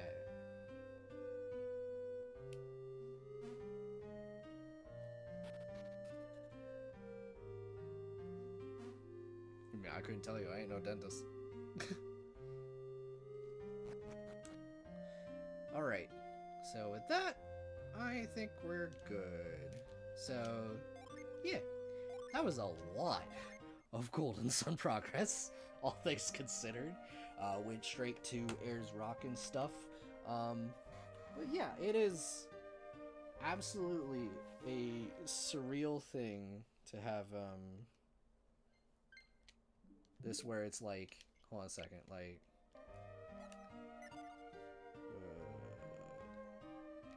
how do you... I forget on this. Yeah, okay. Game selection. It is kind of surreal to finally have this here after all this time. I feel like it's funny. The Game Boy Advance NSO is the one I've gotten the most leverage out of. Like, I could also play this for like a second. Just like a second, just to show. This is the first game. Got up to the point where I'm on the world map for this one and stuff. But yeah, see, basically same dealio. Got a Jin here and stuff. So, we played both of these on the NSO. Really good games. Some of my favorites ever. I can't recommend them enough. Granted, this NSO is a little bit more expensive, but you do also get, like, I think, I'm only saying this just because I want people to play Golden Sun, okay? Or you can play it other ways. I won't tell you how. But it's really good. If you guys want an official way, I think it's like down here or something. But there's a Genesis one. Yeah. I'm curious about this. I'm only pulling this up because we talked about it earlier. Okay.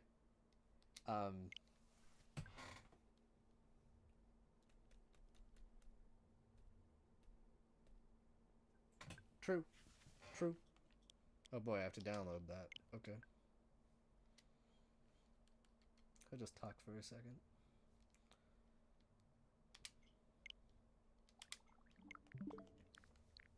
Yeah, so we can just talk for a little bit while it does that. But yeah, you could do that as well. You get Shining Force 1, 2, and CD, I think. You could also get the Genesis collection. Yeah. But yeah. And I'm just talking over everything. It's funny. This has been a way more active stream and chat than I ever expected. It was nice though.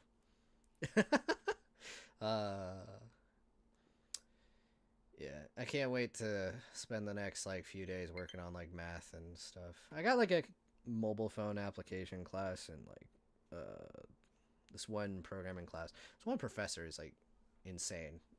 It's just the amount of things he's had me do sometimes. Okay, cool. I'm just gonna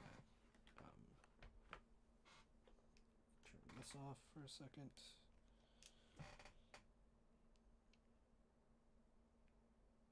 Okay. What does this have? I haven't actually looked at this in like a long time.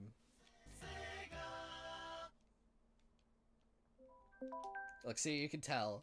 You can tell. Okay, so, interesting.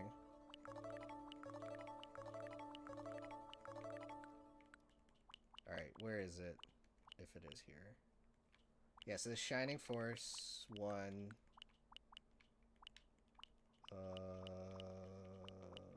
Oh, I think it might have been actually that, what was it? Hey, you can play Wily Wars. Shining Force 2. I think Wily Wars might have been the one I was thinking of, because I think CD is on that, mini, you know, the Genesis mini they released or whatever. Man, okay. Well, now I know. Alright.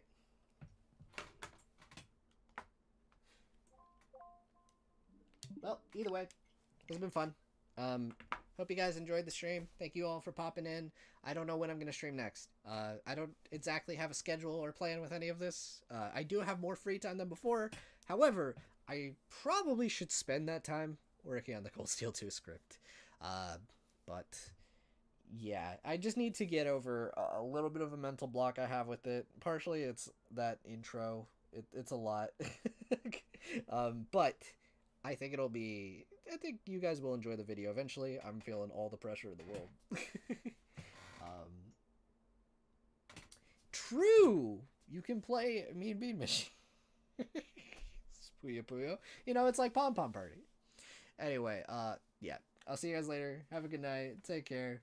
And, yeah. Thank you for popping in. Alright, have a good one, guys.